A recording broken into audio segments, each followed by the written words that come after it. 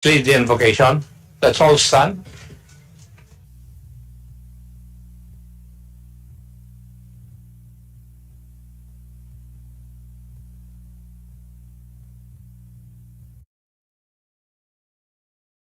Is on public order and safety, information and communications technology, and public information. This inquiry into the rampant posting of false and malicious content in social media platforms is being conducted pursuant to House Resolution number 286, principally authored by Senior Deputy Speaker Aurelio D. Gonzalez Jr. In the face of the petition for certiorari filed by certain bloggers who were invited to the first hearing, I wish to stress the objectives of the inquiry as stated in the aforementioned resolution. The inquiry aims to ensure that all proposed legislative measures align with the constitutional guarantees of freedom of speech and of expression and prevent any undue censorship. It further seeks to identify gaps in legislation and review existing laws, particularly Republic Act number 10175 or the Cybercrime Prevention Act of 2012. Enhance the transparency and accountability mechanisms of social media platforms, recommend measures to address cybercrimes, protect digital safety and public trust by proposing public awareness campaigns, and engage key stakeholders such as representatives from social media organizations, cybersecurity experts, civil society groups, and constitutionalists to ensure a balanced approach to combating harmful content.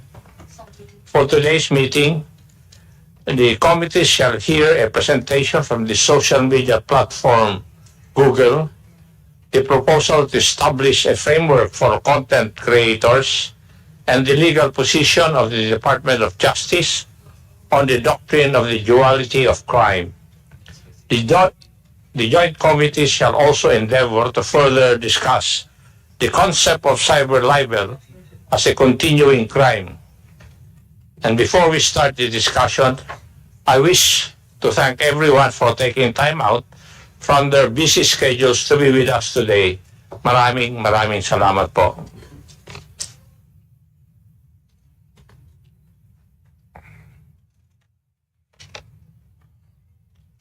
Now, may I ask if any of my colleagues would have their remarks before we start with the interpellation proper? Mr. Chairman, if I may be recognized. Yes, the Honorable Barber is recognized. Mr. Chairman, I just would like to reiterate that the objectives or the objective of the hearing that the Tri-Committee is conducting is not to suppress the freedom of expression or the freedom of speech. In fact, we are all aware that this is provided for in our Constitution. And we'd like to respect and honor the right of everyone to his own opinion and to his own expression. Contrary to what others may be thinking, this is not in any way, Mr. Chair, a tool to suppress their expressions or their opinions on certain or several issues. Whether it may be in political point of view, or maybe economic point of view, or even other point of views. It's just a way of perhaps adopting what are the best practices of other countries in relation to the employment or deployment of social media platforms. Our take, Mr. Chair, being members of the 19th Congress, is to establish a set of rules, conscious of course, the constitutional right to freedom of expression. Yung sa atin lamang po ay isang polisiya or framework na kung saan ay hindi magamit po ang mga social media platforms for spreading fake news or espousing disinformation, misinformation, or malinformation. And that is perhaps, Mr. Chair, what this representation would like to make it clear. No? Though there are some bloggers who have been hitting members of Congress, we don't mind. In fact, we don't mind if you start hitting us. Even if you do that 24 hours, 7 days a week, 365 days a year, that's your right. But please, be careful with what you post online. Because if these are found to be fake or lies or falsehoods, then there are laws that can be used to penalize those who have abused that freedom of expression. Kaya po tayo may mga batas. And let me remind them too that this right, though it is provided for in our Constitution, is not an absolute right. So para lang po malinaw, to put the discussion in the context of what we want to achieve in this particular hearing, Mr. Chair. Thank you, Mr. Chair. Thank you, Your Honor. Before we proceed further, may I know if there are resource persons present today who were not present in the first hearing so that they will, or the oath will be administered to them? Kindly stand up. Comsec, please administer the oath.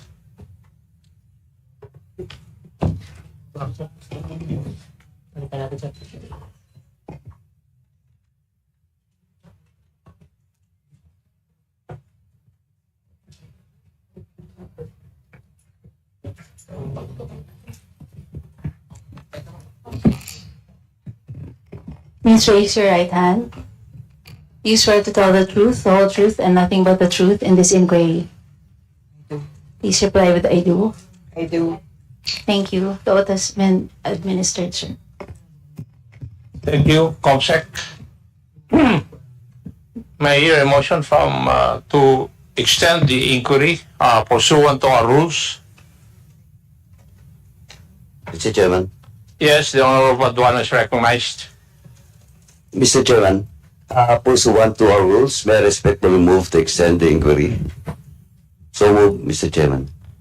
Is there a second to the motion of the Honorable Paduano? Second. Is there any objection to the motion? Hearing none, the motion is hereby carried. We will now resume the deliberation on the measures referred to the joint committee. But before we do that, the representative of Google, are you going to present something?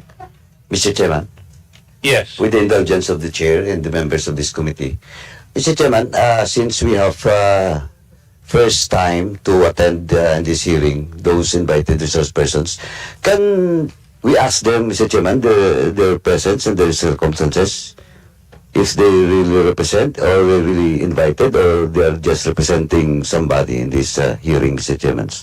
Thank you, Mr. Chairman. Thank you for the reminder, Your Honor. Comsec, please acknowledge the resource persons present in this morning's hearing, including the new ones. Good morning, Mr. Chair. The following members are present today.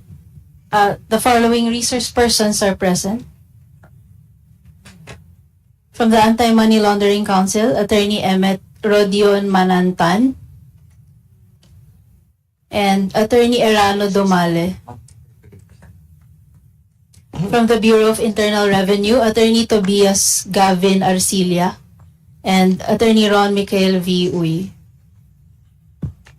From the Philippine Coast Guard, Commodore J. Tariala. From the Department of Information and Communications Technology, Director Jose Carlos Reyes. Director Maria Cristina Abalos Naig. and Ms. Christine Applepre. From the Cybercrime Investigation and Coordinating Center, Attorney Wench Chu, and Director Rojun Hosilios, the Director for Cybercrime Operations. From the Department of Justice, Office of Cybercrime, Attorney Rodanji Parocha, Magtatanong ka.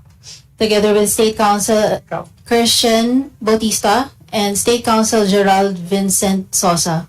From the National Bureau of Investigation, Cybercrime Division, Attorney Van Homer Angluben.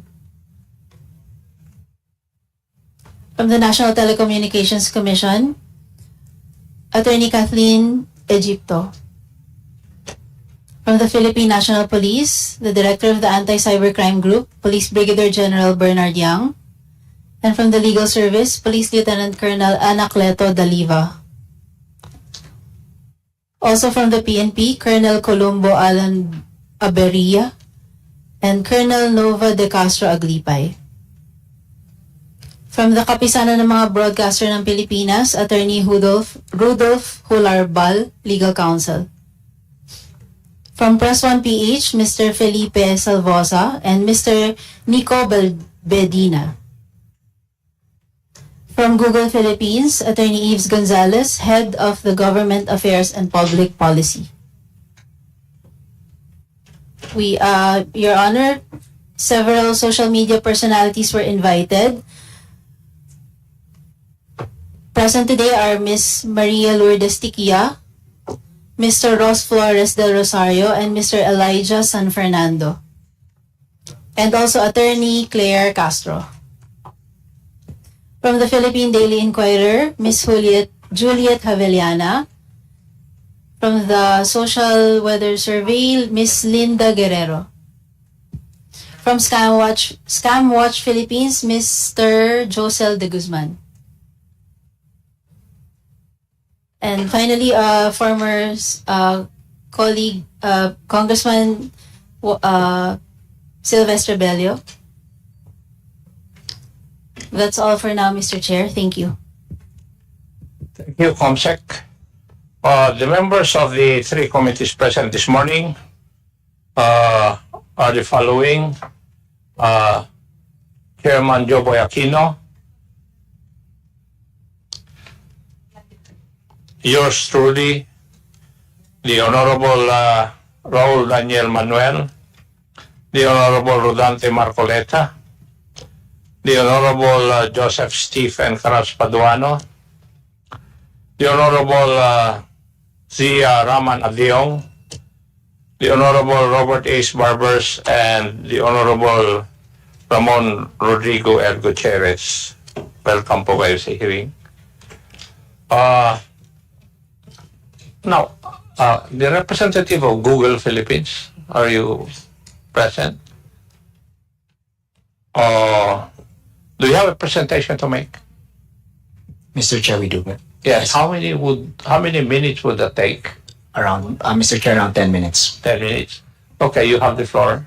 Mr. Chairman, once again, with the indulgence of the Chairman and the members of this committee, may I ask Attorney Gonzalez, your position in the Google? Mr. Chairman, I'm Yves Gonzalez, Head of Government Affairs and Public Policy for Google in the Philippines. Thank you, Mr. Chairman. Thank you. Please proceed, Attorney Gonzalez.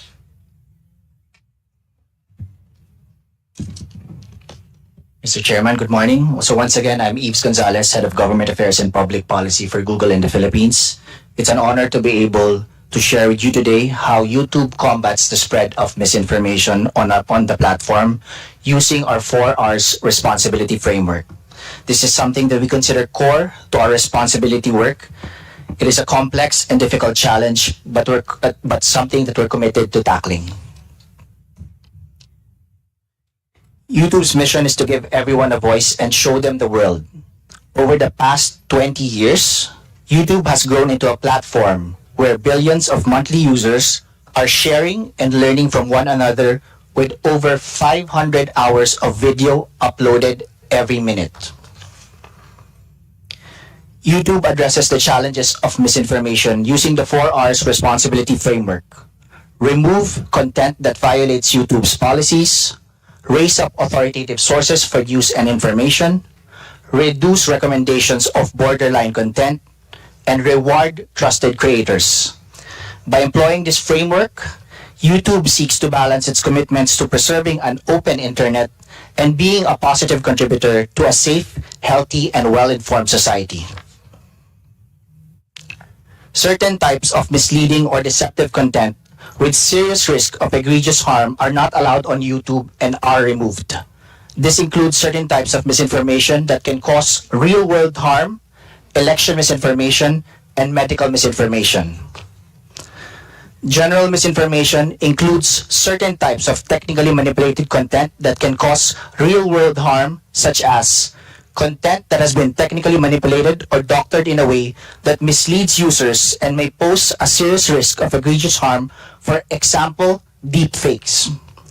Misattributed content that may pose a serious risk of egregious harm by falsely claiming that footage from a past event is from a current one, which experts on this committee have previously referred to as malinformation. We also prohibit certain types of content that may negatively impact free and fair democratic elections.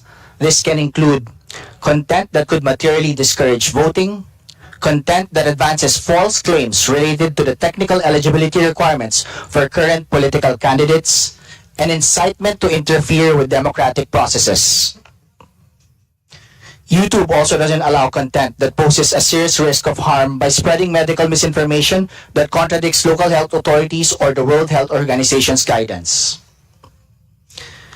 Enforcing policies is a nuanced decision-making process. It is important to underscore that YouTube protects videos that have a clear educational, documentary, scientific, and artistic purpose, together called EDSA exceptions. To help determine whether a video might qualify for an EDSA exception, we look at multiple factors including the video title, descriptions, and the context provided in the video's audio or imagery. But this is not a free pass to spread harmful misinformation or promote hateful rhetoric. Everyone is subject to our community guidelines, from private citizens to the most visible public figures.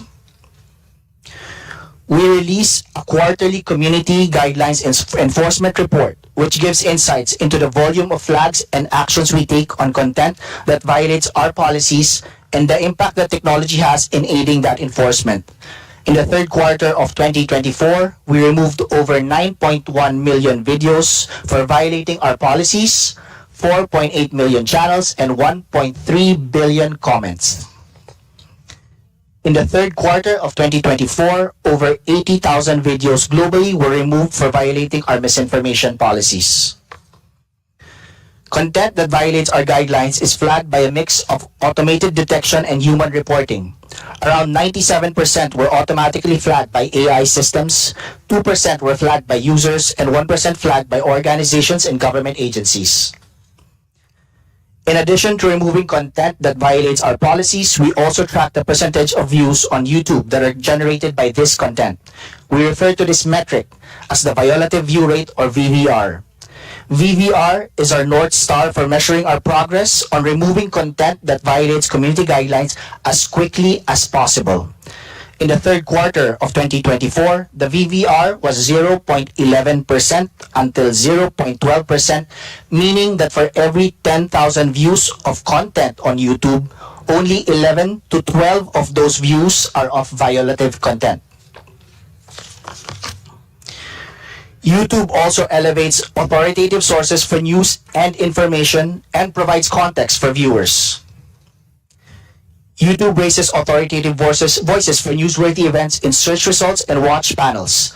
Another example is the breaking news shelf. When a major breaking news event happens, the breaking news shelf appears directly on the homepage, featuring relevant videos from authoritative news sources. Similarly, if a viewer searches for a particular news topic on YouTube, they will see a top news shelf near the top of the results, featuring relevant videos from authoritative sources. The same goes for health-related searches. When you search for a specific topic, such as diabetes, for example, our health content shelf will highlight videos that come from authoritative sources. YouTube also equips our users with additional context to help them make their own decisions about the content that they consume. To do this, YouTube highlights text-based information about certain events, topics, and publishers from third-party sources using information panels across YouTube. This can be related to evergreen topics prone to misinformation or to provide information about the publishers themselves, for example, whether they are funded in whole or in part by a government. Across all of these topics, we aim to surface content that will be helpful to individual users. YouTube now also requires creators to disclose to viewers when realistic content a viewer could easily mistake for a real person, place, scene, or event is made with altered or synthetic media, including generative AI. Labels that reflect this disclosure will then appear. For most videos, a label will appear in the expanded description. But for videos that touch on more sensitive topics like health, news, elections, or finance, YouTube will also show a more prominent label on the video itself. In some cases, YouTube may also add a label even when a creator hasn't disclosed it, especially if the use of altered or synthetic content has the potential to confuse or mislead viewers. Just as we work to raise authoritative content where accuracy and authoritativeness are key, we also strive to reduce the spread of content that, while not violating our policies, can still misinform users in harmful ways. This might include conspiracy theory videos or content that brushes the line of what is acceptable. While this content can remain on YouTube, we don't recommend it to users or surface it prominently in search results. Finally, for 15 years, YouTube has had a revenue sharing model, the YouTube Partner Program or YPP. YouTube views monetization on its platform as a privilege. Creators must be accepted into YPP to be eligible to monetize their content. A key eligibility requirement for YPP is to follow YouTube's monetization policies, which include our community guidelines, terms of service, and advertiser-friendly guidelines. These policies apply to creators' channels as a whole and not just to individual videos. Over the past few years, YouTube has taken steps to strengthen the requirement for monetization so that spammers, impersonators, and other bad actors can't hurt the system or take advantage of creators meeting the eligibility requirements. Because of this unique model, YouTube has a natural, long-term incentive to live up to its responsibility. Advertisers, viewers, creators, and media partners do not want to be associated with harmful content. YouTube works hard every day to make the right calls on balancing openness and responsibility, and its advertisers, users, and creators hold YouTube accountable. For more information, we are sharing these 3 links for the benefit of the committee. With that, thank you again, Mr. Chairman, for this opportunity to share our inputs with this committee today. Thank you. Thank you, Attorney Yves Gonzalez. Would there be any questions from the members of the committee? Mr. Chairman, just a clarification. Yes, Barber's reference. Yes, Attorney Gonzalez, would you be able to tell this committee kung how many of our vloggers or the ones that use the YouTube social media platform are able to monetize? Would you be able to tell us that? And if you can, what is the ballpark figure of the amount of the revenues that these vloggers make? Mr. Chairman, I think tens of thousands of Filipino creators are in the YouTube partnership program. And all of them are monetizing? Once you are in the YouTube partnership program, then that means that you are monetizing your content. And would you be able to tell us, give us a ballpark figure as to how much revenues do these vloggers make? I think the Google, as a public company, is able to disclose its revenues, but I would not have the ability to give you the specific details for the Philippines. I understand, yeah. But the reason why I asked that, Mr. Chair, is because we'd like to find out what motivates the vloggers, the so-called vloggers. I'm not generalizing, but what I'm saying is that there are very few of them who actually are motivated by the monetization. by these social media platforms. And the only objective is to generate engagements, a higher number of engagements, in order to convert this to cash. Tama, di ba? I think that's the motivation of some of these vloggers who peddle fake news. And you know naman how it is, no? When a fake news is being posted online, people has different reactions. One would probably, if one sees it, probably would say, totoo ba ito? Or the other would say, ay, totoo ito. Kasi galing ito kay ganyan. Or would say na, teka nga, tanong ko nga kay ipasa ko ito. So that creates engagements and increases the number of people who actually has seen a post that could be fake or could be false. So, anong mechanism meron si YouTube to be able to limit, if not eliminate, these kinds of peddling of falsehoods? Mr. Chair, I'd just like to share some relevant provisions of the advertiser-friendly guidelines which all YouTube creators need to comply with.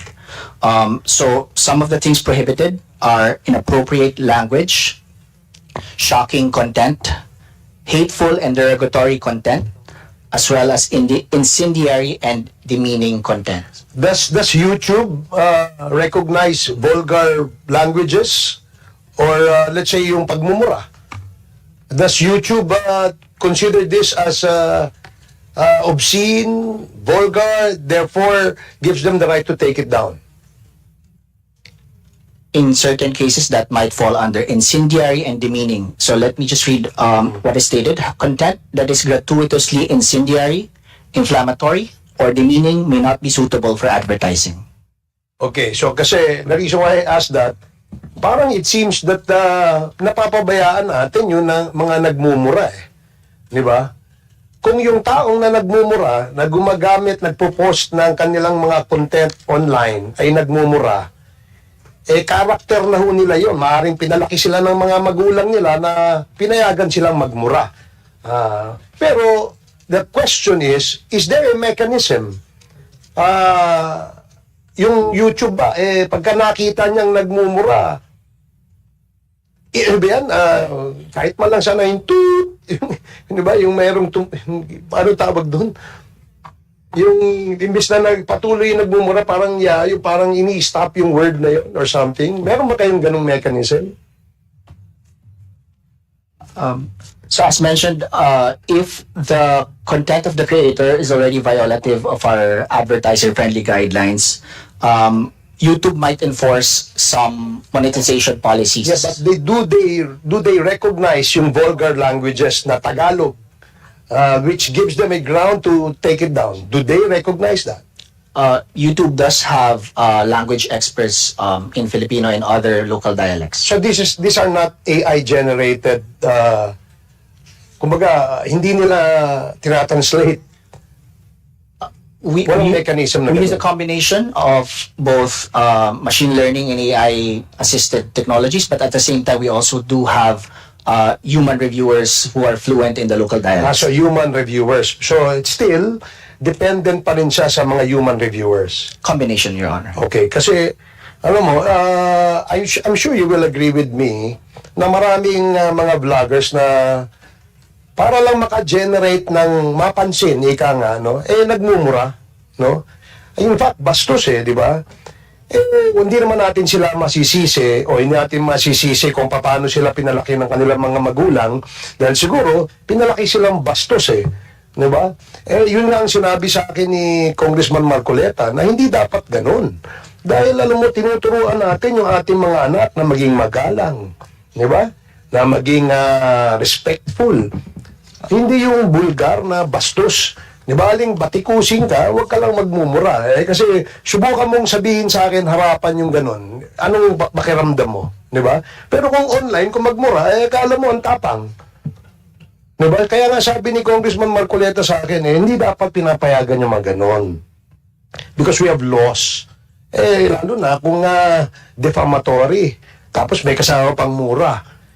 Bakit hindi kayo magmura harapan, di ba? Pupunta kayo rito, hanapin nyo kami, magmura kayo, something like that. Tingnan natin ano mangyayari. Away itong mangyayari.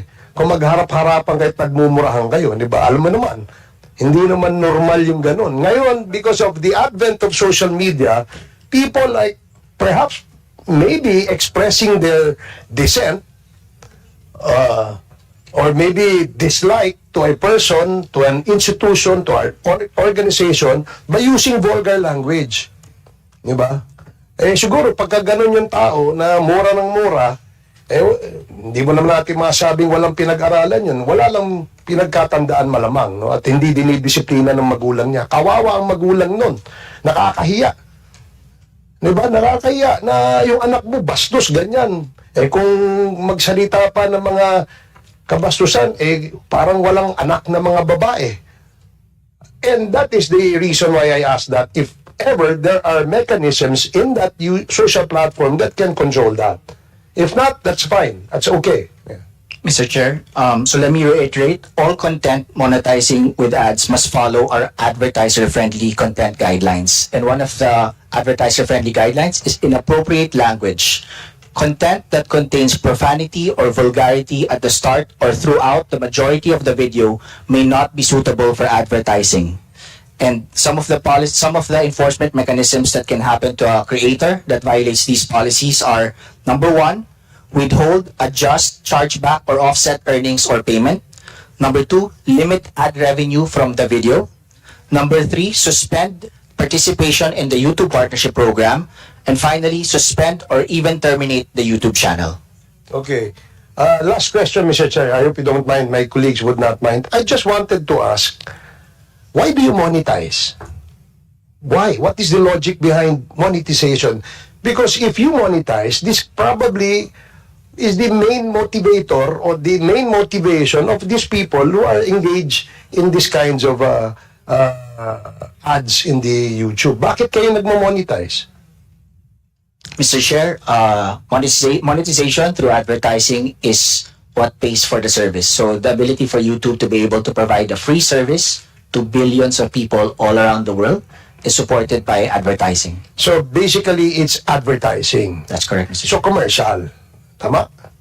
So talagang generation of revenues. Di ba? So that's all, Mr. Chair. Thank you. Thank you, Your Honor. Thank you, Attorney. Any other member who would like to ask questions from Attorney Gonzalez? Mr. Chair, not a question, but a clarification. Clarification? Mr. Chair, just to clarify for the committee, wala po yung TikTok and ano po yung sapa natin? Si Facebook. Mr. Chair, just to clarify, wala pong Facebook and TikTok attending po today, no? Comsec? Excuse letter from legal counsel representing Meta Platform. They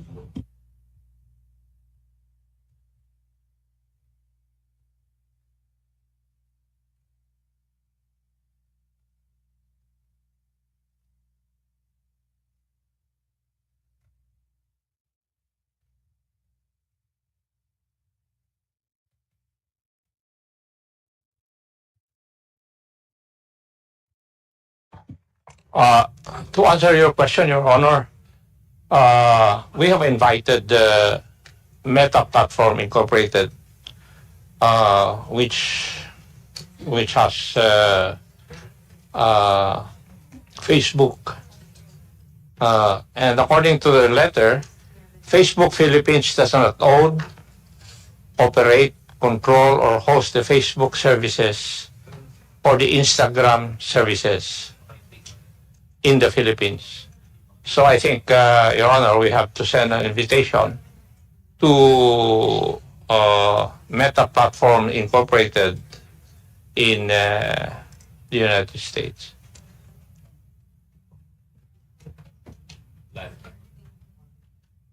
Thank you very much, Mr. Chair. We just wanted to see clarification po, no? What other platforms are here?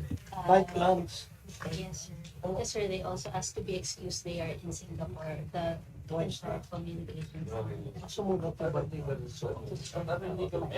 sila. Sa Singapore po sila.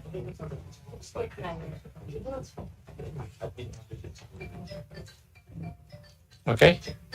Thank you. Before we proceed, please allow the chair to recognize the presence of the Honorable Franz Castro and online the Honorable Arnan Panaligan. Welcome po kayo sa hearing. Sir Chair, I have, Yes, yeah, before you proceed, Your Honor, and online we also have the presence of the Honorable Romanti Romulo. Please proceed, Honorable Castro. well, thank you, Mr. Chair. Follow up lang, Mr. Chair, doon sa questions ni Representative Barbers as regards to the monetization of content sa online, no? Particularly YouTube, right? So, I'm just curious po. So, sa namamonetize po yung, depende yun sa viewers, tama ba? Or sa advertisement na pumapasok doon sa content noong content creator. Are you saying? Kasi sabi niyo po, may na-monetize yung mga content noong mga creators. Opo. So, based doon sa mga pumapasok na advertisement. So, the whole thing is advertisement. Mr. Chair.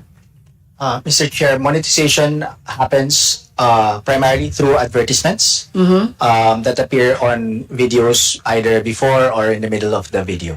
Yeah, so who got to pay or who pay the content creator? Kasi 'di ba sinasabi na ma-monetize. So sino ang nagbabayad sa kanila? Si Google LLC po, the main entity based in the United States, is the one that pays So YouTube in creators. dollar Yes, Mr. Chair. converted to peso. So would you know paano po nakukuha yung tax? So kung merong mang tax na nade-derive from that income sa mga content creator, would you know, Sir Chair? Mr. Chair, so the creators nominate a bank account for their earnings, and the creators would usually be the ones to voluntarily declare their taxes with their local Internal Revenue Service. So, lahat po ng nababayarang mga content creator, are you monitoring din po kung they are paying taxes to our government? Mr. Chair, on the part of YouTube, we do not, and we believe that the local Internal Revenue Service are the ones who are monitoring that. So, do we have, Mr. Chair, invited guests from the BIR or resource person from the BIR, Mr. Chair? We have, Your Honor. So, may I ask the BIR, how do you monitor po yung mga income, mga taxes derived from the income generated by the content creator, Mr. Chair? Thank you, Mr. Chair. Mr. Chair, as stated by our colleague, we rely only on the voluntary declaration of the influencers insofar as their income, because there will be great difficulty in monitoring the same, considering that their income primarily comes from foreign income payers. So what we do, Mr. Chair, is we audit and investigate the influencers, and we request data from the foreign tax jurisdictions who we have existing treaties of exchange of information with, and we cross-check or we compare the information that we receive from foreign tax jurisdictions or the other countries and their declared income tax returns. And from there, we determine how much they really earn and how much they really declared. That's it, sir. Mr. Chair, at the BIR, are we not doing our job well or we remiss? Kasi bakit sinasabi yung voluntary? Kasi andyan naman yung yung platform, yung Google Philippines o yung YouTube, you can ask from them yung mga list ng mga nag-generate ng income.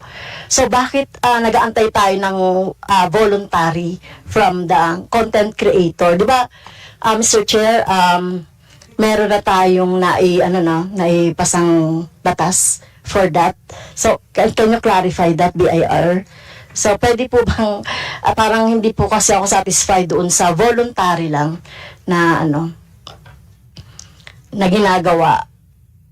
At kayo naman ay parang nag-aantay lang. Mr. Chair, just to clarify, under existing tax laws, we cannot just investigate any taxpayer. As per existing tax laws, audits are done randomly or based on those who are classified as high risk. Classified as high risk. That is why we cannot just audit any taxpayer. So we prioritize those who are only classified as high risk. So, why not? Baka merong loopholes, Mr. Chair, doon sa ating batas, doon sa BIR. Kasi nga, di ba gusto natin talaga na to generate revenue from those engagements. So, yun na po, Mr. Chair, yung follow-up natin sa YouTube. So, yun na lang po, Mr. Chair. Baka in our in aid of legislation, we have to review yung sinasabi ng ating BIR resource person na wala doon sa kanilang mandate, yung talagang regular ba o random lang yung kanilang pag-investigate and monitoring, Mr. Chair. Thank you, Your Honor. BIR, what exactly is the law governing this? Mr. Chair, the tax code as amended and our implementing rules and regulations, or the revenue regulations, Mr. Chair. Are you aware of Revenue Memorandum Circular number 97-2021? Yes, Mr. Chair. O hindi po ba yun yung, ano po ba ang title ng Memorandum Circular na yun? Mr. Chair, taxation of any income received by social media influencers. So it's very specific na ito ang sinusunod po ng BIR Yes, Mr. Chair. vis-a-vis tax payments of social media influencers. Yes, Mr. Chair. Now, may I know if you have been implementing this since 2021? Yes, Mr. Chair. Could you please submit to this committee a report of how many social media influencers have been taxed by BIR? Yes, Mr. Chair. We will submit, Mr. Chair. Thank you.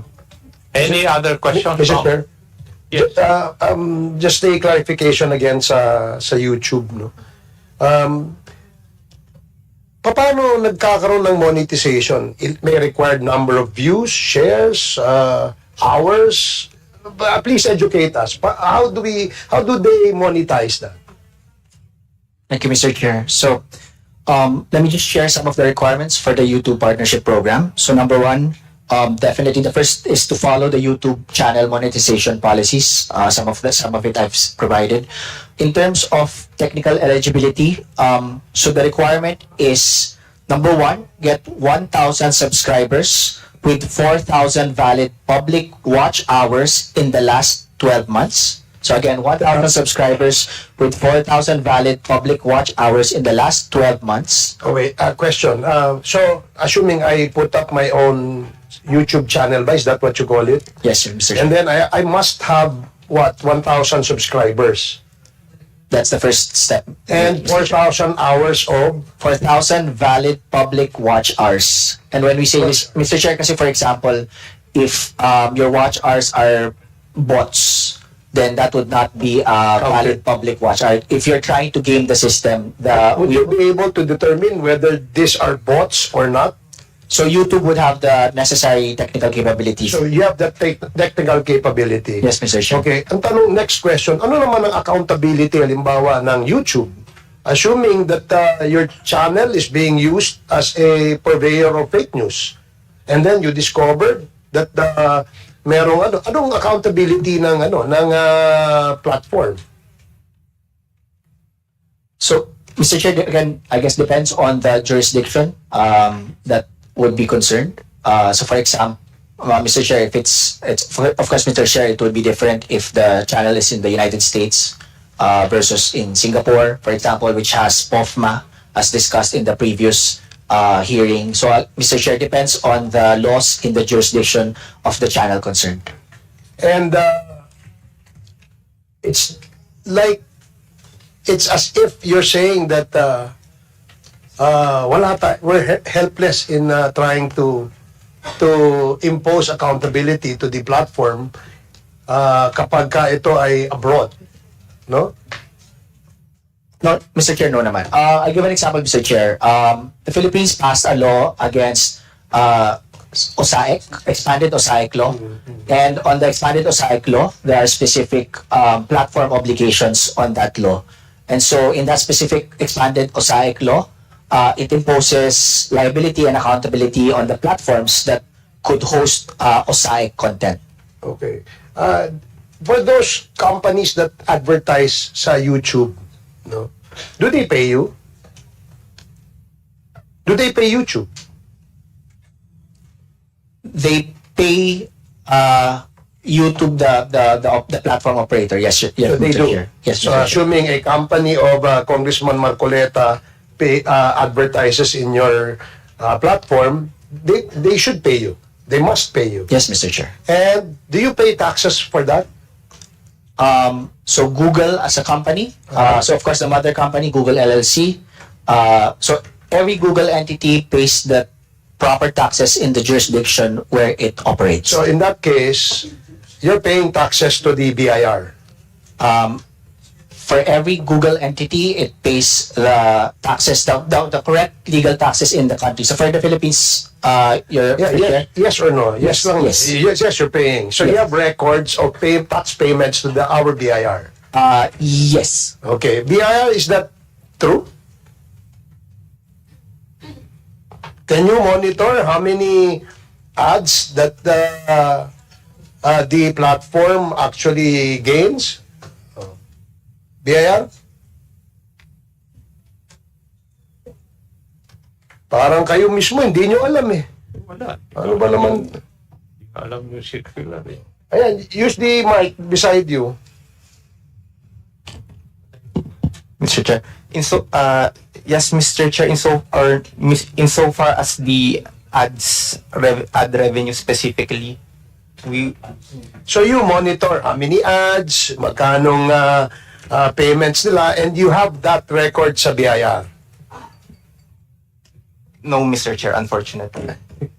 Paano yun? Yes, sige, attorney. Yeah. Mr. Chair, just to clarify, so Google, the entities in the Philippines, Google Philippines, and other entities in the Philippines, they do not own nor operate the YouTube platform. And so that's why the taxes that we pay to the BIR are the ones only proper to the local entities, so not the advertising. So the advertising is done not by the platform is not operated by the local entity. But you make money out of the ads that are being shown in the channel, right? Sa platform nyo. Google LLC does. Yes. Just my example is that when, let's say, the company of Congressman Marcoleta magkaroon ng ads sa inyo, he has to pay you. Mr. Chair, not Google Philippines. Not Google Philippines. So who does he pay? Mr. Chair, that's a very legitimate area of inquiry, but that's a different matter altogether. No, Mr. Chair, with We're all about due to respect discuss to my abusive platforms. with all Come on, due tayo. respect to my senator, Mr. Chair, the reason why I asked that, this is a relevant issue because we are contemplating on maybe perhaps asking all these social media platforms to secure a franchise in this Congress, because we want to make sure that it's not just the platforms who make money, but also the Philippine government. That's one. Number two, if you are under the franchise of this government, then you will toe the line. Sorry, I do not mean toe the line, meaning you will be subject to the regulations and then the rules that will be imposed under this law. And I think I'm pretty sure that no less than our Senator Marcoleta would be more than willing to author that kind of a law.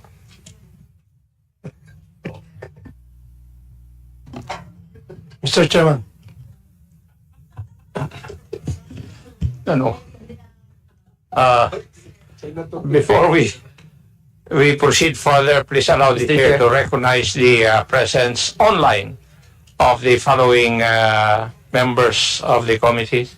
The Honorable Celso Regencia, the Honorable Jordan Jesus Romualdo, and the Honorable Francisco Paulo Ortega. Yes, Chairman Joboy, your Just a quick interjection, just very germane to the question of with the induction of the Honorable Chairman Joboy. Joboy. Please Yes, I'd proceed. like to ask you to, before we move on to another topic, I'd like to ask, do you have an arrangement with other platforms insofar as maintaining your guidelines and standard of that standard where you remove violative or abusive or harmful contents, no, with other platforms? Do you have that mechanism? I mean, that arrangement? Mr. Chair, thank you.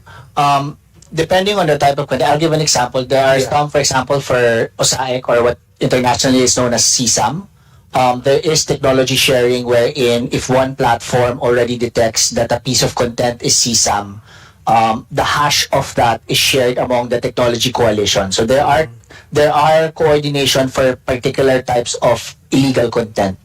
Okay, so halimbawa lang, do you have also a uniform or universal agreement where, say for example, YouTube, kasi there are also contents uploaded on TikTok and on Facebook that can also be uploaded on YouTube.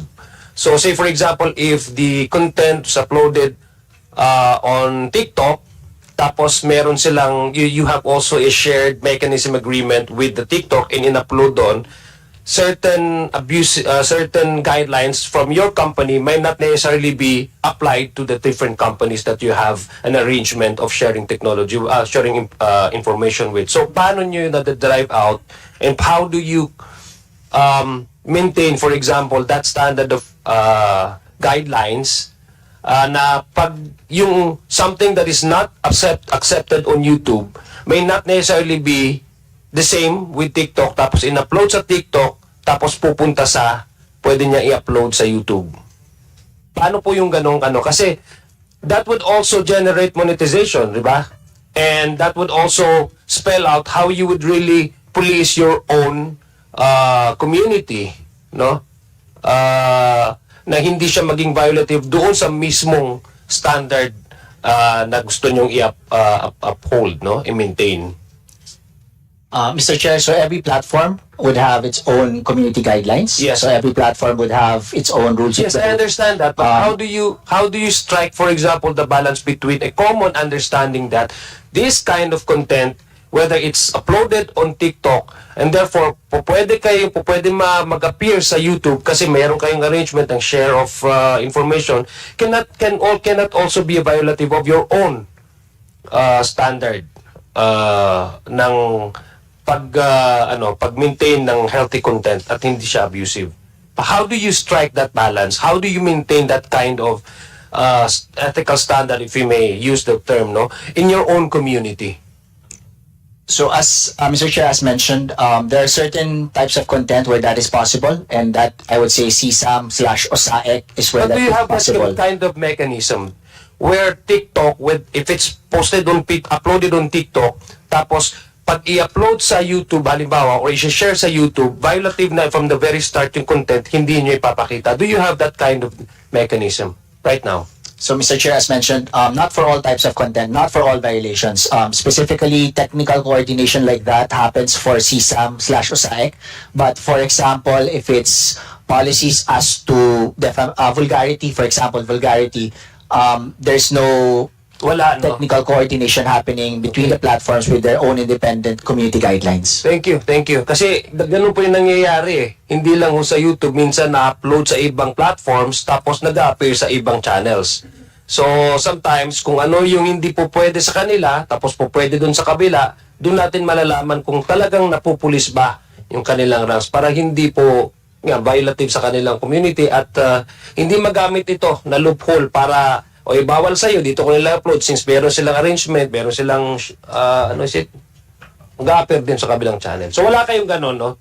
Wala po. No? Just on record. Mr. Chair, Wala. not for all types of Okay. content. Thank you, Mr. Chair. Yes, the Honorable Joboy Aquino is recognized. Thank you, Mr. Chairman. Attorney Gonzalez, can you, on Google, no, something like broadcast, di ba? It broadcasts through sa mga, even sa cellphone, different, anything that you ask, nilalabas, no?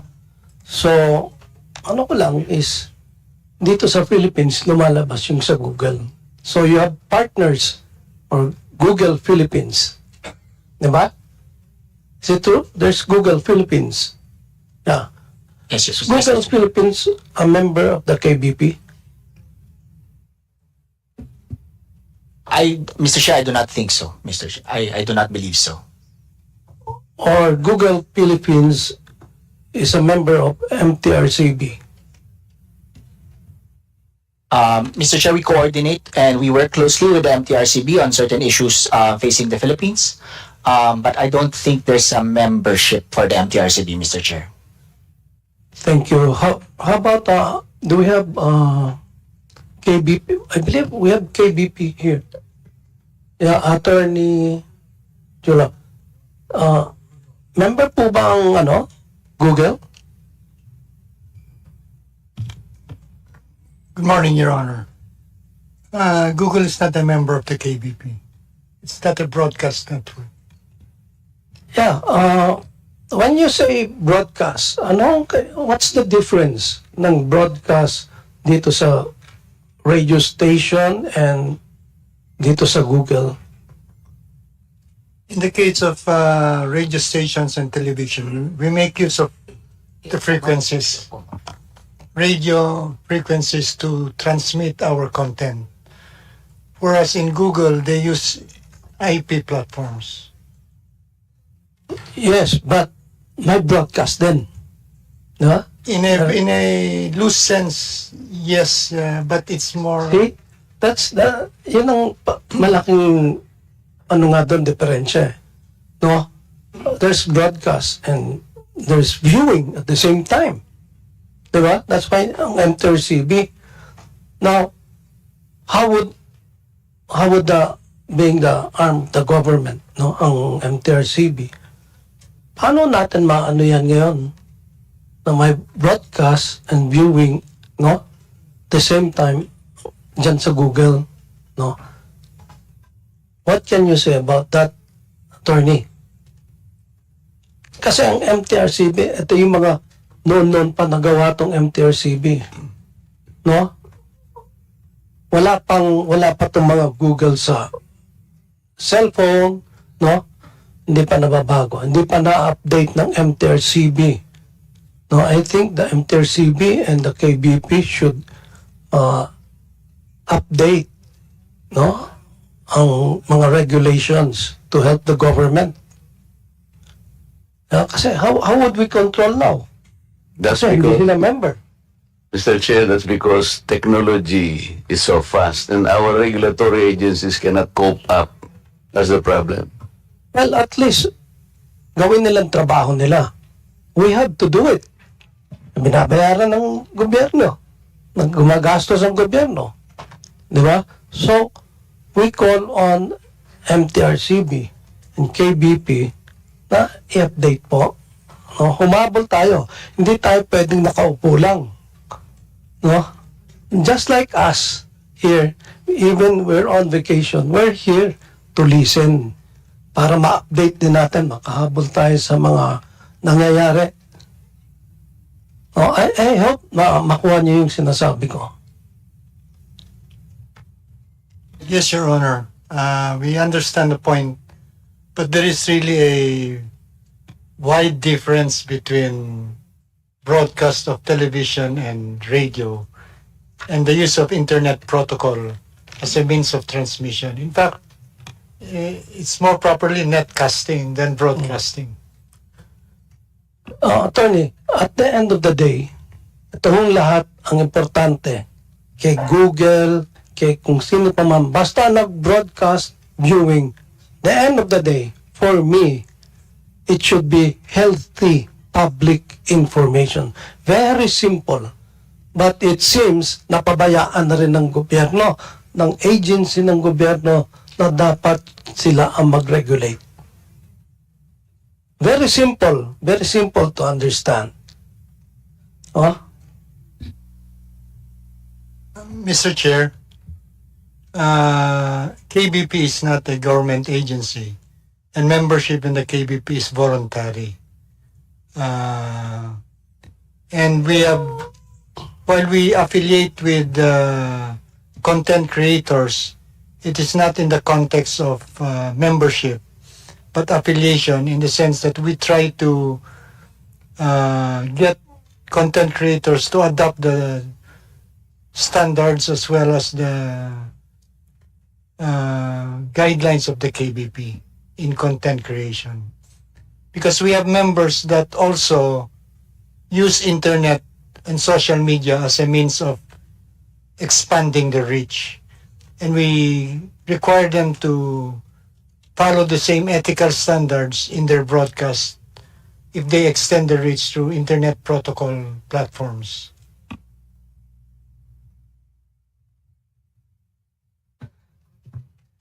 Anyway, Yes, please proceed. Anyway, yun lang po ang akin, no? Again, we cannot be just staying there. We should improve, no? Sayang ho yung ano natin, mga resources, the government. Well, KBP should improve also. Nag-i-improve yung broadcasting. Since ang KBP is part of that broadcasting, so as MTRCB, they should all, it also has to improve. Hindi ho pwedeng doon na lang tayo sa hanggang dyan na lang, while yung broadcasting nag-i-improve. Ang KBP dapat mag-improve. Alam niyo yan eh.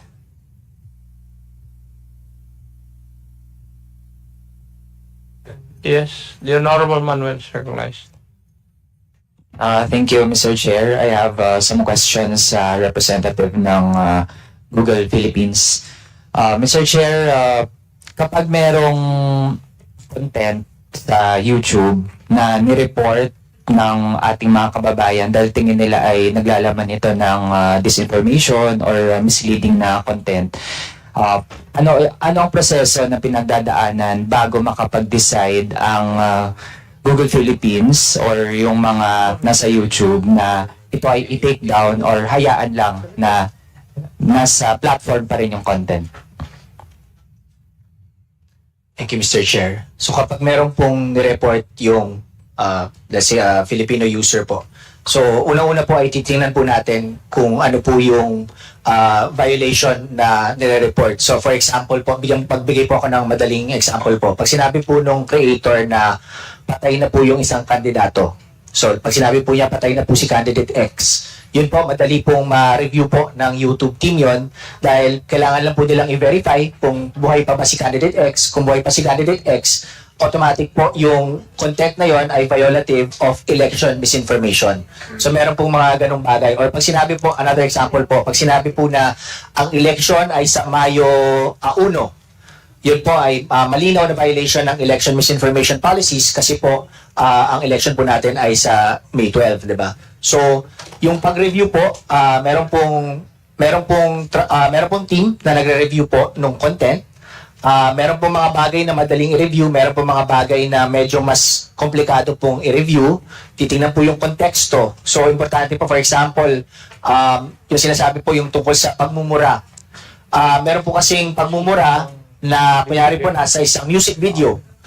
Sa mga polisiya po, malinaw po na pwede po, medyo meron pong leeway pagdating po sa mga artistic music video, for example. So, kung dun sa music video may nagmumura, may nag-report, baka po yung finding po doon, either i-allow siya, hindi po siya violative, or kung talagang medyo, medyo sumusobra naman po, pwede po either ma-remove nga po yung video, or pwede rin po siyang ma-age gate. Meron din po kasi tinatawag na age gating. So pag hindi po batay sa minor de edad yung video, pwede rin po nating i-age gate yung video para 18 and above lang po yung makakapanood po nun, Mr. Chair. Mr. Chair, sa review team ng YouTube, sino-sino ang mga nandun? Without mentioning names for now, ilang tao ang nandyan? Tapos sila ba ay mga Pilipino o meron ding mga foreigners na nasa review team? Mr. Chair, so libo-libo po.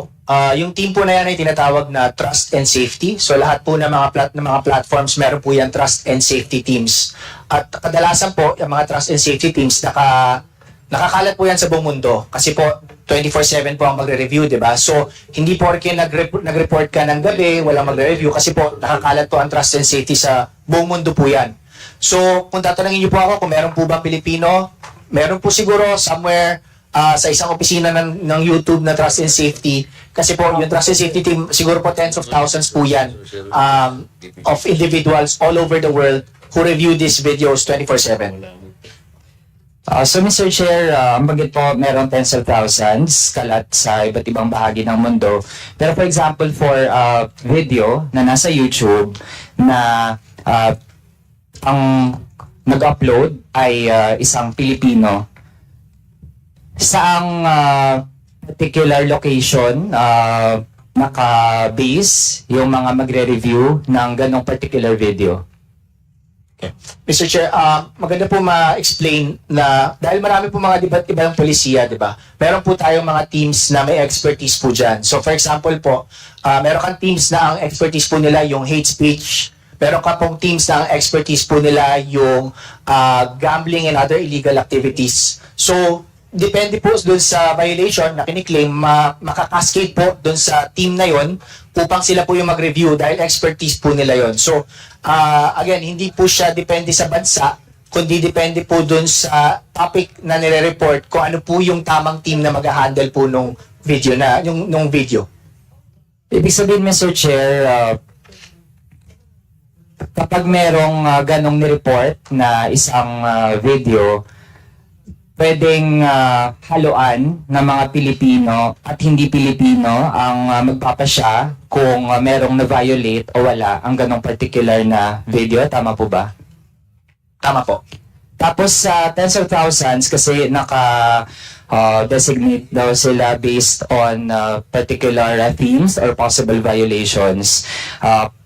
Gusto kong mas ma-concretize para mas maunawaan po ng mga kababayan natin.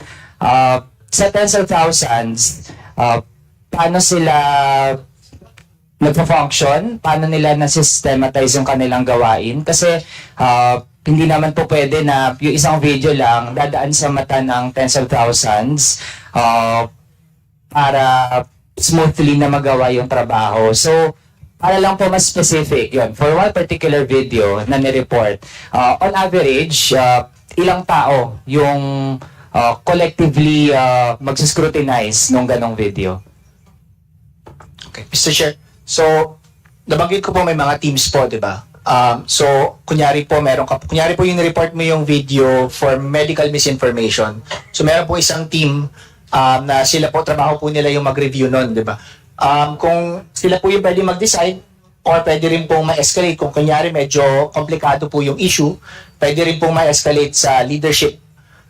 So, kumbaga po, may layers of escalation, may layers of decision making. Pero kung malinaw naman po, pwedeng ma-actionan na kahit isang tao lamang po. Pwede naman po yun. Hindi po siya all the time na kailangan maraming tao po nagde-decide. Nangyayari rin po minsan, kunyari po, na-escalate sa team nila, pero sa tingin po nila walang violation sa kanila, pwede rin po nilang ipasa sa kabilang team.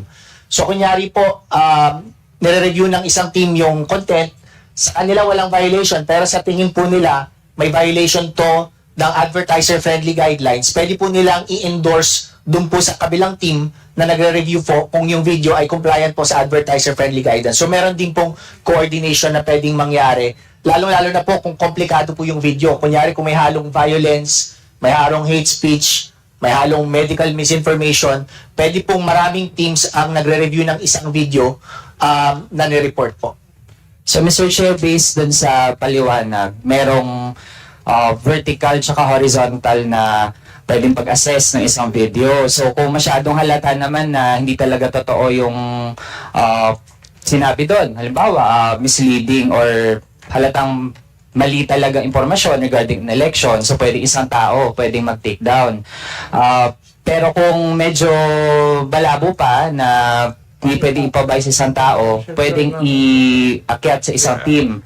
Ilan po ba yan? 10 tao? 20 ka tao? 30 ka tao? Hindi po siya sa numero, Mr. Chair. Kunyari po, kailangan pong i-escalate sa mga medyo mas leadership team po. Yung mga medyo meron pong capacity na kapag decide kung medyo komplikado po yung issue. So hindi naman po siya abot sa 30 katao. Ano po siya, more on a leadership team na maliit lang po, kakaunti lang po, small group lang din po. Okay, pag ano, Mr. Chair, actually, kaya din interesado ako na nandito rin sana ang representatives ng ByteDance na namamahala ng TikTok, tsaka ang Meta on behalf of Facebook. Kasi aside sa YouTube naman, may mga instances din sa ibang mga platforms na may mga content na nandyan na, kumalat na, tapos either nahayaan na nandyan pa din or kung ma-take down, meron ng mga utak na nalaso nung maling nilalaman ng kanilang mga content. Follow up lang, Mr. Chair, paano naman kapag ad, so meaning nandyan ang isang particular video tapos mas marami yung reach niya dahil nagbayad yung kung sino man yung nag-upload. Pag ganun ba, ano ang ine-employ na standards kung nakita na worth it na i-take down yung ganong particular na video? Is it the same sa mga video na hindi ads or hindi nagbayad para ma-upload yung kanilang content?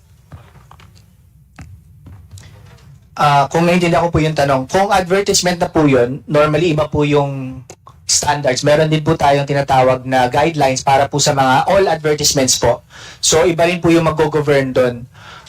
Usually po ito po yung mga talagang commercial ads po talaga, di ba? Yung talaga pong merong siyang either pinopromote or binibenta na produkto po talaga. Kung mapapansin niyo po sa amin, hindi po siya yung parang binuboost mo lang po. Talagang nag-create ka po talaga ng content na talagang intention mo po ay maging advertisement po talaga yon.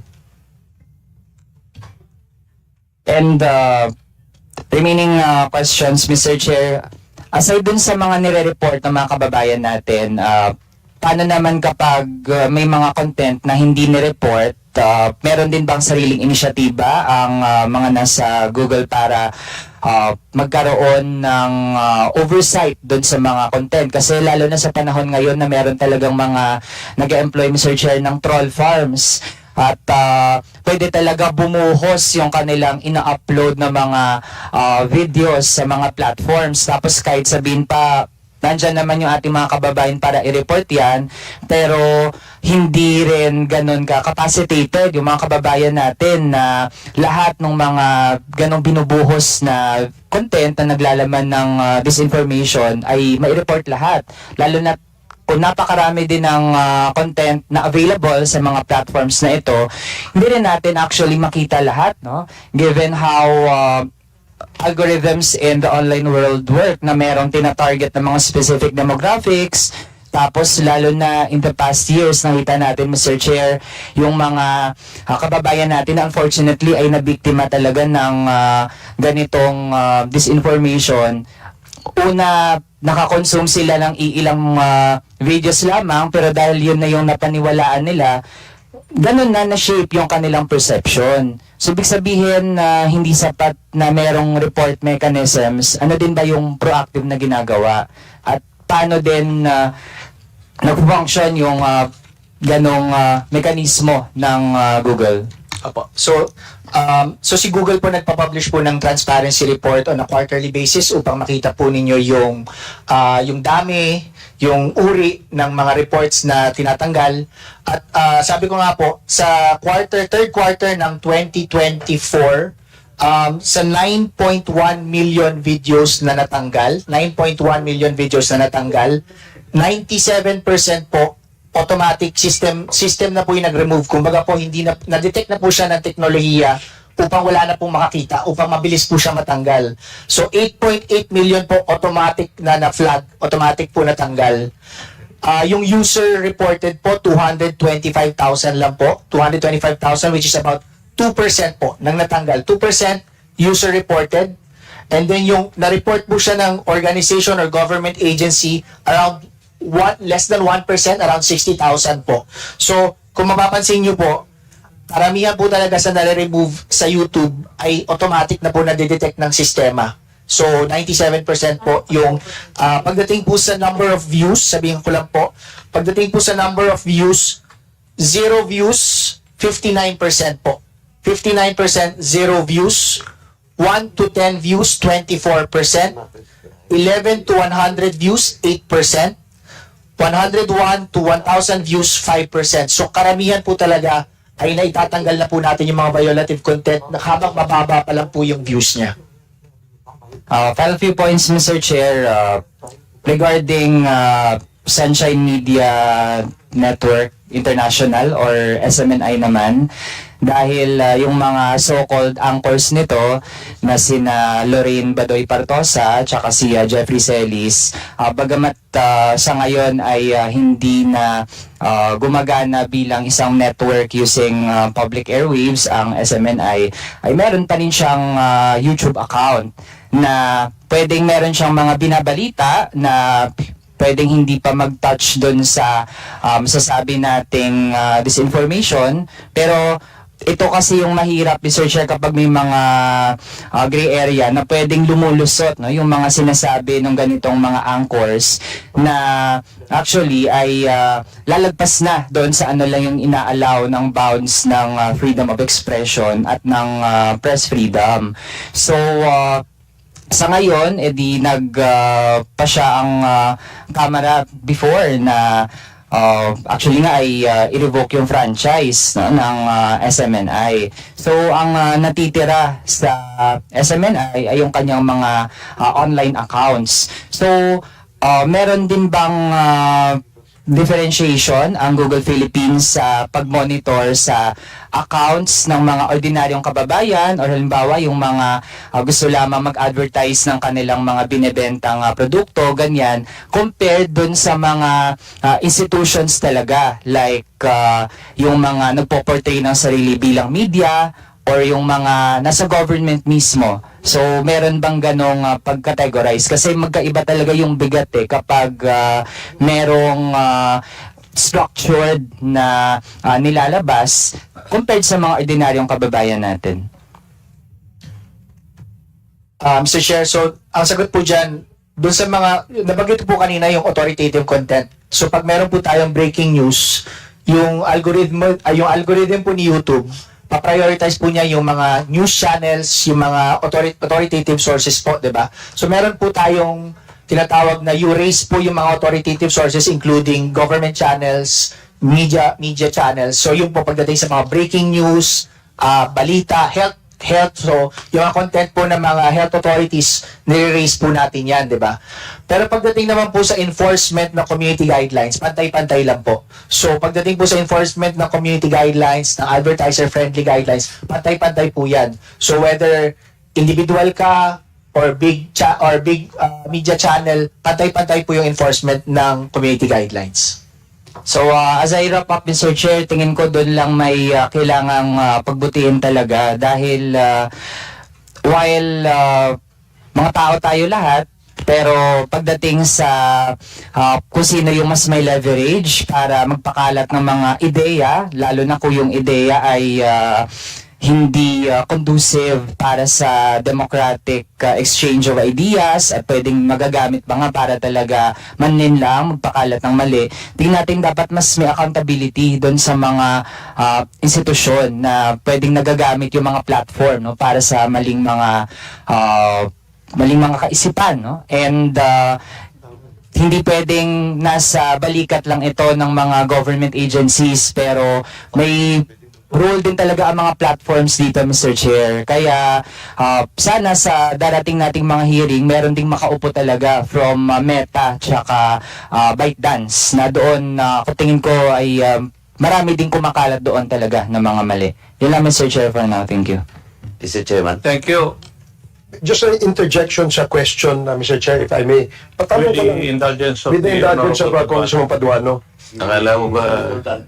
Hindi, kasi tatanong ko lang, maganda kasi yung punto na kung saan, halimbawa, naglabas ng content na nakapanirang puri, no? And then suddenly the platform takes it down, no? But the damage has been done, di ba? So meron bang sistema ang platform to say that we took it down because of the following reasons?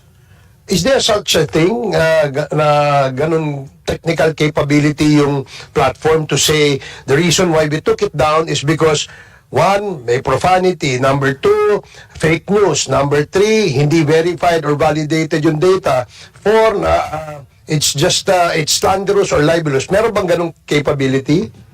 Mr. Chair, meron po. So, kung pag meron po kayong video na may URL, tapos tatanggal po, naka-display naman po doon kung this video has been removed for copyright violation, this video has been removed for violating But there's no community guidelines. explanation as to why you found it a violative of a copyright law, di ba? Kasi hindi nyo naman in-explain in detail kung bakit But, you know, the damage has been done. Nakapanirang puri na siya So, isn't there a logic? I don't know if this is kasi kayo lang hinandi dito, no? That's the reason why we want to ask you. Meron bang technical capability yung social media platform na, halimbawa, may nag-post ng content, no? I-review muna ng human reviewers nyo and your AI before you post it. Maybe delay mo lang ng few seconds or maybe a few minutes before before i-post or the platform allows the posting of such a content. So, hindi po siya technically feasible sa dami po ng videos na na-upload every minute po. Kasi nga, yung volume, no? Sa volume po talaga. Sa every minute po na nakakalipas, thousands of minutes of videos po yung na-upload, diba? So, hindi po siya technically feasible on the part of any platform. Sige, thank you. Thank you, Mr. Chair. Thank you, Congressman Paduan. Thank you. Mr. Chairman. The Honorable Paduan is recognized. Thank you. Let's make it brief. Yeah. In relation to the question being asked by the members, no? Kasi ganito po, social media platform is doing business in the country. Now, before I ask that, no, yung particular na opinion ng BIR, NTC ba nandito? NTC. Mr. Chair, good morning okay. po.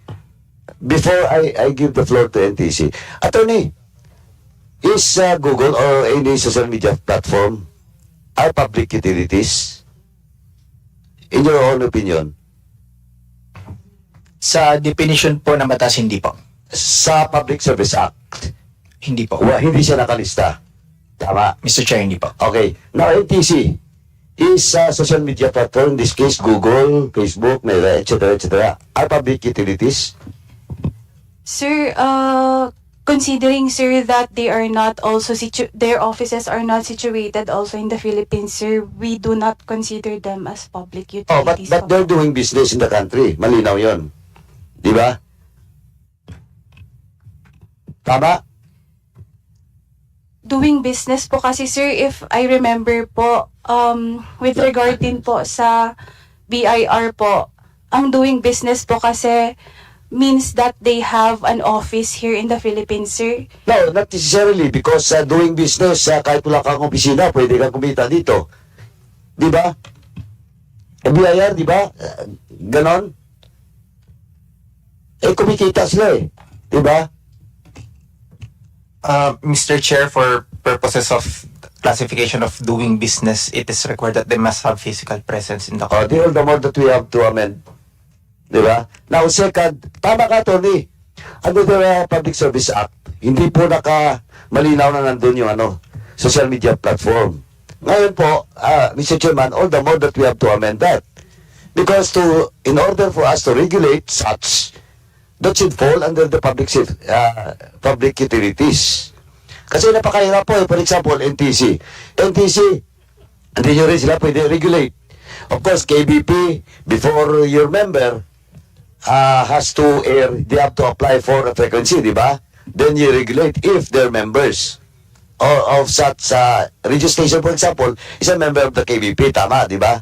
But of course, the regulatory power to issue a frequency is with the NTC, tama?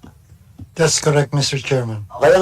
Kaya nga, Mr. Chair, siguro dapat lang din po na we should amend the Public Service Act because a social media platform, in this case, Google, YouTube, and all other social media platforms are not included in the list of all public utilities under the Public Service Act. Kasi how can you regulate something which is not covered by a law? Except, siguro sa BIR kung kaya. Diba? Kasi nagre-negosyo eh.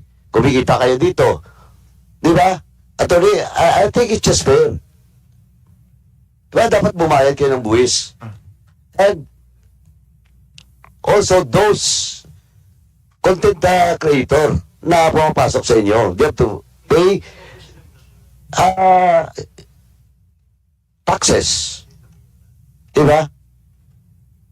And may coordination ba kayo with the local BIR or the BIR Central doon sa mga list of content creators? Wala. Mr. Chair, klaruhin ko lang po. May mga regulations naman po sa Pilipinas that govern the social media platforms. For example po, yung kakapasan nyo lang po na VAT on digital platforms. Covered po doon ang YouTube, covered din po yung ibang platforms. So, for example po, yung batas po na VAT on digital platforms, covered po yung mga kahit non-resident po na mga digital platforms. So, doon po, pagdating po sa pag nag-impose na po si BIR nung regulation na yon, magko-comply po yung mga digital platforms. Another example po, yung bagong pasan nyo lang po na Internet Transactions Act. So, yung Internet Transactions Act na pasa po, I think 2023, covered din po kami doon. Covered din po ang YouTube, covered din po yung mga online platforms under that regulation. So, meron pong mga regulation po na nag-govern ng mga platforms kahit po non-resident po. Oh, yun pala, BIR. BIR. Do you confirm the statement coming from Attorney Gonzales? Yes, Mr. Chair. Oh, what have you done? Mr. Chair, considering that some entities are non-foreign and does not have any physical presence here, we, as per the tax code, they are liable for taxes insofar as all income derived here in the Philippines.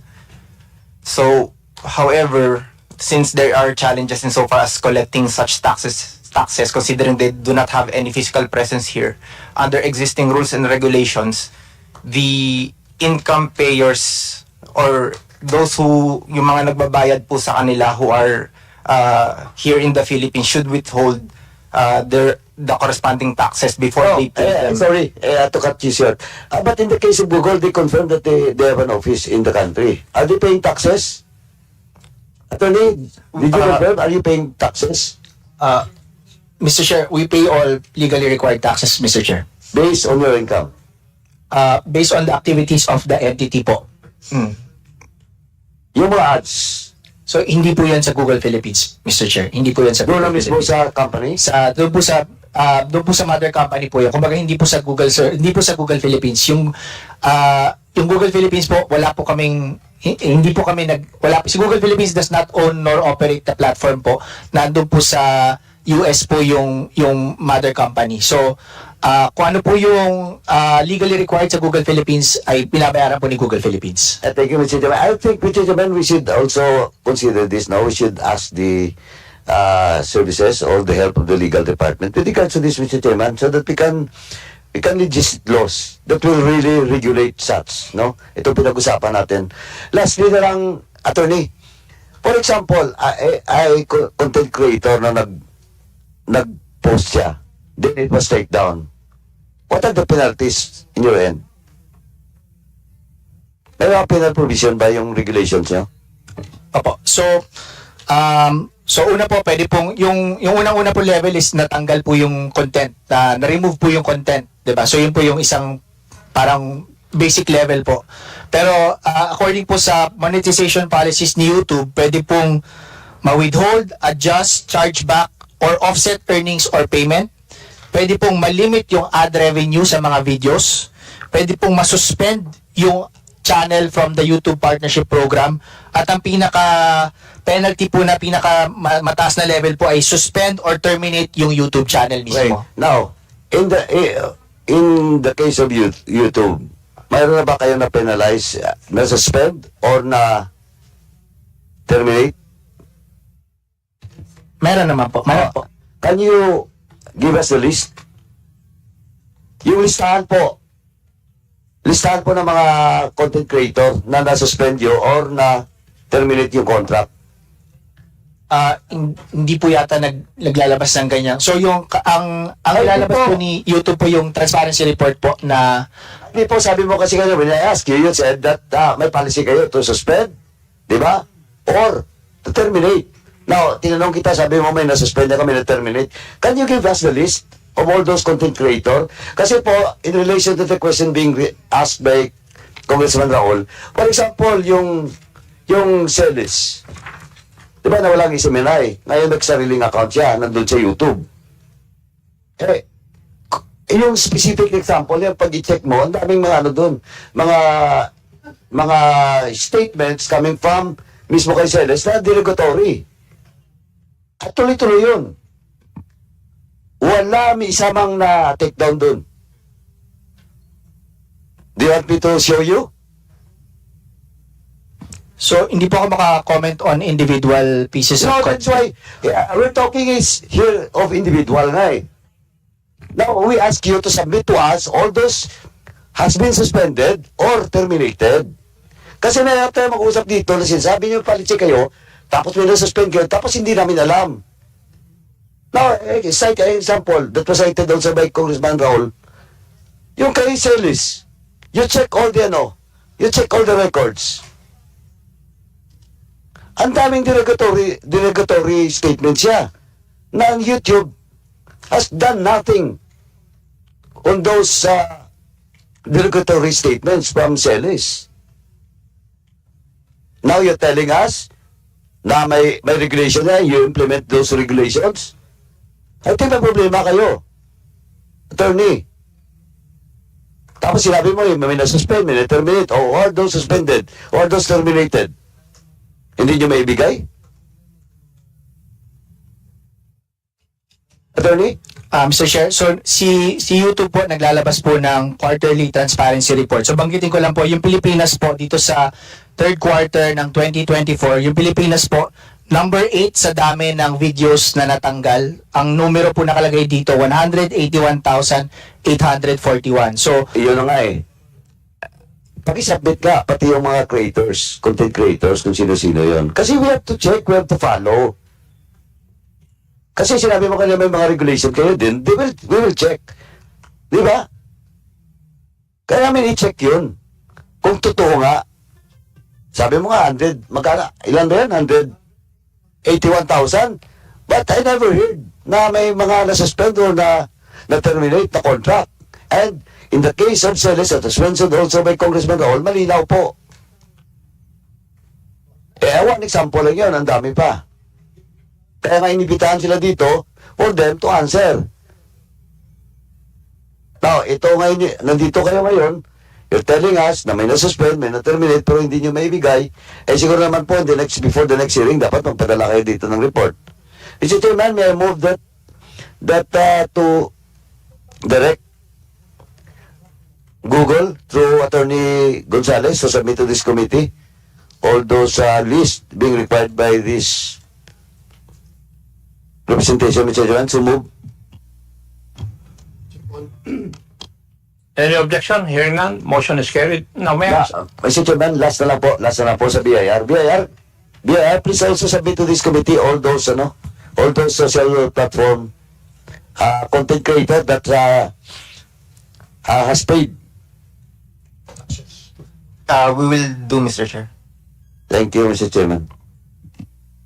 Before you proceed further, please allow the chair to recognize the online presence of the Honorable Albert S. Garcia and the Honorable David J.J. Suarez.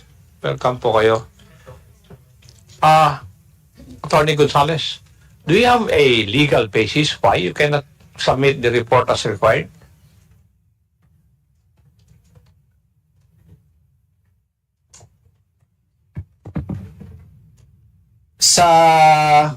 Based on what I've seen po, we can endorse it to the legal team po for them to review the request. So kung meron pong letter from Congress, we can endorse it to the legal team po. So, Hindi po ako legal.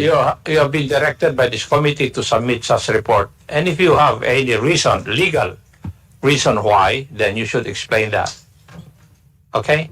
And you should know the consequences of not obeying the order of this committee. Thank you, Attorney. Mr. Chairman, just, Mr. Chairman, interjection nandun sa statement ni Attorney, yung sa legal. Attorney, this is an open hearing. Now, we don't need to submit or send you a letter requesting for that document because you are being directed. Now, the answer to you by the chairman is that if you have legal question, your legal question, you submit to the next hearing and we will see if indeed there is an illegal impediment with regards to the request or direction being made by this committee to you.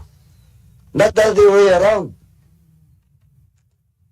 I hope you understand, attorney, you're a lawyer. Loud and clear, Attorney. Thank you. The Honorable Marcoleta is now recognized. Your turn. Maraming pong salamat, Mr. Chairman. Sa YouTube, sabi po ninyo kanina, lahat ng election misinformation, katulad po ng mga contents that might negatively impact free and fair democratic elections, ay tinatanggal po ninyo, sir. Tama po. Mr. Chair, certain types of election misinformation po, Mr. Chair. Kasi po ngayon, actual po yung nangyayari sa akin. Ako'y binabas po ng, hindi naman po masyadong marami. Ngunit, dahil nga po doon sa pagkakasabi ko, na there is no such thing as West Philippine Sea. Meron pong isang Commodore na tumawag sa akin na traitor. Do you understand, attorney, the word traitor? Yes, Mr. Chair. Yun ba ay shocking? Yun ba ay incendiary? Yun ba ay demeaning or inappropriate language for a member of Congress like me?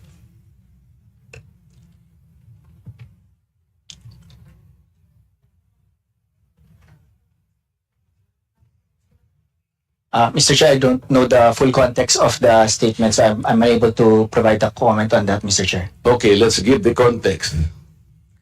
Nung po kasing nakaraang hearing, ang nagsuggest po na i-educate po natin ang ating mamamayan sa mga nangyayari sa West Philippine Sea.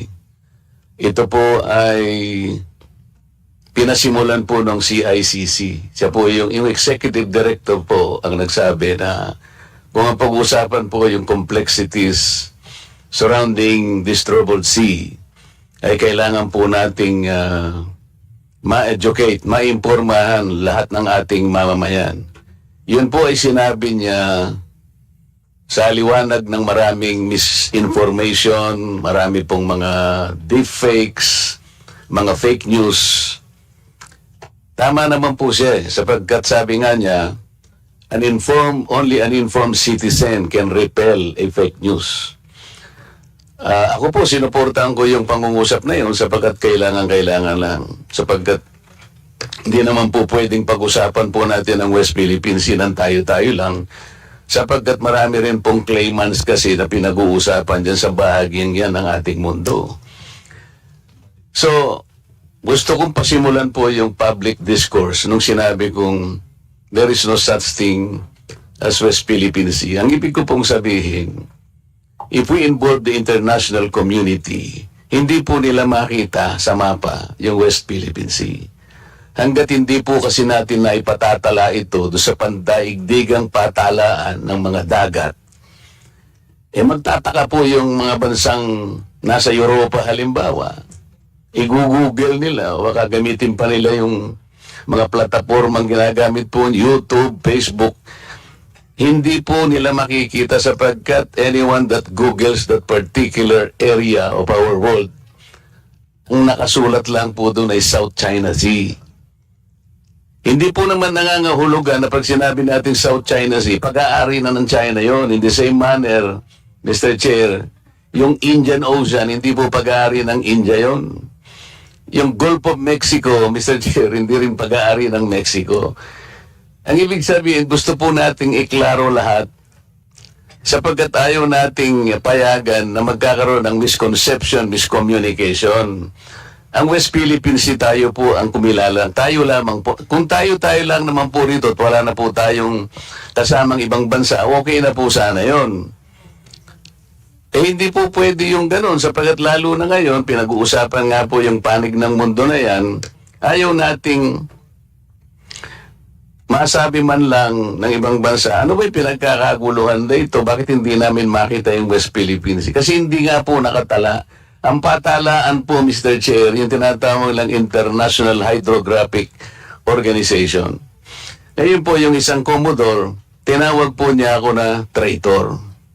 Nang hindi po niya tiningnan yung konteksto ng pinag-uusapan. Bakit po hindi nyo ipaliwanag sa buong mundo na pinatatala na natin yung West Philippine Sea pero hindi natin maitala-tala? Matagal na pong panahon na pilit nating ipatala, hindi pa po na ipatatala. Kaya sa ngayon, hindi po nire-recognize.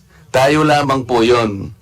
Mr. Chair, yun pong sinasabi nating West Philippine Sea, ito po yung bahagi ng ating exclusive economic zone.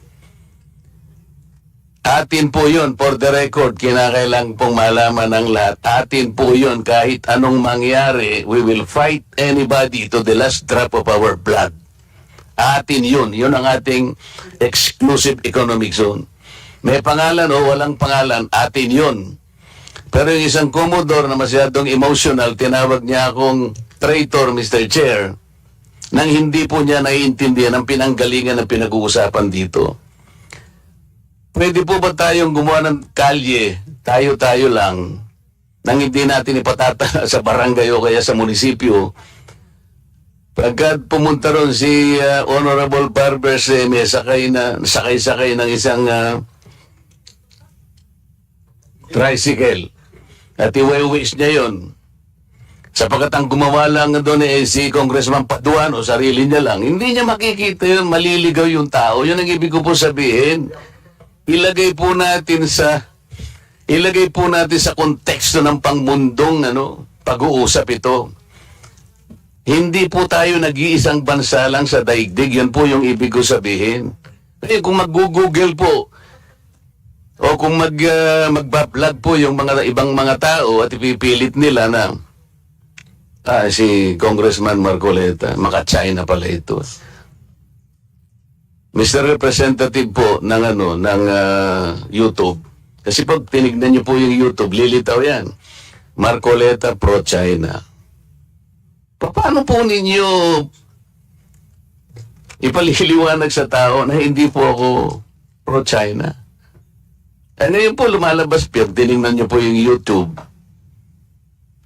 Lalabas po doon ewan ko sino po yung gumawa niya, pero maliwanag na talagang election misinformation, Mr. Chair. Lahat kanya ng kandidatong senador ni PRRD, ay financially supported by China. Nandyan po kayo sa YouTube. Lahat po niyan siguro nakikita nyo na. Paano po ito, hindi po niyo ite-take down itong mga contents na ito, sir?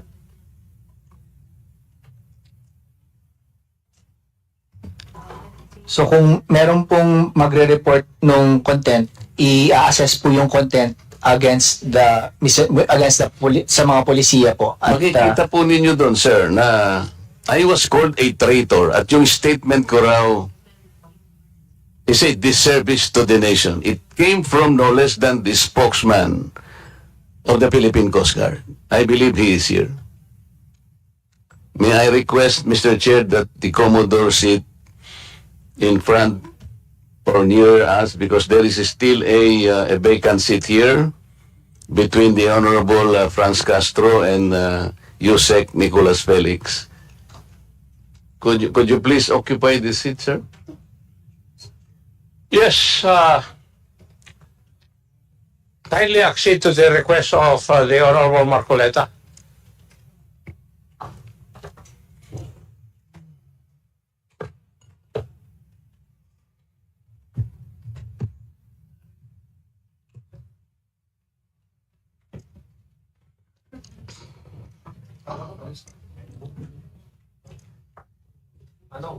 Ano ba yung may sabi na?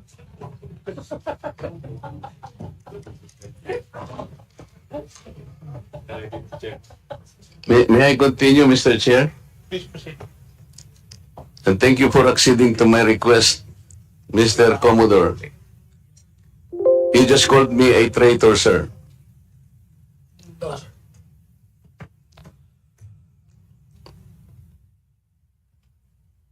Nasa Facebook po, nasa social media.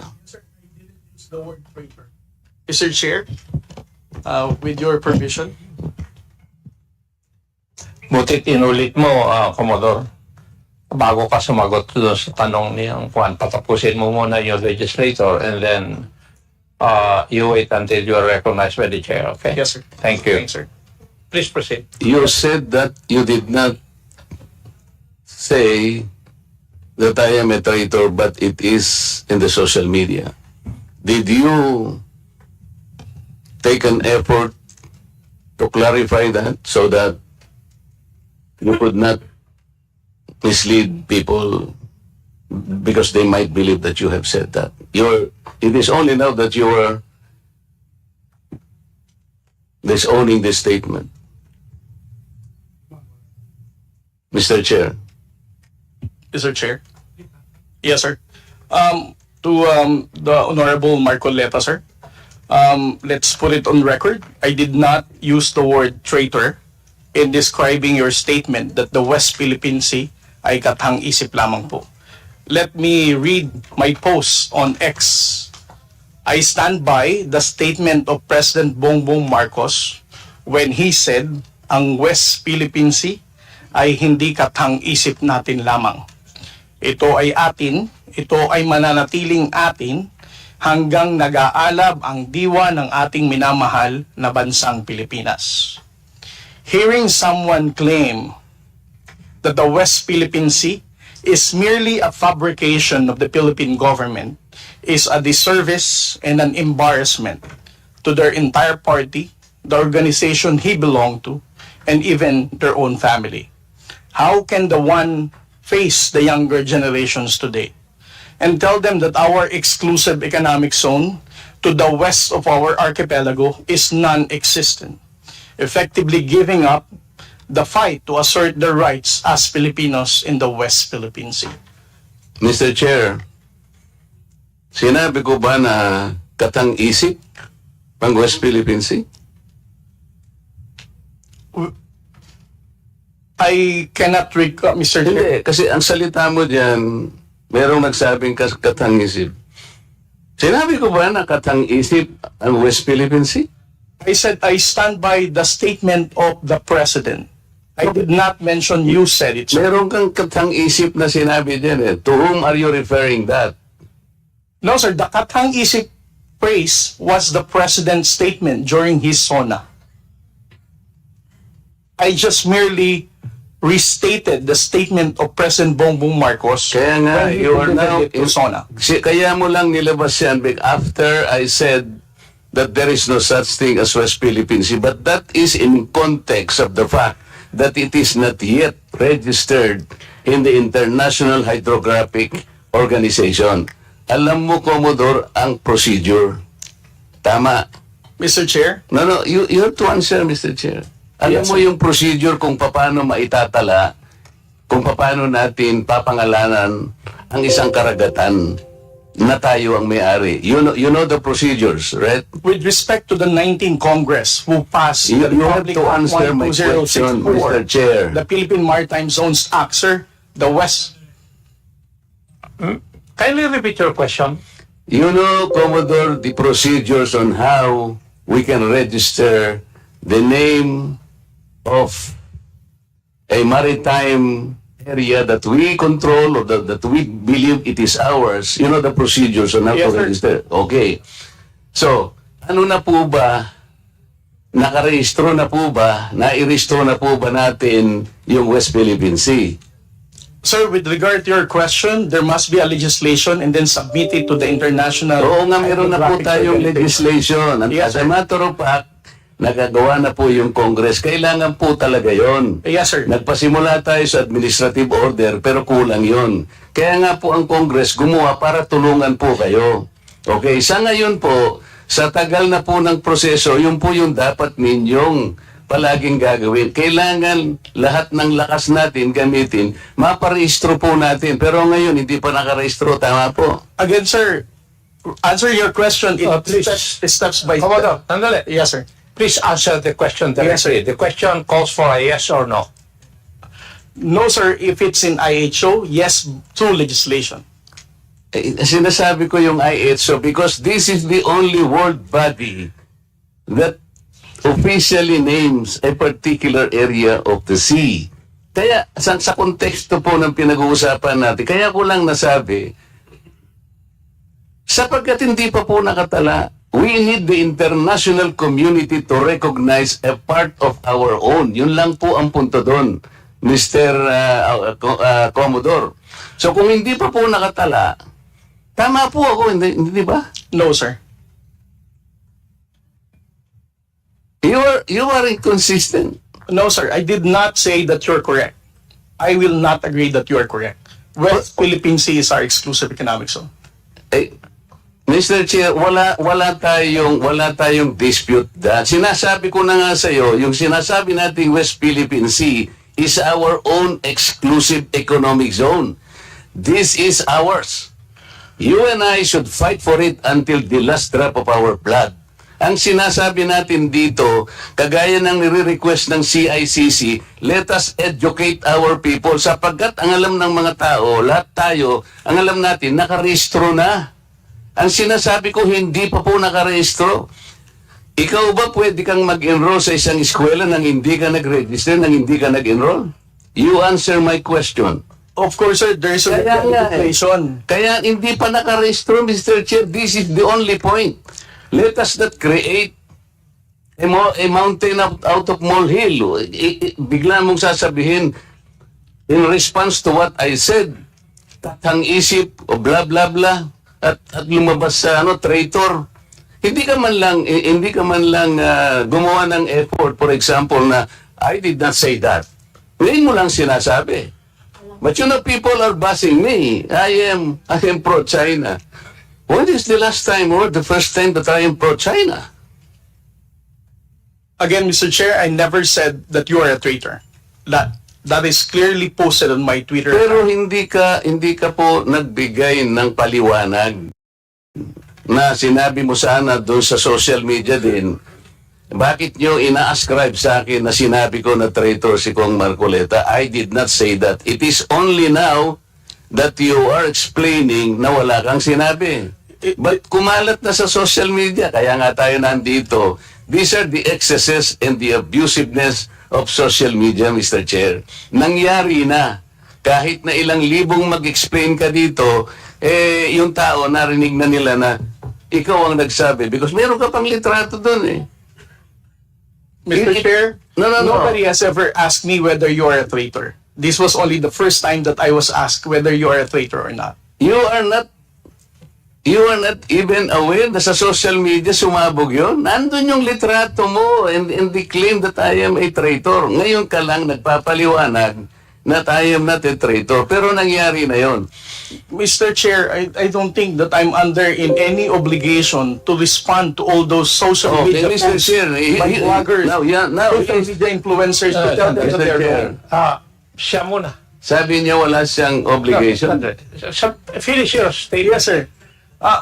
Mr. Chair, Honorable Marcoleta, sir, I think I'm no under obligation to tell all the social media influencers, to bloggers, defend your name, tell them that you are not a traitor. Again, I did not mention that you are a traitor. It's not, those words did not come from me. Why would I go to the extent of defending you and you are running for Senate? I might as well be interpreted as running for, supporting somebody for public office. Mr. Chair, clarifying something that is wrong is Have not the phone, political. please. Thank you, sir. Commodore, tinatanong lang ni Honorable Marcoleta that merong lumabas kang statement. Siguro, binigyan ng interpretation ng ibang bloggers at nasabi na traitor si Honorable Marcoleta. Ang tinatanong niya is, unang-una, alam mo ba ito na gano'n ang nangyari? Would you know? No, sir, because when it became a social media popular post, I was not here in the country. I was actually in the official business outside. So when did you come to know about this? I only came to know about it when Congressman Marcoleta called me Gago and Mangmang in one of his interviews. So when was that?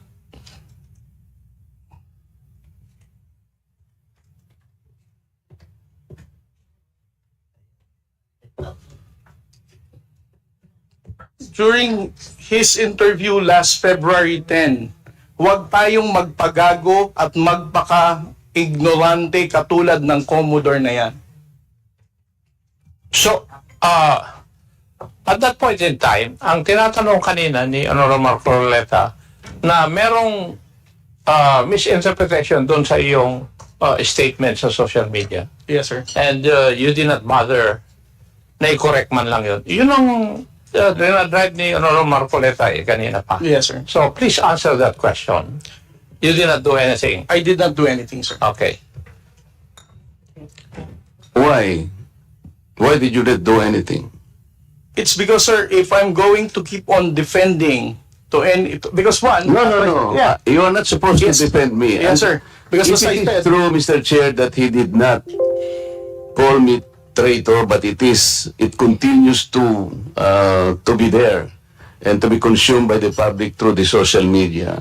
I think it is his responsibility to deny it if it did not come from him. That is all I was asking. And I think this is not too big for him to do. Yun lamang eh.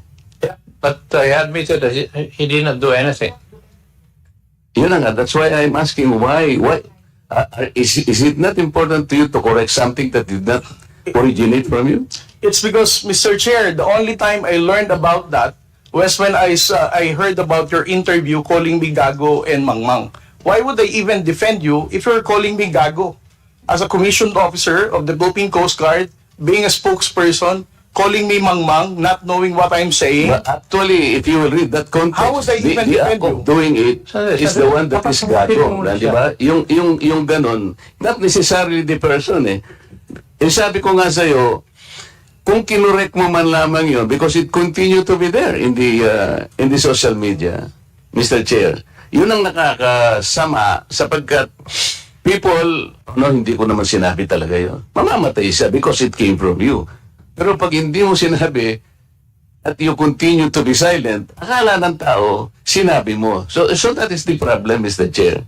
And I think we are hearing this in order to correct the misconception and misinformation because it continues to spread. If you get the point, Commodore, Mr. Chair. Mr. Chair, Again, sir, kung bakit ko po hindi binawi ay dahil nalaman ko lamang po itong balita na ito na nag-spread siya nung nagpa-interview po kayo na ginagago niyo po ako. As a human being, how would I defend somebody na ginagago po ako sa public interview?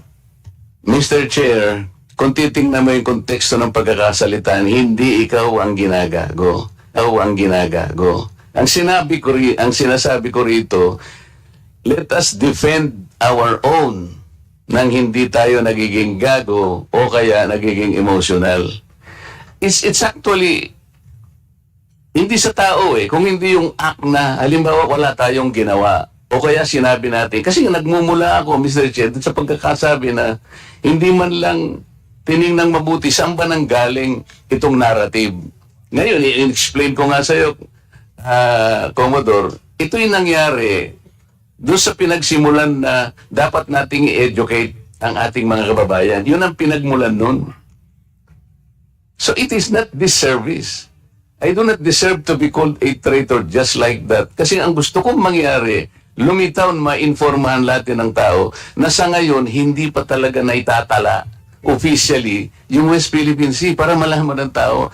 At yun ang kailangan natin gawin. Pagsikapan natin, pagsakitan natin, ipatala natin, Mr. Chair. Because pag napatala na natin yun at ginugol nila, o talaga palang merong West Philippine Sea. Hindi lamang dahil sa nandun, gumawa na tayo ng batas. Because, Mr. Chair, that is preparatory para maipatala na nga natin Kaya lang natatagalan talaga. Ganon siguro yung proseso. So yung pong mga ibang vloggers, Commodore, hindi nila ma-recognize. Kaya example ko kanina, ginugoogle, wine-waste ni Congressman Barbers, yung kalye na nirehistro, na ginagawa-gawa lang ni Congressman Paduano, hindi po niya makita. So nagkakaroon ng confusion. The tendency to be misinformed proceeds from the fact na hindi pa talaga na ipatala, sir. That's the only point. Mr. Chair, ngayon, kung babalik po sa Google, Mr. YouTube, ito kumakalat, lumalakad, but you're not doing anything to control this. So, ang daming, ngayon, nagbabas sila sa akin, si Marcoleta, pro-China. Ngayon, may lumitaw na naman through your platform. Lahat po ng senador na kagrupo ni ganito, lahat po sila ay pinopondohan po ng China. Nandito ngayon. I will show it to you before you leave, sir, na lumilitaw na naman dito. So kasama po ako doon sa grupo na yon na pinipinance ng China. Ganun po So it becomes now an election misinformation that will impact on the credibility of the election. Maaaring mamislead po na naman ang mga tao. Yun po yung ating gustong ayusin. Yung misconception and misinformation. Lumitaw lamang po kasi sa kawalan ng information na hindi pa po natin naipatala, Commodore. Hindi pa nakatala talaga officially. Tayo-tayo po, walang problema Kung tayo-tayo lang. Sapagkat yung bahagi na yun ng ating karagatan, may pangalan man yan o wala. Sabi ko nga sa'yo kanina, tayong dalawa ilaban natin yun hanggang sa huling patak ng ating dugo. Atin yun at walang makakapagpabago doon. Ang problema, nagkakagulo tayo because of that misconception. Walang masamang tinapay doon, Mr. Chair. I want to explain that. Ngayon, ako nagpapasalamat ako sa'yo at sinabi mo ngayon at naliwanagan na hindi mo pala sinabi yung I am a traitor. So salamat kahit nahuli. Sabi nga natin, Mr. Chair, huli man daw at magaling. Nayahabol din. Kaya lang ang problema ko ngayon, Mr. Chair, yun pong kumakalat na akala nila sinabi mo. At lumaki nga, sapagkat siguro, dahil medyo nasaktan naman ako, nakapagsalita ako ng wag nating depensa ng sariling atin na magiging emotional tayo o kaya nagpapakagago tayo. So, kaya lumaki ng lumaki dahil lamang doon. But the context, Mr. Chair, the context is gusto nating huwag gamitin ang misconception or misinformation, lalo na ng mga vloggers, sa lahat po ng bahagi o aspeto ng ating buhay. Ang West Philippine Sea ay atin, Commodore. Yes. Because this is the exclusive economic zone of the country. And there is no changing that fact. Kahit anong magbali-balik rin natin ang mundo natin, atin ito. Kaya lang ipatala po natin yung pangalan para po hindi gamitin sa misinformation. Mr. Chair, thank you very much. Well, I think we have seen one of the ill effects of misinformation. I think everybody will agree to that. That is one of the ill effects of fake news or misinformation. Would you agree? Yes. So next time, kasi hindi ako nagbabasa kasi sila mga ganyan eh. Para hindi ako apektado. Yan ang ako. Yes, Madam Tikia. Mr. Chairman, I would just like to, with the indulgence of the chair and the members, I also take exception to what the Commodore has labeled me as being makapili. In my testimony the first time, I said I am not pro-China, I am pro-Philippines. But I'm not makapili. He labeled several people as being makapili. And ako po'y apo ng isang guerrilla. So I took offense on that and I stopped following him. Ang nangyayari ho kasi reverse ngayon eh. Pag ang tao nasa gobyerno, nililabel ka as being makapili, just like that. And you know the reason, Mr. Chairman, why he called me makapili? I had an interview with a Chinese journalist. That doesn't make me makapili. That doesn't make anyone makapili. So, wag sana po natin dadalhin yung usapan sa kine-question yung katauhan ng tao. That's why I never followed him. I used to follow him. I used to question him. But after labeling me as makapili, na hindi po, alam na alam ng karamihan ng kaibigan ko, ako nag-decide na sana ako sa ibang bansa, pero umuwi ako. Pero for a man in uniform to call me makapili, that's insulting. Yun lang, sir. Any statement, Commodore? Yes, sir. The Global Times is the known propagandist of the Chinese government. If you're going to look at those personalities na in-interview ng Global Times, you're going to doubt what is the objective, why such personalities are being interviewed. If you're going to look at the posts of those people who were interviewed and who gave comments about our fight in the West Philippine Sea, I think that's where I'm getting that kind of assertion. Again, this is just an opinion, but those opinion is guarded on what I have seen so far in their social media posting about how they reacted on our responses in the West Philippine Sea, about how they downplayed the level of aggression that the armed forces of the Philippines and the Philippine Coast Guard is experiencing in the West Philippine Sea, not to mention the abuses of the Chinese Coast Guard against the Filipino fishermen in Bajo de Masinloc. I am not labeling anybody as makapili unless you're going to support and toe the line for our fight in the West Philippine Sea. Ang laban po natin sa West Philippine Sea requires amplification of truth and factual narrative. Let us not distort the messaging of the Philippine government. Ang laban po ng West Philippine Sea, hindi lamang po ito laban ni Pangulong Bongbong Marcos. Laban po nating lahat ito bilang Pilipino. I agree with you. But that doesn't give you the right to label people unless you have concrete pieces of evidence. When you label people wrongly, they're committing a crime. Would you agree with that, Commodore? Yes, sir. I definitely agree. And that's why I'm looking into my social media whether I clearly identified Miss Maluti Kia as a makipili. Sir, you tagged me. That's why I stopped following you. And that was, sir, Mr. Chairman, that is one interview. I received invites for interviews, whether political, whether campaigns, and that is one. How can you label me without knowing me first? That's my point. Being makapili, in your time, in the time of my grandfather, and this time, it's something that we hold dear. We do not want to be labeled makapili. But he readily labeled me with one interview.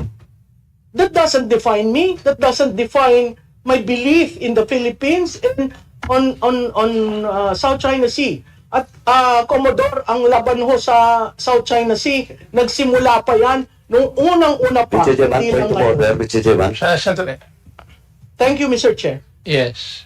Kaya nga po, nagkakaroon ng hearing na ganito dahil nagiging problema na natin yung fake news Otherwise, this issue would not reach Congress. Ako nga, to tell you frankly, yung mga anak ko ang nagsabi sa akin, smile at nakipagkamayan lang ako kay Honorable Franz Castro. Nililabel na ako na friendly with the left. O nag-high five. Anak ko ang nagsabi dahil hindi ako nagbabasa ng ganyan Sayang lang yung oras. Kasi I need to discern whether the news presented there are true or not. And that would need time for me to discern or to find out, to validate whether it's true or not. So, never mind. It's just a waste of time. Yun ang aking paningin dyan. That's why I'm not affected kung ano man ang sinasabi. Nangingiti na lang ako pag naiinis si Honorable Marcoleta pag sinasabi na traitor siya. Anyway, Honorable... Chairman, just, I will not anymore raise a point of order, but this is just a reminder to all the members, to all the resource persons. In the hearing, any hearing, we do not allow that exchanges of, Mr. Chairman, exchanges of accusation against from one resource person to another. We have a different venue for that.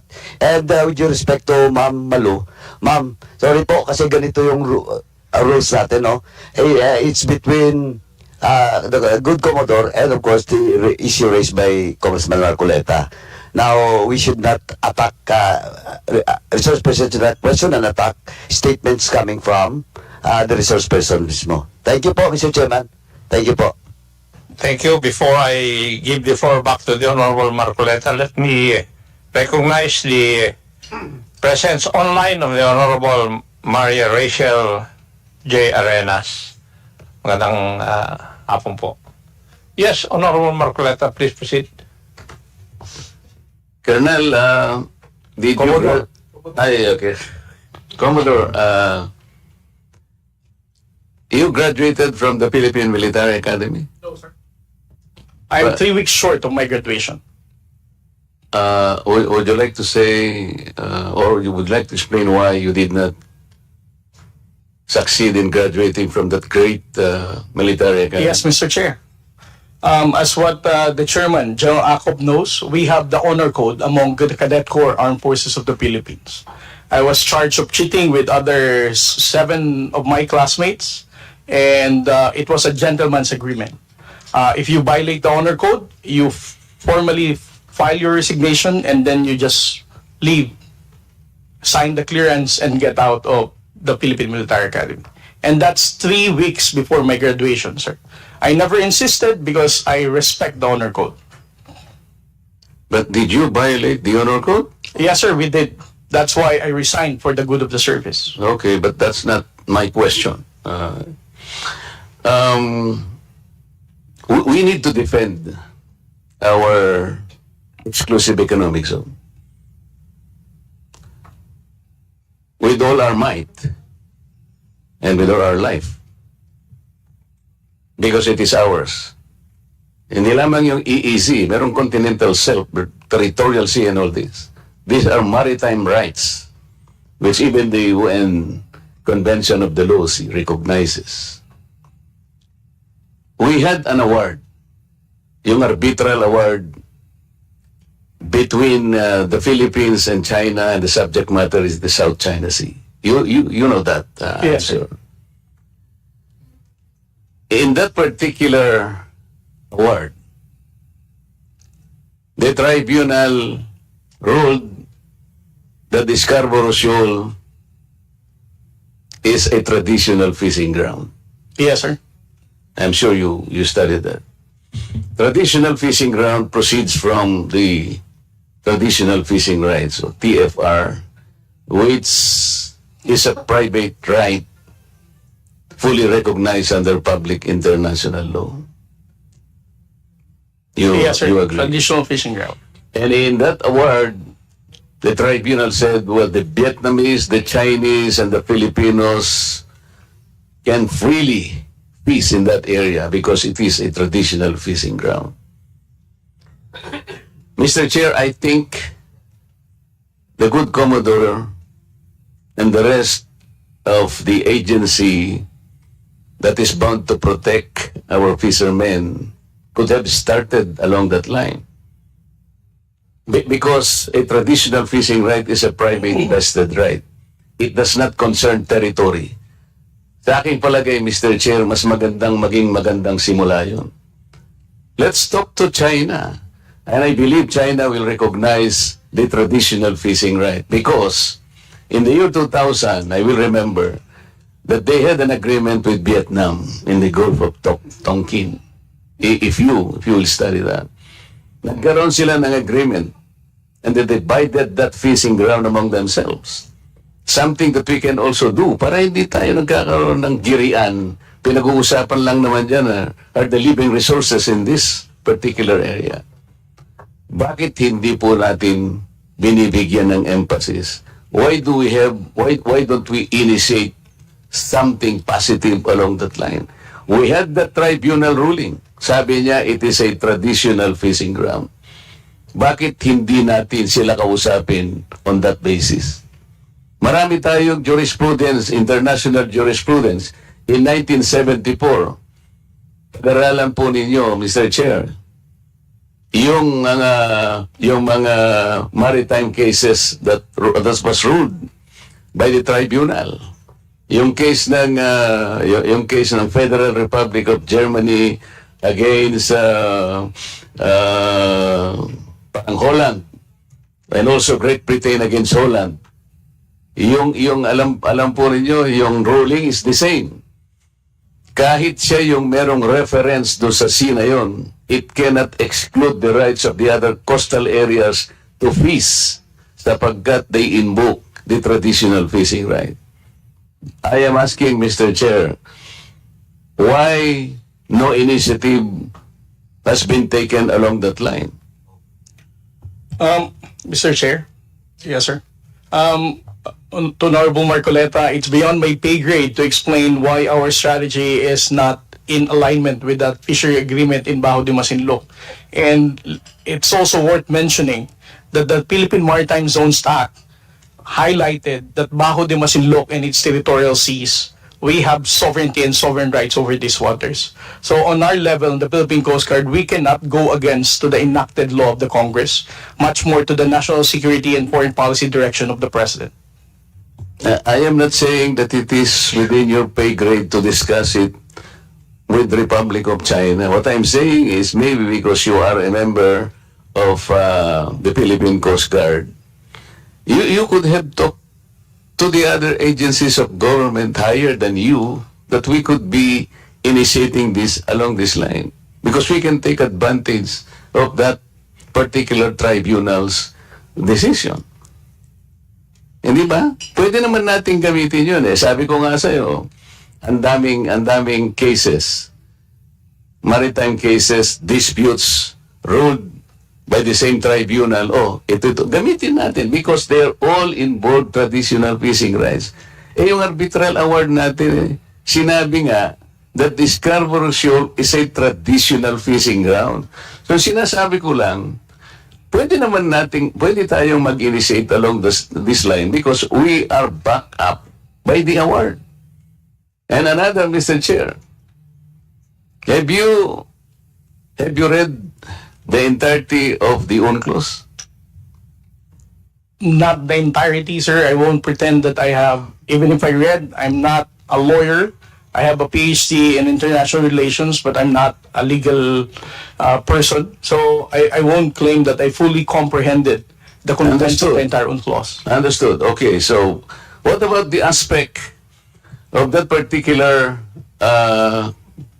UNCLOS document that relates to the particular maritime area that is now called South China Sea? The South China Sea is a semi-enclosed sea.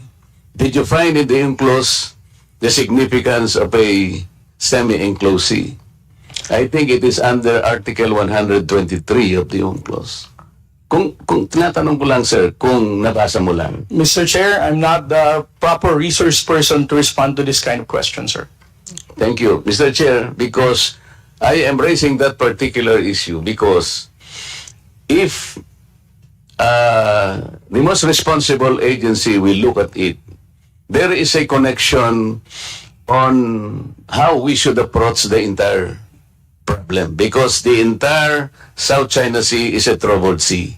Kaya dapat inaaral natin, saan kaya tayo magsisimula? Ano kaya ang magiging basihan sana natin to approach this issue? Because if you will look into the definition of a semi-enclosed sea, which is under Article 123, makikita natin doon, Mr. Chair, na yung palang mga coastal states, kasi tingnan po ninyo, imagine it, on the north, nandun po yung China, on the east, nandyan ang Philippines, on the west, nandyan ang Vietnam, southern part, nandyan ang Malaysia. Kaya, at meron din Taiwan on the north. Kaya tinawag po siya sa UNCLOS, Mr. Chair, na semi-enclosed sea. What is the significance of the semi-enclosed sea?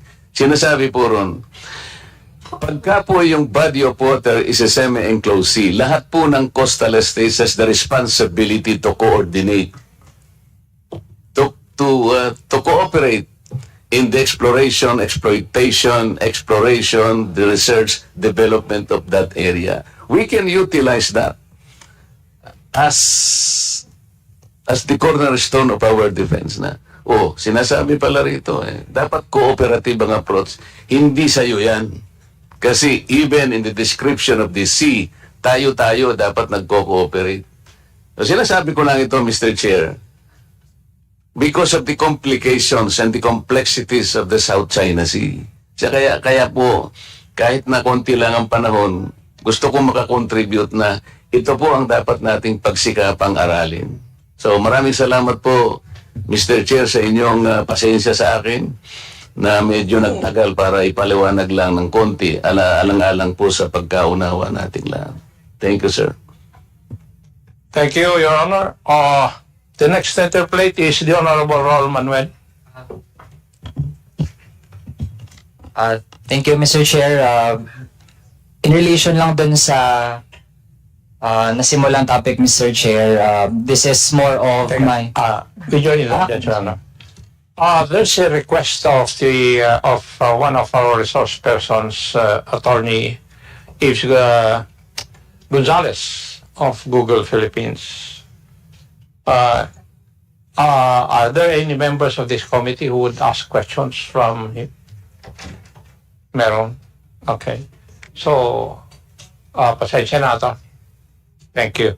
Please proceed, Honorable, Attorney, Honorable Franz, can you ask your questions from Juan? He has another meeting to attend. Yeah. Thank you, Mr. Chair. So, hindi ko inabot kasi kanina yung parang pinag-uusapan yung violations doon sa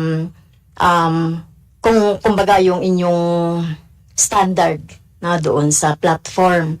Ano-ano nga po ba yung mga violations doon sa platform kung bakit tinitake down ninyo or upon reporting, tinatanggal ninyo yung post?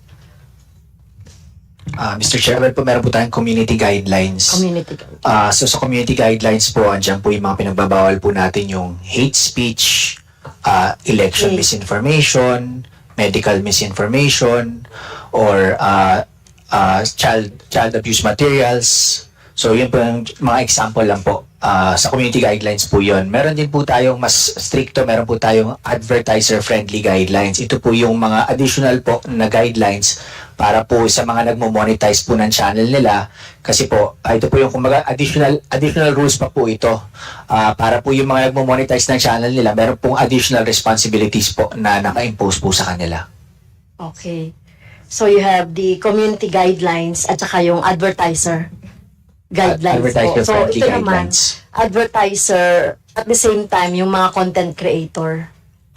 So, they have to follow po yung parang, syempre, kailangan din nila yung, first of all, merong dapat they follow also yung community guidelines. Di ba? So, before, or sabay naman yung ina-apply ninyo. Okay? So, yung mga hate speech, yung mga sinasabi ninyo against doon sa, hindi, sinabi na kanina to ni Congressman Barbers, yung tungkol sa mga pagmumura. Di ba? Yung pagsasabi ng threat. Meron ding threat na ganun eh. Well, I siguro hindi sa inyo, hindi sa Google, Mr. Chair, yung nagpapakita ng video, Mr. Chair, na parang na-assume na mamamatay ka na. No, so meron akong ganong pero mukhang hindi naman sa kanila. So, how do you consider that? For example, sa inyo yan, how do you consider that po? Kasi hindi sa inyo yan, sa ibang So, would you consider that as as violation from your community guidelines? Yung pinipretend na patay ka na? So kung sa YouTube po, for example po, may nagsabi po na content creator na patay ka na po. So yun po ay isang example po ng election misinformation kasi po it goes to the qualification and status of the candidate kung kandidato po kayo, di ba? So yun po, madali po yun i-check. Tapos kung confirm po na buhay naman po yung sinasabing patay na kandidato, at yung content po na yun would be violative of the election misinformation policy at tatanggalin po yun sa platform. So, even if walang nagre-report, halimbawa may ganong content, even if walang nagre-report, you are checking the content. I know, thousands yan every day. So, meron bang ganong initiative ang Google, Philippines? Opo. So, sa present ko po, Mr. Chair, 97% po ng natatanggal ni Google, ni YouTube, ay automatic na po siya na nadedetect.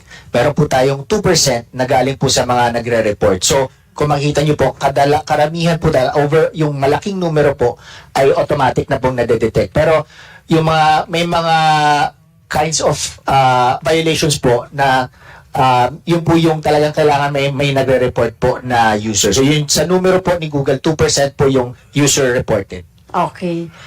So meron kayong mismong mechanisms on your platform to detect or to determine that. Meron kayong mechanisms or you are sabi nyo kanina 90% you are monitoring. Tama ba yun? Kasi 2% lang yung parang nire-report eh.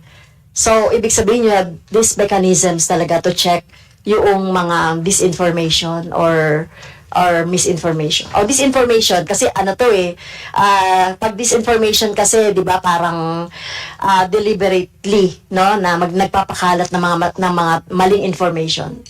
Opo. So sa huling transparency report po ni YouTube, so 97% po ay na-detect ng AI or machine learning technology po. So 97% po. 2% po yung user reported. So meron pong mga sistema upang ma-detect yung 97% na violation po ng community guidelines ni YouTube. So aside from AI, so how many percent is human intervention here? Sabi niyo may AI. So ilang porsyento rito yung human intervention? So sa huling transparency report po, sa lahat po ng tinanggal, 97% ay machine learning / AI detected, 2% po user reported, and then 1% po reported by impersonation or meron po. How would you define that in your platform po?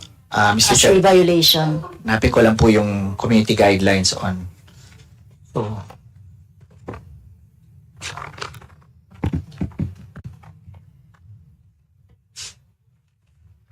So sa definition, Mr. Chair, dun sa Google, no, it is an act attempting to deceive someone by pretending that you are not or that you are another person or false representation by one person that he is another or occupies another position. So ganun po yung definition ninyo, no, sa Google na impersonation. So, Mr. Chair, sa aming pong spam and deceptive practices, nakalista po dito, spam, deceptive practices, and scams policies. Number 2, impersonation policy. So meron po kaming explicit na polisiya po against impersonation. Okay. Paano nyo po nadidetermine na merong violation on impersonation? So, ito ba, using lang yung mga trolls na nagre-report ng sabay-sabay o nag-i-inform sa inyo na sabay-sabay? Kasi ganyan po yung experience na, hindi naman kayo, no? Kaya, Mr. Chair, sa Facebook kasi ito tsaka sa Meta. Kaya gusto kong nandito sana yung Facebook and Meta. Kasi, Mr. Chair, 80 days suspended yung aking Facebook account ng Meta dahil sa impersonation. So, kaya gusto kong malaman din sa Google kung ano yung ibig sabihin nun. So, ayun po, Mr. Chair, ano ba yung definition ninyo yan? Kasi yung kung ganun din ba sa definition ninyo doon sa Meta? Kasi wala namang misrepresentation, I think, doon sa aking account. No, kaya Mr. Chair, imbitahin natin talaga dito yung Meta at saka yung Facebook. So, Attorney Gonzales, so ano po yung sasabi niyo po, sinasabi ko kanina, no, yung impersonation on your platform, how would you define that po? Mr. Chair, ito po, basahin ko po yung impersonation policy, Mr. Chair. Content intended to impersonate a person or channel is not allowed on YouTube. YouTube also enforces trademark holder rights. When a channel or content in the channel causes confusion about the source of goods and services advertised, it may not be allowed. So, meron pong mga example po. Okay, can you give us some? Don't post content on YouTube if it fits any of the descriptions noted below. Channel impersonation. A channel that copies another channel's profile, background, or overall look and feel in such a way that it makes it look like someone else's channel. The channel does not have to be 100% identical as long as the intent is clear to copy the other channel. Another example po, Mr. Chair. Personal impersonation. Content intended to look like someone else is posting it. Okay. So, ako kasi tingin ko wala akong binabiolate doon sa ganyang definition nyo at kahit na definition in general. So dahil sinasabi niya, Mr. Chair, na dinidetermine ito ng AI, yung impersonation, di ba kasama yan doon? So kapag merong nag-mass report niyan o mga troll farms na nag-mass report yan, automatic ba tinatanggal niyo yung channel? Or do you still have to investigate? Opo, Mr. Chair, sa klaruhin ko lang po, sa YouTube po, hindi po factor yung dami po ng nagre-report. Kahit isang tao lang po mag-report, mare-review po yung content. And then to your question po, kung automatic po bang tinatanggal, for certain types of content, kunyari po, child sexual abuse content, automatic na po tatanggalin nyo. Hindi na po kailangan na may mag-usap-usapan pa po doon. Pero meron po tayo sa impersonation. Yung po sa mga ganyan pong impersonation, dahil napaka-importante po dyan yung konteksto, napaka-importante po dyan yung history, napaka-importante po dyan yung is it satire, is it, yung mga ganun po. So, in higher likelihood po, yan po yung merong human intervention na kailangan pong reviewin at pag-usapan. Dahil nga po, pagdating sa impersonation, meron pong clear cut, meron pong may kailangan ng konteksto po. Okay. So that's the thing na naintindihan ko na yung sa YouTube. So, yun lang po, Mr. Chair, kay Mr. Gonzales. Niraise ko lang ito, Mr. Chair, dahil meron talaga ako tanong dahil sa Facebook. Biro niyo po, Mr. Chair, yung aking channel. Not channel. Yung aking Facebook account o yung Meta account ay sinuspend ako ng 180 days dahil dito sa rason na to, impersonation. So, wala naman akong inaano doon na impersonate or I am pretending na ibang tao kasi everyday experience ko na yun nandoon. So, yun na po. Inquiry lang, Mr. Chair, kung ano na po ba yung status nung invitation natin sa Facebook or sa Meta? Kasi sinasabi rito, ang imbitahin natin ay yung Meta Platforms Incorporated, One Meta Way, Menlo Park dito sa may California. So ano po bang ibig sabihin nun? So, di ba sila pwedeng magpaliwanag dito? At least man lang itong nagbigay sa atin ng sulat na ito. Dahil alam ko po pag merong nagrereklamo sa kanila na ganito, at ako magrereklamo ko doon sa ginawa nilang pag-suspend ng aking account na 180 days. So, biro yun, kalahating taon, suspended ako dahil sa impersonation.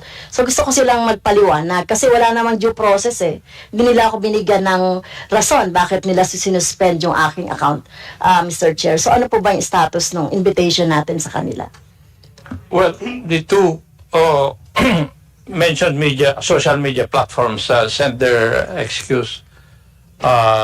Yun po yung we will tackle that during the time that we will shall we say tackle administrative proceedings in so far. That's why the reason why we're doing that is that we still do not have a quorum, Your Honor. So we can take that matter later when the committee secretary will inform the chair kung meron na po tayong quorum. Thank you. Sige. Do you have any other question to Attorney Gonzalez? So, wala na po. Okay na. Any other member of this committee? Or the three committees who would have questions to Attorney Gonzalez? Attorney, you're excused for the day. You can attend your next meeting. Thank you for coming. Thank you, Mr. Chair. Thank you. I think the next interpolator is the Honorable Raul Manuel. You have the floor, Your Honor. Thank you, Mr. Chair. Before I proceed sa isa kong point, address sana sa mga inimbitahan nating social media personalities. In relation lang dun sa West Philippine Sea, Mr. Chair, kasi ngayon nga, dahil umiinit ang issue na yan, meron talagang labanan ng iba't ibang mga naratibo coming from various sides. Meron din, Mr. Chair, sa bahagi naman ng mga ang gustong tahakin na ay yung primary way para ma-resolve yung issue ay along the lines of provoking war in the area. In fact, Mr. Chair, sa Facebook, meron ding mga kumakalat na pag-shape ng opinion ng mga tao gamit ang AI-generated content.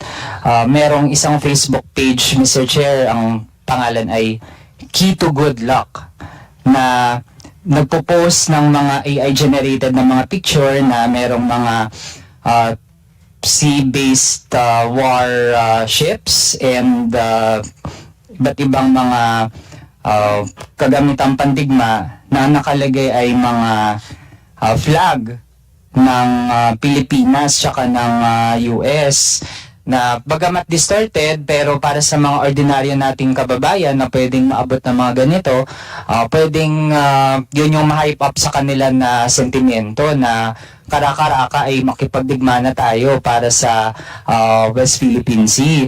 Ito, Mr. Chair, yung ilan sa mga examples, ayan, pwede kong isend sa ating secretariat for reference, pero halimbawa yung isang AI-generated photo, Mr. Chair, merong 27,000 reactions, may likes, hearts, meron ding haha-react, pero yan, pwedeng kasama na rin dito yung mga fake accounts or posibleng mga bots para lang tumaas, kunwari, yung statistics ng ganitong mga post. Meron din, Mr. Chair, ay nasa 900 reactions. Ito naman, 4.4 thousand reactions. Parang distorted na flags pero ang gustong i-portray flags ng US tsaka ng Pilipinas. So, ganun kadelikado, Mr. Chair, kapag yan, left unchecked na yung ganitong mga pag-abuso ng artificial intelligence, lalo na sa ganitong issue na dapat mas lumalim ang kaalaman ng ating mga kababayan. So, on another topic, Mr. Chair, gusto ko po sanang matanong kung present po sina Trixie Cruz Angeles tsaka Ahmed Paglinawan. Are they present sa ating panel ng mga resource persons? Comsec, kindly answer the query of the Honorable Manuel.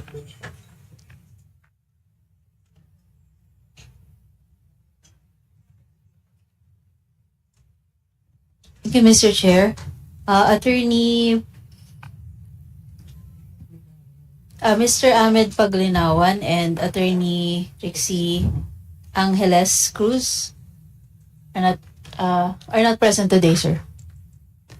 Okay, Mr. Chair, kaya ko po sila gusto sanang matanong dahil meron din pong Facebook page. Ang tawag naman ay Luminous by Trixie Cruz Angeles and Ahmed Paglinawan. Kaya I would assume na sila ang nagpapagana at nagpo-produce ng content sa Facebook page na ito. At kaya ko pa na-raise, Mr. Chair, dahil meron po silang iba't ibang mga post, pero kung meron ilan dyan na loaded na talaga ng disinformation at meron pang red tagging din, Mr. Chair, meron po silang public post noong February 5 na ang nakalagay po, I'd like to quote some of the parts, sabi dito, Mr. Chair, Doc Lorene's account has been taken down. This was her last post. Tapos merong ilang mga parts doon, Mr. Chair, gusto ko i-quote din. We are now a communist state. The Philippines, our beloved country, is now being run by the CPP, NPA, NDF, who work in the shadows and who thrive when weak and corrupt leaders hold the reins of political power. At yung gasgas din na narrative, Mr. Chair, na tayong mga kinatawan ng Makabayang Coalition ay bahagi daw ng mga ganong grupo. And nandito rin, Mr. Chair, and I quote, had the 38 bloggers gone to Congress yesterday, we would now be in jail. We were told this was the plan. A plan no doubt hatched by the Central Committee of the CPP, NPA, NDF and handed down to their slaves in Congress, Franz Castro, Arlene Brosas, Raul Manuel, who then nudged their weak and greedy colleagues towards that direction. Tas mas mahaba pa, Mr. Chair.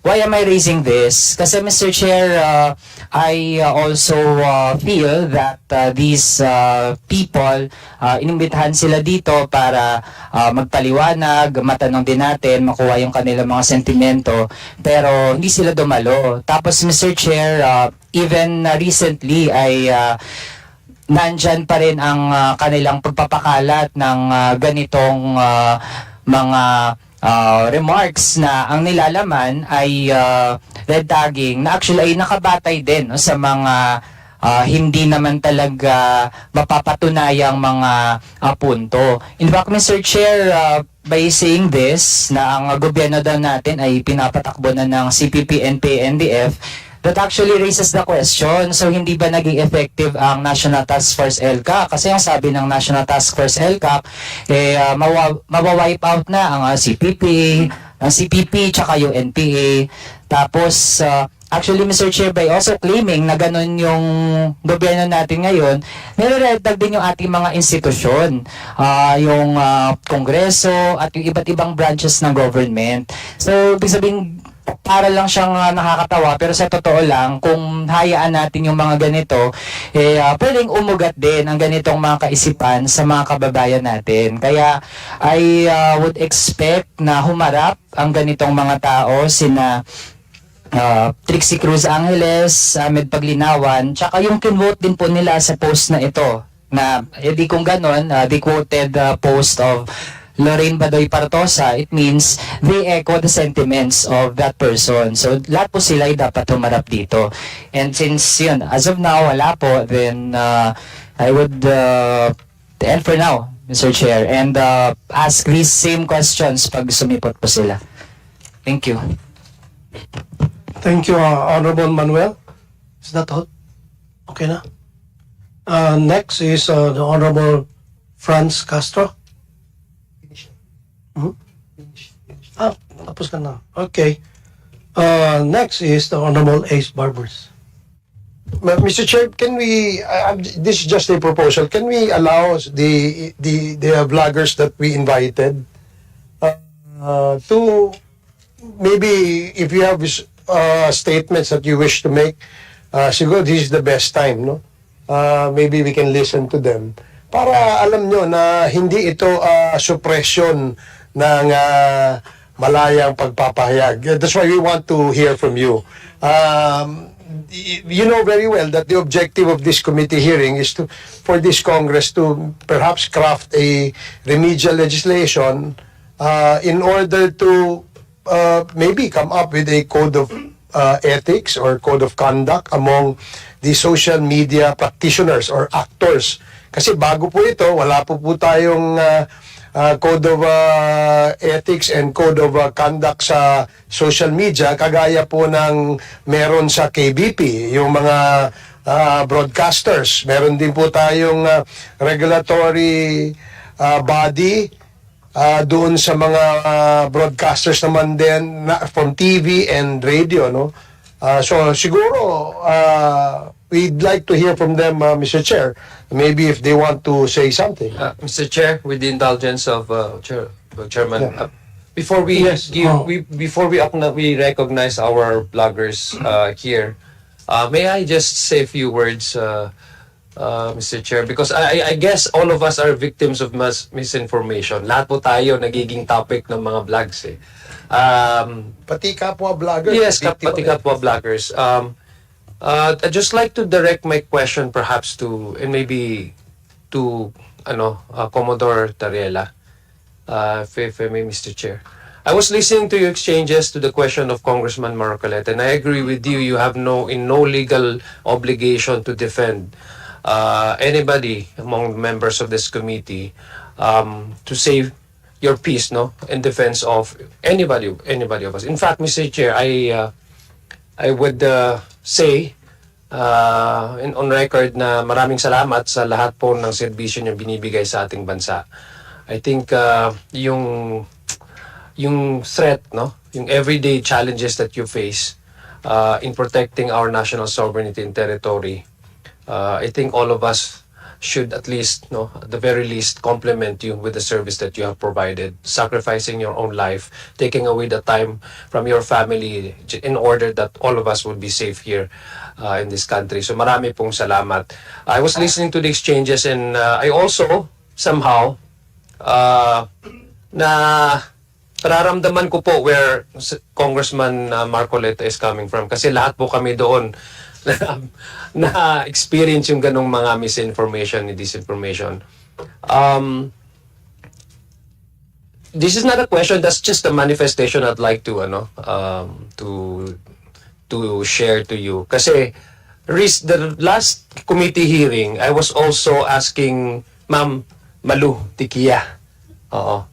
And there were clips of those interpellation that I had, and I'm gonna ask questions to Miss Tikia na it was uploaded on YouTube by some vloggers, and what they somehow, the message that they somehow to convey to the public is that wala kong kaalam-alam, na Congressman Zia walang alam, nilecturan ni Miss Malu Tikia. So if I would also premise that from the way Congressman Marcoleta was telling Commodore Tariela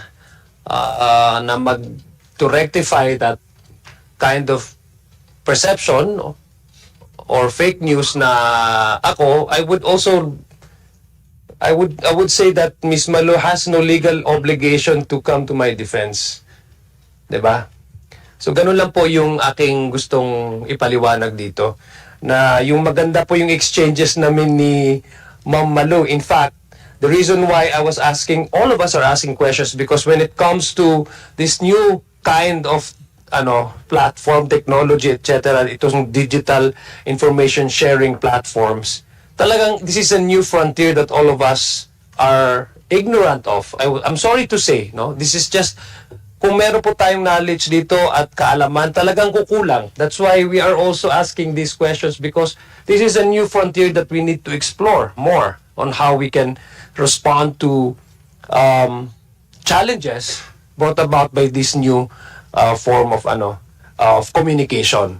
So, ang lang po yung manifestation ko, I guess, no, Mr. Chair, na sometimes tayo po na nandito sa committee ay talagang titirahin talaga nila, pero wala pong obligasyon. Tulad po sa amin ni Ma'am Malu, Ms. Tikia, wala po siyang obligasyon nasabihin doon sa channel niya na hindi naman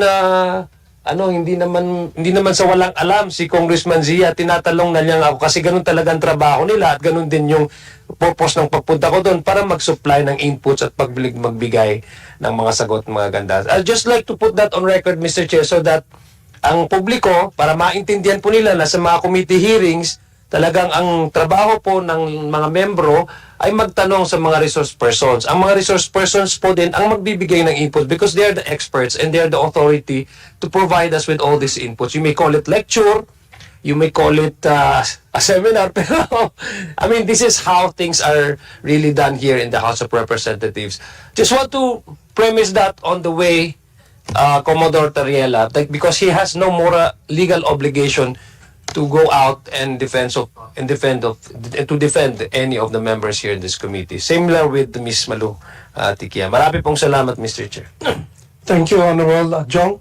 So, again, this committee would like to say that, like what Congressman Barbers earlier has said, and Congressman Adjong, itong committee natin ay humihingi ng tulong each and every one of you para makagawa po tayo ng batas o gaya ng sinabi ni Congressman Paduano earlier this morning na ma-amend ang mga batas para tumama na sa ating panahon ngayon.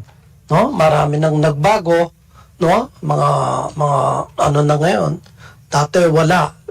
Itong mga cellphone, itong mga ibang ano na natin ngayon. So, with that, we need your expertise, your different contributions to our country para makagawa ng tamang batas. Hindi ho itong TRICOM ginawa para mang-suppress ng freedom of speech ng mga tao. Tayo ho lahat dito, hindi po kami lang, Kasi hindi naman pwedeng, kailangan manggaling din sa inyo, That we can all agree. So now, with that, we have invited those who attended, just like before, last meeting. We have Miss Maria Lourdes Tikia. Would you like to be the first mom to, would you like to say anything? Thank you, Mr. Chair. I think I've said enough during our first hearing.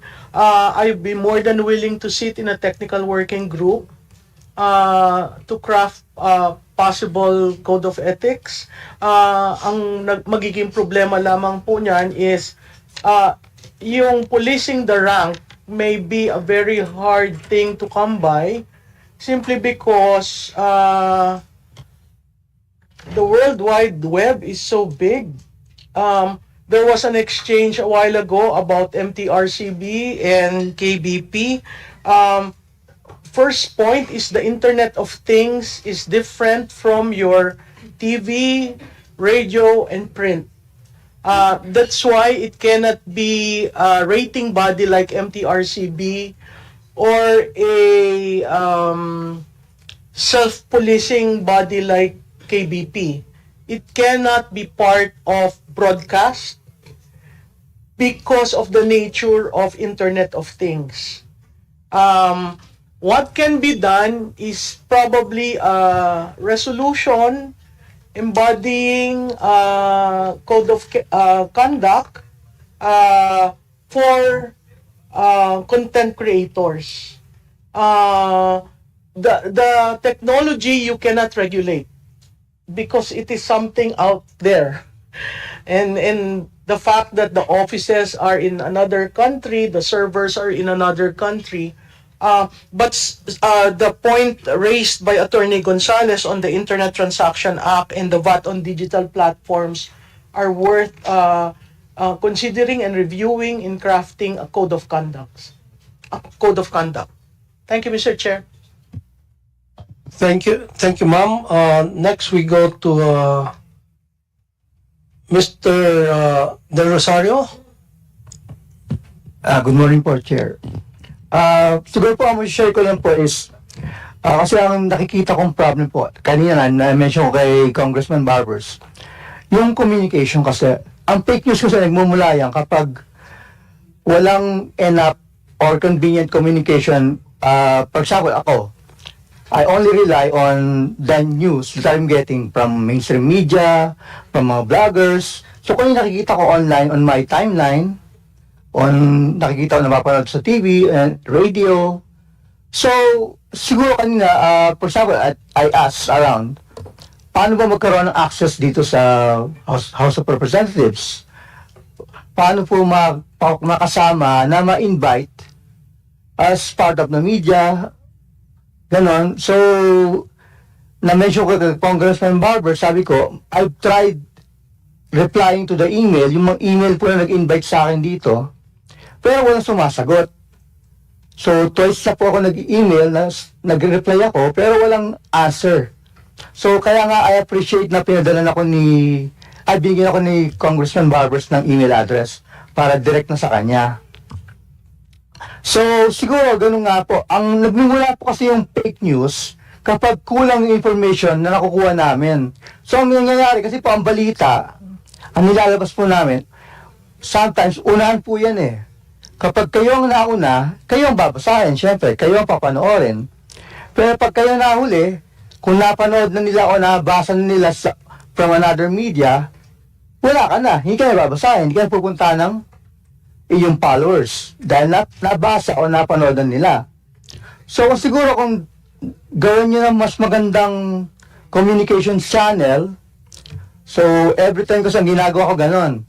For example, pag meron kaming problem sa LGU ng Pasig, taga Pasig po kasi ako, so I communicate directly with the VP, the mayor, and binibigyan naman nila ako ng access para mas madali ko sila makontak. So, ganun din po sa mga government officials kasi, for example, I get invitation from government agencies. Na-invite po ako sa DOST, DOT, DepEd. So, pag may mga events sila, may mga press releases sila, we get it. Pero yung hindi naman po lahat nagbibigay ng ganung ka-convenience na magbigay ng information sa amin para we can properly disseminate yung mga information na tama. And it's not very easy to, for example, meron kaming tanong, ang hirap, walang sumasagot po eh. So, wala kaming choice kundi maglabas ng news na kahit incomplete. So, yung nga po yung sanang gusto ko i-share na mas maganda, bigyan niyo po ng open communication, mas magandang communication channel. Yun lang po.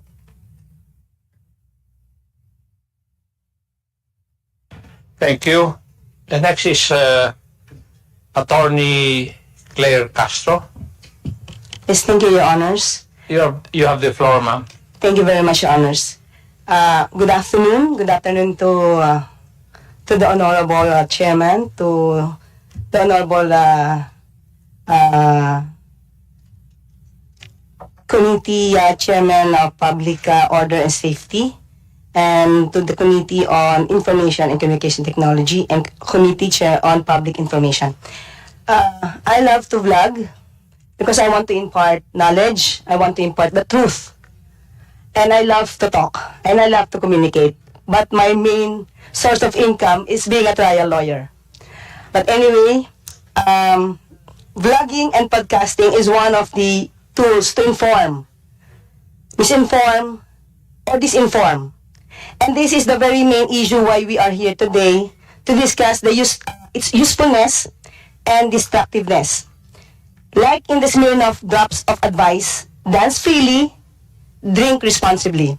So let's just enjoy the social media platforms freely, but use them responsibly. Otherwise, they may cause tremendous damage. And when it becomes destructive because it was used and abused by so-called fake news bloggers or irresponsible vloggers, diyan tayo magkakaproblema about the state of having a healthy and balanced relationship with technology encompassing the mental, emotional, physical impact of digital devices and online activities on an individual. Affected na masyado ang disposition mo sa bahay at sa buhay. At may mga nagpapakamatay dahil sa mga fake news na ito. Just like TVP or kapisanan ng broadcasters ng Pilipinas na nagde-regulate sa mga broadcasters na may code of ethics na dapat sundin. Kung mayroong MTRCB na nagre-regulate regulating those being shown, exhibited, or aired over the radio, TV, and through movies, unlike in the social media, habang may internet ka, you can connect to the whole world in live stream with unlimited time, but without edit. Worldwide and reach kung sino-sinong may gadget. Ito ang tinatawag nating video on demand. Pwede kang manood kung kailan gusto at paulit-ulit, pwede mong i-share kahit kanino. There may be appropriate penalties according to our existing laws. And if a responsible individual or group of individuals continues unabated, it may now be necessary that additional laws be enacted to address the problems.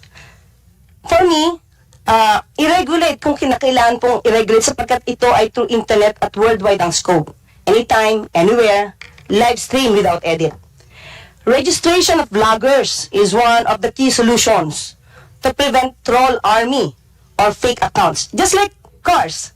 If you have several cars, register them in your name. If you have several social media accounts, register them in your name. It might not be that easy. Pero pag gusto, may paraan. Pag ayaw, may dahilan. Biktima din po ako ng fake news at ng mga irresponsibleng vloggers dahil sa aking ginagawang content. YouTube accounts like mine, Batas with Attorney Claire Castro and Let's Create with Attorney Claire, madalas din nababash, lalo na ng mga panatiko sa ibang mga politiko. Mahirap habulin, especially kung hindi alam yung identity at walang mga mukha na nakikita sa kanilang channel or social media platforms. So, matuto at magkaroon na lang ng tamang pag-iisip sana at critical thinking ang hangad natin dito. Makapagbigay ng katotohanan para ito ay para din sa ikaw unlad ng bansa at ikaw ang unlad ng bawat Pilipino. Dahil kapag mali po ang inyong nasasagap na balita, hindi po tayo magkakaroon ng tamang desisyon. We are also reminding them to be patriotic and not a fanatic. Leaders come and go, but we only have one country to live and stay with our children and loved ones. Mahalin natin ang ating bansa dahil ito lang ang tanging yaman natin. Hindi tayo kakalingain ng ibang bansa. Handa na po ako sa magot kung kayo po ay may mga pagtatanong. Salamat po. Mr. Chairman, if I may, let's finish first all the invited resource persons with their opening statements before we start asking questions. Yes. Thank you, Mr. Chair. Thank you. Next one is Mr. Elijah San Fernando. Yes, Mr. Chair. You have the floor. Mr. Chair, may I be allowed to read my statement, Mr. Chair? Yes, please. Thank you. Good day, Mr. Chair and members of the TRI Committee. I am Elijah San Fernando, former student regent of the Polytechnic University of the Philippines, the current National Vice President of the National Federation of Labor, one of the oldest and at one point in history, one of the largest federation in the Philippines. Also, Mr. Chair, I am the first nominee of Kamanggagawa Party List. I do not have anything against vloggers, Mr. Chair, although I do not consider myself one. I consider myself as an advocate who got lucky to be bestowed a platform. Let me preface this by categorically stating that I do not earn from these platforms, nor am I paid by anyone. Not by any politician, pogo operators, foreign entities and personalities, nor criminal cartels. I am only beholden to the working people to whom I owe allegiance and membership to. I thank the members of this august body for inviting me to this important committee hearing to craft an equally important piece of legislation. I believe that our democracy is indeed under threat, but the threat does not come from ordinary people like us, but from bad faith actors lurking in the shadows, trying to manipulate the elections and social engineer the Filipino people. Let me categorically state also that I know that free speech is not absolute. No less than the highest court of our land has repeatedly said that. But the Supreme Court is also emphatic in defending the primacy and preference of free speech over other substantive economic freedoms and other liberties. For it is only when the people have unbridled access to information and the press that they will be capable of rendering enlightened judgments. In the oft-quoted words of Thomas Jefferson, we cannot both be free and ignorant. The Philippines, Mr. Chair, already has one of the most restrictive shackles to free speech: criminal libel and slander.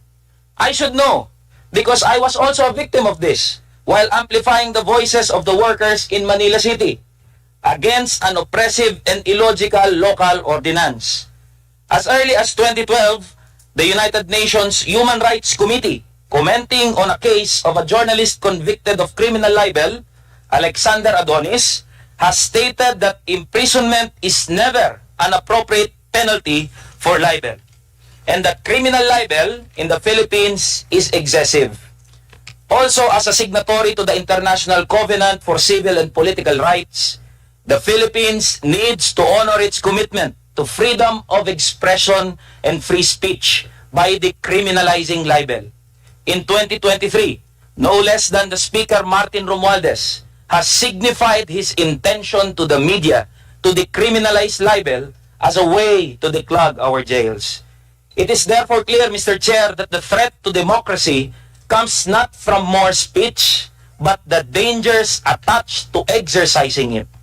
Ordinary people, Mr. Chair, are scared to speak up because of criminal libel. That is why they create parasocial relationships with social media personalities who apparently exemplify and are able to exercise this freedom. Vloggers are a way for the muffled masses to express what they cannot publicly express, which creates a cathartic release for their frustrations and disappointments to our social order.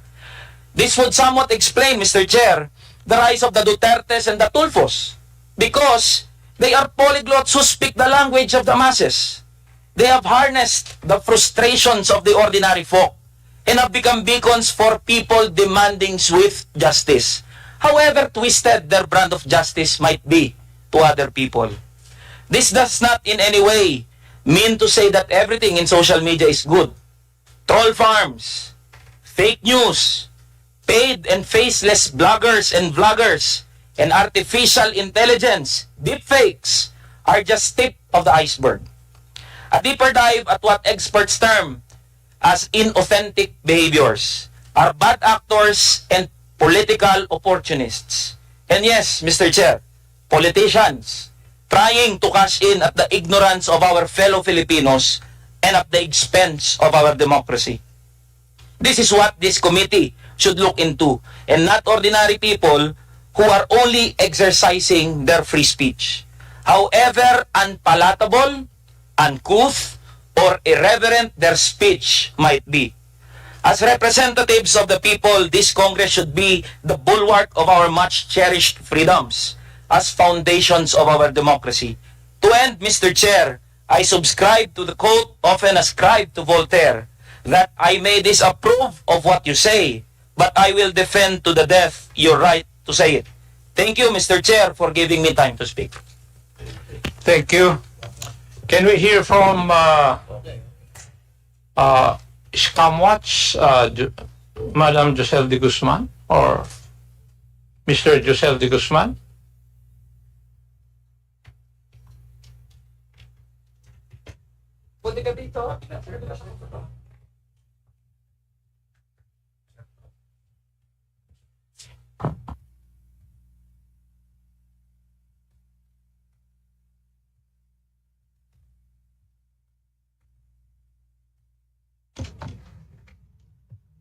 Good afternoon, Mr. Chair.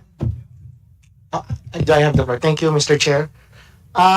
First and foremost, we would like to thank this body for inviting Scam Watch Pilipinas in order to contribute. I know a lot of you, this is the first time that you're hearing about this campaign. So let me first introduce to you Scam Watch Pilipinas. Scam Watch Pilipinas is a volunteer group, a volunteer education campaign by my company, Truth 360, in collaboration with the Cybercrime Investigation and Coordinating Center and the ICT, together with the NPC and the NTC. The objective is very simple. It's educate one Filipino at a time against online scam or against cyber fraud. Our objective is prevention rather than helping those, we also want to help those who got scammed, but our focus is prevention. And we created this together with the other members in order to have a different approach to online scam education. Because if you notice, the government offices, the private sectors, and other groups, when they educate against scam, it's always what is phishing, don't share your OTP. So it's all technical. And however, given the rise of AI now when it comes to scamming, people can no longer catch up with the latest scam that there is. That's why when we approach CICC, Yusek Alexander Ramos, we propose a different approach. This one is attacking the attitude.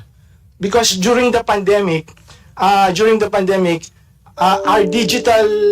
digitalization of Filipinos have been accelerated. Suddenly, our life has become digital. Our kids have been going to school online. We've been working online. We've been paying our bills online. We've been transacting online. And before we know it, after the pandemic, our digital economy has grown to 2.03 trillion according to the Philippine statistics, according to the PSA. So in this aspect, what we realize is that we Filipinos didn't experience or we didn't have formal digital literacy and cyber hygiene in schools. We were just there. Even during the pandemic, the kids don't even know good manners and right conduct online because no one taught them. So what we are proposing is that we created the contra scam attitude, which consists of very basic. Because right now, Filipinos don't have, of course, we need the long term, but we did a bite-size content. We did a bite-size education program, the 4 M's, the magdamot. So we are pushing to be magdamot for Filipinos simply because the scammers are now stealing your personal data. So don't share your mobile number because it is the access to your e-wallet. Don't share your email address, as simple as that. And also, stop the attitude na, oy, buti na lang, 100 pesos lang yung nawala sa akin. So magdamot, okay? But if you multiply that with the number of scams, the 100 pesos is big. The other one is magduda. This is very basic. Don't believe everything that's too good to be true. And people, because of FOMO, a fear of missing out, let's say for instance, last Christmas, if you see, let's say, a 5,000 worth of an iPhone Pro Max, diba? 5,000 lang siya, Filipinos still wants to buy that, baka lang, totoo. Okay, so that's why we're pushing for magduda. The other one is mang snub. This is very basic and this is my favorite simply because when we were kids, we were taught not to talk to strangers outside. But here, because we are the social media capital of the world, and because we are hidden, we think that we are hidden behind the screen of our mobile devices, we actually talk to everyone. We even nakikipag-away nga tayo eh. So these are the 3. And the last one is what we notice, this is our contribution to CICC when they discuss to us the 1326. Okay, so magsumbong. So what we realize, we've been communicating the 1326 hotline since September 2023. And I'm sure if I tell you, if you have families who got scammed, where do they report? I'm sure even though we have a successful campaign, even a lot of media carried our campaigns, a lot of you still don't know that you should report to 1326. because most of the scammers are John Doe. These are organized crimes, okay, according to CICC, and you don't have a suspect. So the first line of defense right now is the Cybercrime Investigation and Coordinating Center. So that's why we partner with them first. So these are the 4 M's. And since September 2023, we were able to launch the Contra Scam Attitude, pushing those attitude, Report to 1326 campaigns, the Holiday Watch that revealed the 12 scams of Christmas, if you've seen those on TV. Actually, those 12 scams of Christmas are your regular scam. We just labeled them 12 scams of Christmas so that Filipinos will be aware. We recently launched the Unmatched PH, where we profiled the different love scammers, because love scam is your entry point to investment scam and then loan scam. And then we also partnered with DOTR and SAIC for the online Bantay Lakbay last summer, wherein we also help educate Filipinos through the use of traditional media, the various travel scams that there are. So, given all these campaigns, we were recognized by the Global Anti-Scam Alliance as the top 3, one of the top 3 best anti-scam awareness campaign in the world. However, we are not happy with that simply because at the end of the day, scam is increasing. Our technology partner Gogolook has reported that, at least from their end, they reported more than 6 million tech scams in 2024, 600,000 call scams in 2024. And the sad part of that is that, according to the State of Scam of the Global Anti-Scam Alliance, only 67% of Filipinos don't want to report scams. That's the sad part. That's why CICC, the 1326 hotline, given all these millions of scam, they only had like 11,000 calls in 2024. And the e-report function of the DICT for the eGov PH app, because you can already report scam in that app. They were only able to gather 15,000 report. So that's very low. That's very low. That's why we are calling, I'm going to use this opportunity at first to suggest and recommend some valid 4 points. The first one is the amendment of the SIM card registration law, because there's one loophole there that will also address the fake news problem and fake Facebook account problem, and that is the unlimited, that anyone can register unlimited number of SIM cards. That needs to be fixed immediately. That's why I would like to also commend the PNP ACG, because almost every day they are apprehending a lot of pre-registered SIM cards. Okay, so any person can own as many. There were even records that one person has 300 registered SIM card under his name. And of course, during that time, a lot of the scammers are also paying Filipinos at least 500 to register a SIM card. So that's the immediate problem. So we are proposing to put a limit, okay, to put a limit in the SIM card registration per person. That's one. Number two is that we ask everyone to make the Interagency Response Center Hotline 1326 of DICT and CICC as the center for scam hotline reporting. I know we have a lot of hotlines there, but we just want to know that the Filipinos can now run by dialing 1326 hotline so that everything will be centralized, at least for those incidents that you don't have any suspect.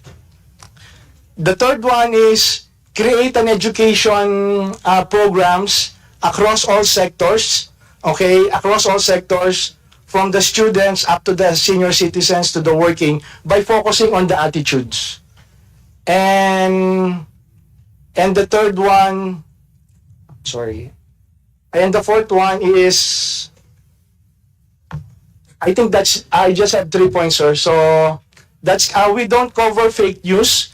However, however, we are going to, our next campaign is to help Filipinos identify deepfakes, simply because that's the next trend right now, and a lot of celebrities, even media personalities, are being used to sell food supplements, promote cryptocurrencies without their knowledge. So that's my statement, Mr. Chair. Thank you for the opportunity. Thank you. Before we proceed further, let me recognize the presence online of the Honorable Jude A. Asidre, the Honorable Edgar M. Chato, and the Honorable Deputy Speaker Aurelio Dong Gonzalez Jr. Magandang hapon po sa inyo. Thank you. Mr. Chair? Yes. I finally remembered the last. I think this is also very important. This is holding the social media companies accountable for fake accounts, because majority of the scams right now are emanating from Facebook. And let's say for instance, I create a new account, okay? I create a new account under a different name, okay, with the same name or same personality, and I just change one letter. Facebook will not remove it. So in this aspect, I think what we need to do is that there should be a clear coordination between government agencies to take down scam pages, because right now we are not allowed to report on someone's behalf if those pages are scam. So nire-report lang po namin sa e-report system. But I think kailangan pong maging accountable yung mga social media companies, particularly Meta. Thank you. Chair, short comment lang, Mr. Chair.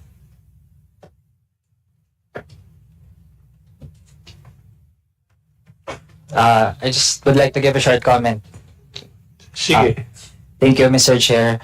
Mr. Chair, I also echo yung pagpapanagot sa kabagalan ng mga social media platforms dahil nga sila naman supposedly yung nakaka-regulate kung sino yung mga gumagawa ng accounts pero halimbawa, Mr. Chair, lalo na kapag may init na issue, yung mga supporters talaga, yung mga diehard na mga supporters, halimbawa ng Vice Presidente, grabe agad mag-bounce, tapos ko i-check yung Facebook account, fresh lang kakagawa, tapos ang pangalan halatang gawa-gawa, tapos lock pa yung account, Mr. Chair. So kapag ganon, halata talaga na hindi yun mga totoong tao na merong disagreement doon sa ating mga opinion. Kasi kung totoong tao, nakakausap natin sa mga house to house, iba yung pagtingin nila sa pagtingin natin, okay lang yun, bagay ng demokrasya. Pero yung pag-manufacture ng public opinion para palabasin nila na sila yung may mayorya ng suporta ng tao at gamit nila ay yung mga account sa Facebook, mali talaga yun.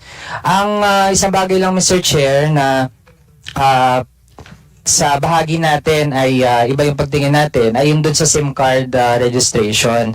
While I appreciate yung efforts naman ng ating mga organizations at may mga bagay naman na pinagkakasundaan natin, pero kung sa bahagi lang po ng SIM card registration, kasi tayo sa Kabataan Party List, we voted no to that kasi alam natin mag-a-arise pa rin talaga yung mga paraan para ikutan ang pag-abuso ng mga SIM cards. In fact, Mr. Chair, merong mga troll farms na yung itsura, hindi na lang tao yung mga nagla-like, nagsishare.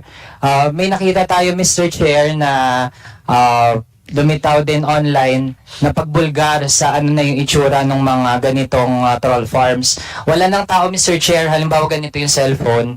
Tapos meron lang silang improvised na mini machine na yung ginagawa. Hindi nga tao, Mr. Chair, parang plastic lang na magsa-swipe up, tapos magla-like, tapos swipe up, tapos magla-like, tapos swipe up, magla-like. So ganun, Mr. Ganun na ka-sophisticated. Kaya kaysa mag-focus dun sa merely targeting sino yung mga gumagamit ng mga SIM cards for bad purposes, tumbukin na talaga natin yung mga troll farms. Lalo kung may ma-identify tayo, dapat na ma-raid na yung mga yun, Mr. Chair, para tumigil na once and for all itong mga ugat ng pag-abuso ng paggamit ng mga online platforms. Yun lang, Mr. Chair. Thank you. Thank you. Next is from SWS, Miss Linda Guerrero. You have to say anything? Magandang hapon po, Mr. Chair. I am not Linda Guerrero, although she's here with me. But I am from Social Weather Stations. I'm the Vice President. Miss Linda Guerrero sent an email or message yesterday indicating Okay. that I may be the one to represent po. But nonetheless, she's here. You have the floor. Okay. We understand that we are asked to be here because in the news there was mention of a congressman citing the SWS survey and saying that in our third quarter survey we did not include his name. That's why we are here. But in Social Weather Stations, I'd like to say that we have been in doing research for almost 40 years. We were established in 1985. We used to conduct surveys on a semi-annual basis. Now we are conducting surveys on a national basis. Of course, that frequency varies depending on the requirement. But in the surveys that we do, we measure or monitor many things: local government performance, self-rated poverty, quality of life, poverty, hunger, among the different issues. And now, given that it's election season, there are times when we have conducted electoral surveys. And if those surveys are released publicly by whoever sponsored the survey, we, based on the Code of Ethics of the World Association for Public Opinion Research, we release the certain requirements. They include, among others, what the survey period is, what the particular questions are, who commissioned the surveys, and specifically what the results are. So all the official releases of SWS are in our website, www.sws.org.ph, including the one mentioned by the congressman. Yun po. And we also have a warning in our website saying that it could be na dahil election season na, may mga pagkakataon na may lumalabas di umano na election surveys na gawa ng SWS, pero ang sinasabi po namin, kung ang survey na sinasabi niyon ay wala sa website ng SWS, ay hindi po kami magbibigay ng komento. Dahil lahat po ng official releases ng SWS ay nasa aming website. Yun lamang po, sir. Thank you. And last but not the least, we have Miss Juliet Havillana of the Philippine Daily Inquirer. You have the floor, ma'am. Thank you, sir. Good afternoon po. We earlier sent a letter po to the joint committees stating our initial position. But with your permission po, I'll cite a few points. The Philippine Daily Inquirer po is primarily a print news publication, and therefore we felt that our expertise on social media regulation is limited. However, we are happy to be here, no matter how humble our contribution might be, because we believe that this is an important venue to address a very critical challenge of our time. So, Mr. Chair, the inquiry would like to reiterate our commitment to the pursuit of truth as the fundamental mission of journalism and our essential role in a democracy. And we do that through a very clear set of editorial policies and guidelines. And we also wanted to show transparency and accountability to our readers. Like there's KBP for broadcast networks, print news publications, we also are members of alliances like the Philippine Press Institute. We subscribe to the Journalists' Code of Ethics, and the Inquirer in particular is a member, active member of the World Association of News Publishers, which advocate press freedom and quality journalism. And we are also a member of the Panata Contra Fake News Anti-Disinformation Campaign led by GMA Network. And through that, we would like to do our part in combating disinformation.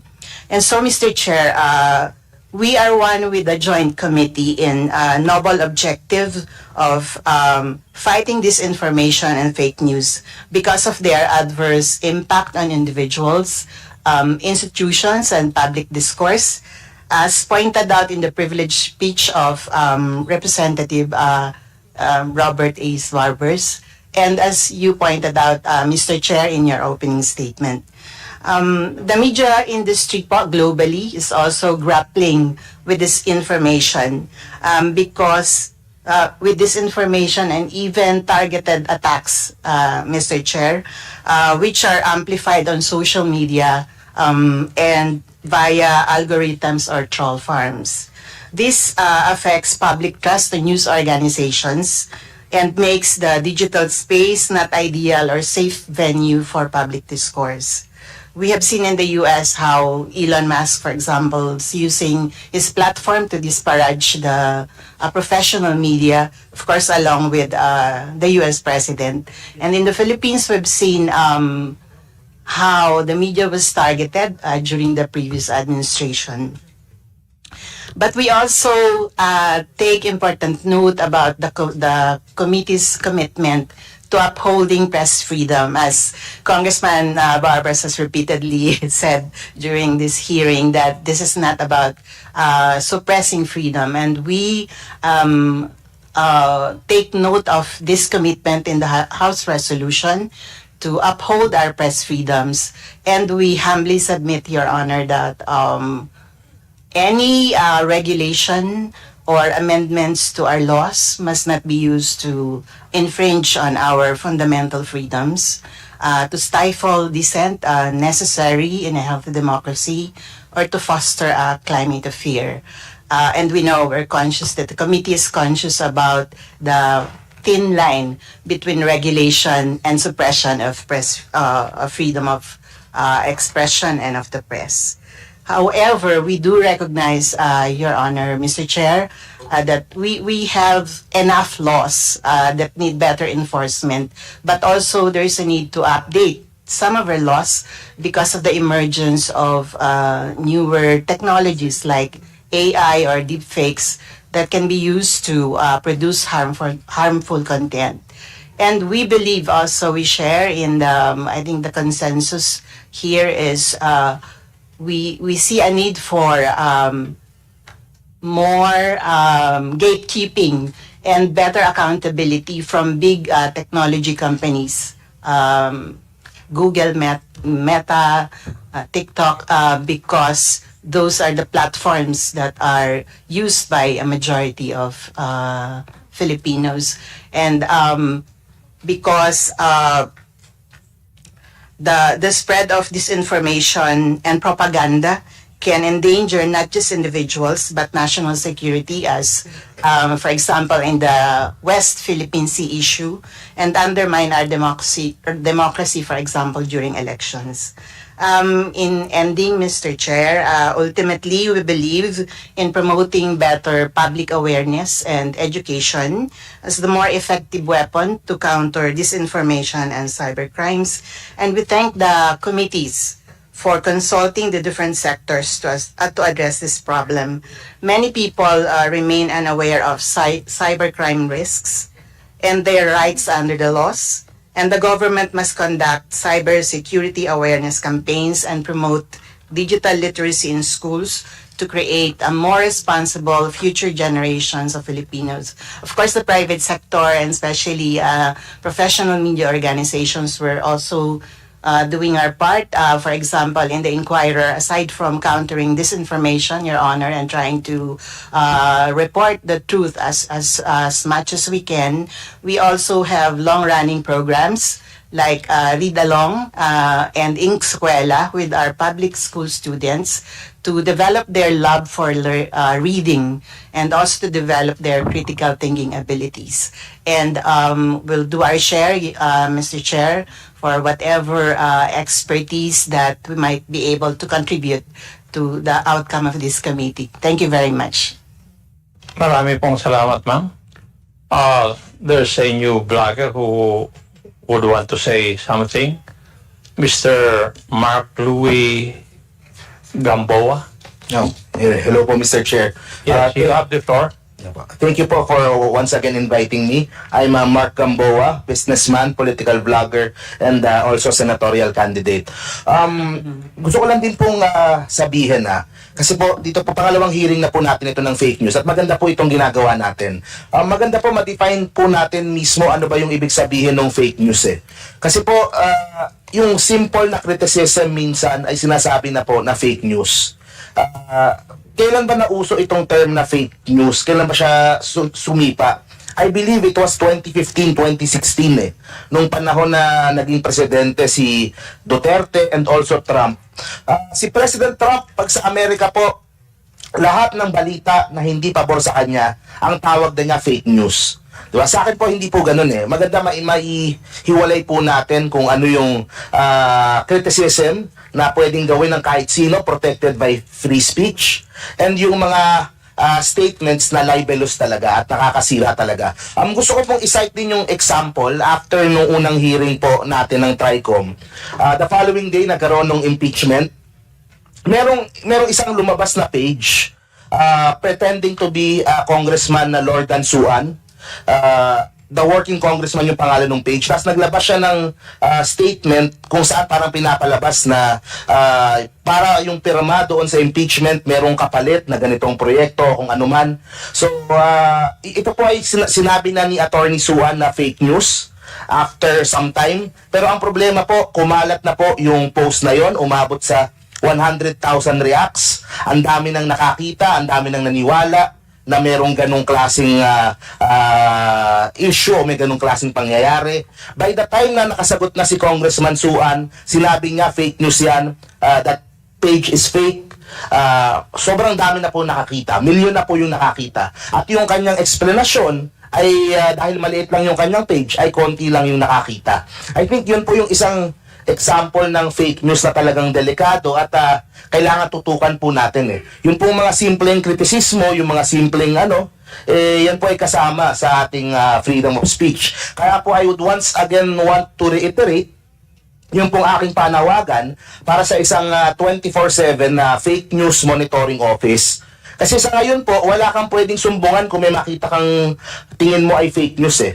Maganda po sana merong opisina under sa isang sa DICT o sa Office of the President o kung saan man na pwede pong tignan. Pag meron pong lumabas, may nag-viral na post na ganon, pwede niyang tawagan kaagad yung congressman involved o tapos ipopost po kaagad. Pwede pong makita ng publiko na fake news pala yung nakita ko. Kasi sa ngayon po talagang wala pong pwedeng pagsumbungan, walang pwedeng mag-clarify, walang page na nagka-clarify pag meron pong mga nagba-viral na mga fake news po na ganyan. Kaya hopefully po ay yun po yung mga isang paraan para po ma-minimize. Kaya po matapang yung pong mga nagkakalat ng fake news sa ngayon kasi po wala pong nagbabantay sa kanila. Masyadong matrabaho naman po kapag magsasampa pa ng kaso sa NBI o sa kapulisan, sa cybercrime. Minsan po hindi na po umaabot sa ganun eh at masyado pong matrabaho para po sa ordinaryong citizen para mag-file pa sila ng mga kasong ganun. Pero kung meron pong ahensya o merong opisina na tinitignan, ito, fake news to, sino bang gumawa nito? Sino bang gumawa ng page na to? Kung paulit-ulit na gumagawa sila ng mga page na puro mga kasinungalingan yung nilalabas, tsaka po ipapasa na sa proper authorities o sa cybercrime para po magawa ng action o masampahan po ng kaso. So, thank you very much po. Thank you. And we will have for the last blogger, Commodore Tariela.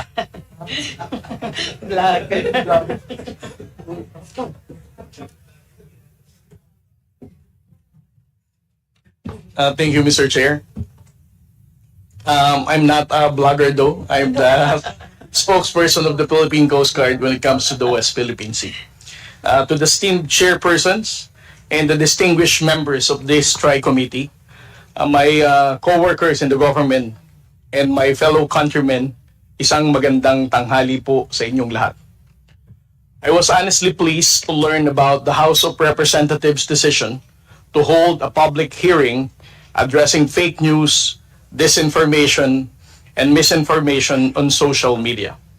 I believe this presents an opportunity for us to finally establish legislation that holds trolls, influencers, and bloggers accountable for their online content. It is important to note that one of the greatest challenges facing the Philippine government in the West Philippine Sea, aside from China's bullying, unlawful activities, and aggressive actions, is combating the spread of fake news and disinformation that obscures the true narrative of events in the West Philippine Sea, leading to confusion and division among our people. Sir.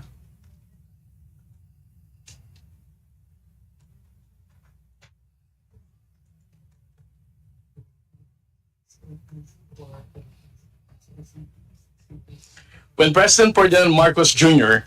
took office in 2022 and declared that he would not surrender an inch of our territory to any foreign power, many questioned the meaning behind his words, especially since the previous administration claimed that all was peaceful and under control in the West Philippine Sea.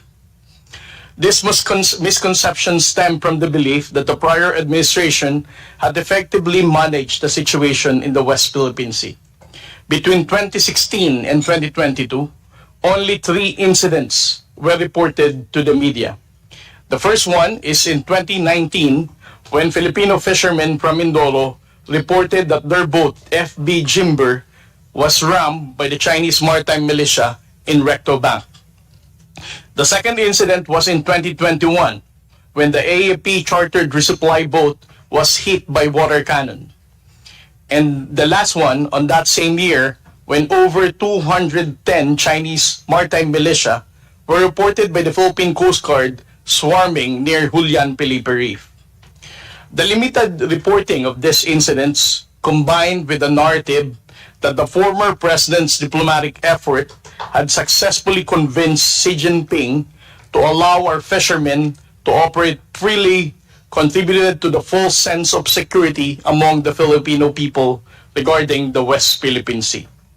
Therefore, for President Marcos to deliver his commitment of not surrendering a square inch of our territory to any foreign power, he has to unite the Filipino people. And the only way that we can unite our highly polarized country is to awaken their sense of patriotism with the right information. This is the reason why the Transparency Initiative of the National Task Force West Philippine Sea was launched in 2023. And it has 2 main objectives. First, it aimed to raise awareness among the Filipino people about the realities in the West Philippine Sea, emphasizing why these issues matter, and outlining the legitimate basis of our position. It is important to highlight that President Marcos' commitment of not surrendering is a goal that may be challenging if Filipinos lack enough understanding of what we are fighting for. It is an open book that President Bongbong Marcos has inherited a nation where fake news and disinformation have dominated the discourse surrounding the West Philippine Sea issue.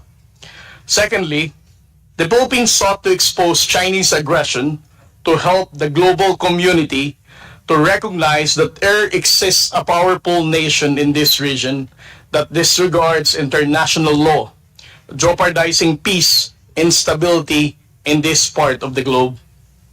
We wanted the world to understand that the Philippines' struggle in the West Philippine Sea is not merely about our maritime jurisdiction.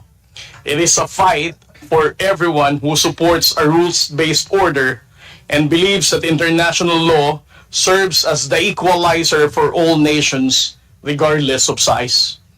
Fortunately, over the past 2 years, we have successfully achieved our objectives. Regarding the awareness of the Filipino people, a recent survey conducted by Okta Research revealed that 84% of Filipinos support the national government's efforts to defend and assert our maritime rights in the West Philippine Sea. Additionally, a Pulse Asia poll indicates that 7 out of 10 Filipinos are unlikely to support pro-China candidates in the upcoming 2025 midterm election.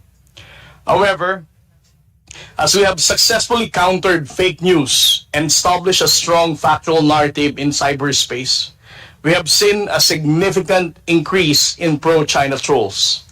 This has only strengthened the resolve of the National Task Force West Philippine Sea to be more transparent in exposing China's actions, as no amount of falsehood can prevail against the truth.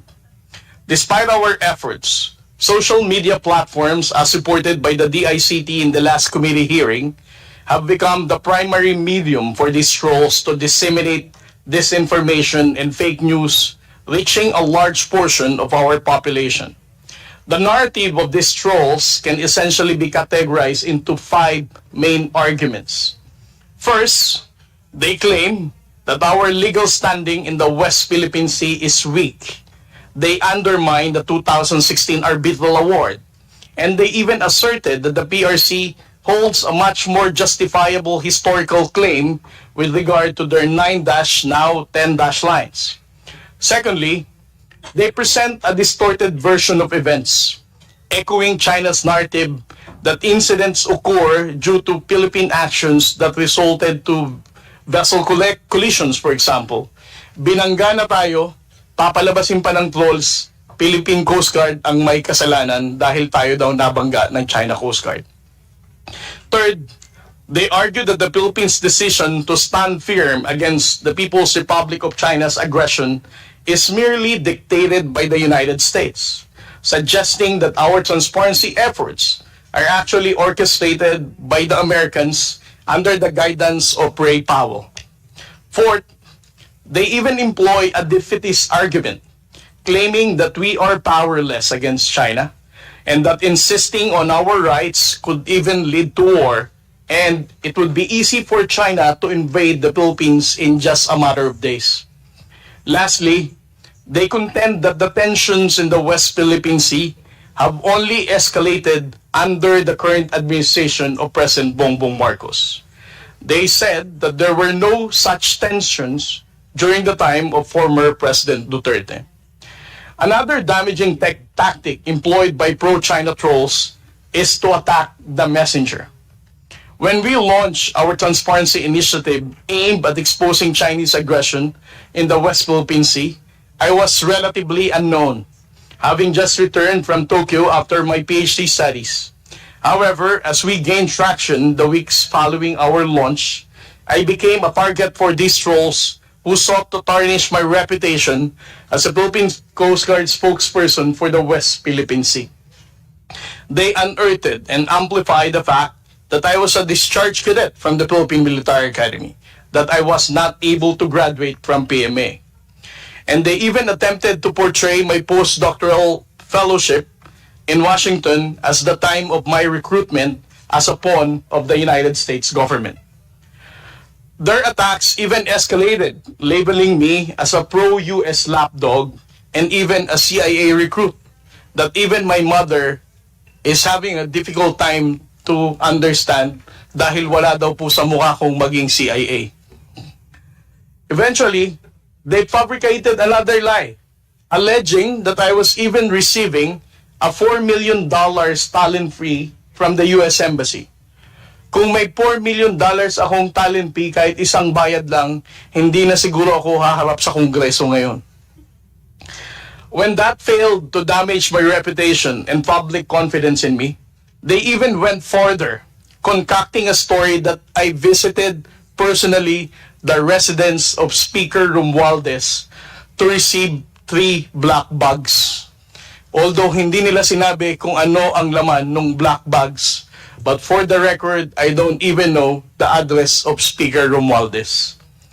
While these lies are absurd, and they're not only frustrating, but also deeply unfair to my family, I am committed to my role in exposing Chinese aggression and raising awareness among the Filipino people so that we can unite as one nation with a renewed sense of patriotism.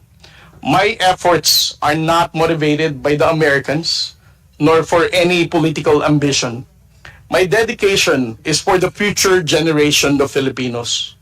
The awareness we instill in today's youth will reshape the future direction of our struggle in the West Philippine Sea. Maraming salamat po, Mr. Chair. Thank you, Commodore Tariela. Before we proceed further, let me recognize the physical presence of the Honorable Geraldine B. Roman. Magandang hapon po.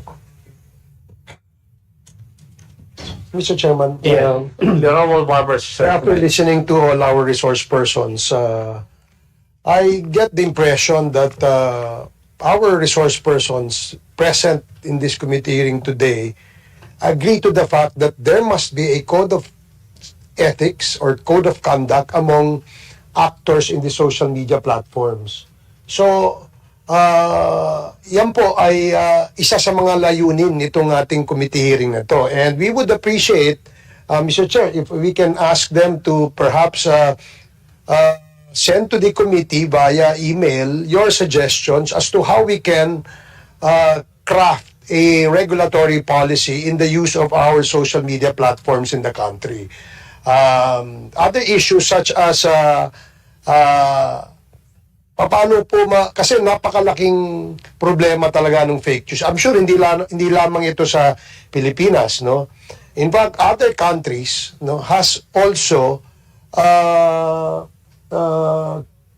come up with regulations, no, dun sa kanilang bansa, no. For instance, sa Egypt, no, meron po silang nagpasa rin sila ng ilang mga batas to regulate the distribution of information and its accuracy in print and online media as well as social networks para pugsain ang paglaganap ng fake news.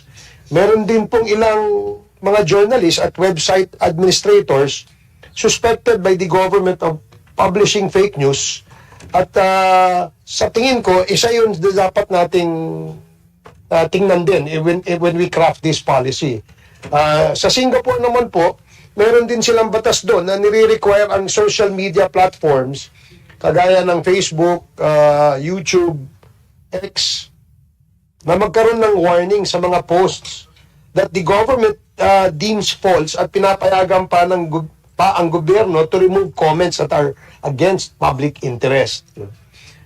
Dito kasi sobra nananawagan ng kudeta, nananawagan ng kaguluhan sa bansa, no?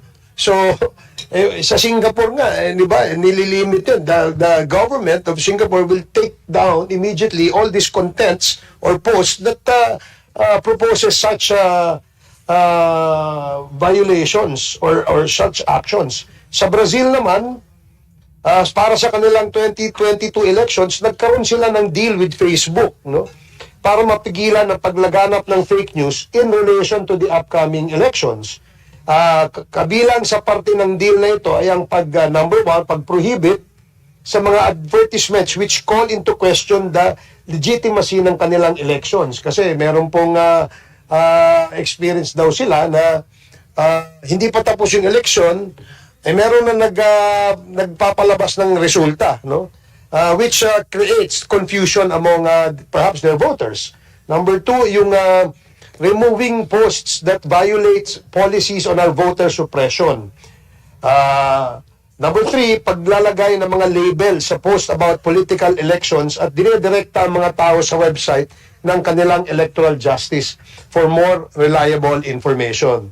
So sa China, ganun din. In fact, hindi nga nila pinayagan pumasok dun yung mga social media platforms and they created their own, no, so that they can regulate and So, gaya ng sinasabi namin paulit-ulit dito, the attempt of this committee or layunin ng committee ito ay bigyan puwang ang ating gobyerno na magkaroon tayo ng regulatory policy.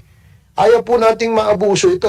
Gaya nga nung sinabi ng ilang resource persons, this is for the next generations to come, no?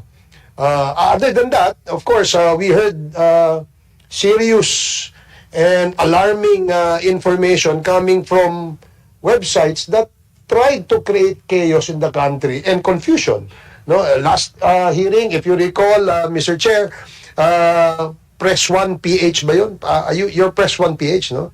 Press 1 PH revealed before this committee that there were several attempts, no, from a website that they discovered were coming from China to destroy the credibility of our president and the like, no, meaning all other politicians for that matter. Meron naman din pong website that are coming from China which promote, no, other politicians or other candidates. So again, diba, may intervention, may interference yung mga foreign countries sa ating bansa which we should not allow.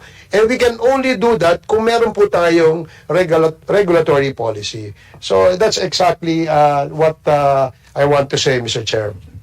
Congressman Barbers, kasi if you remember... Wait to be recognized by the Chair, please. Sorry po. The rule of the committee is that please wait to be recognized by the chair before you speak. Okay?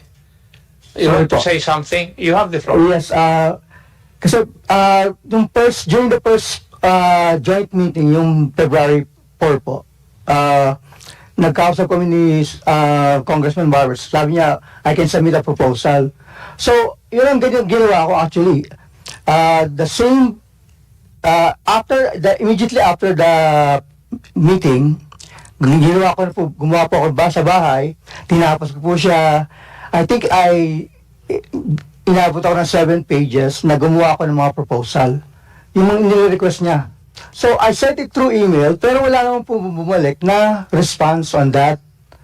So, it was a 7-page long list of recommendations about yung mga possible na pwedeng gamitin or gawin na parang regulatory.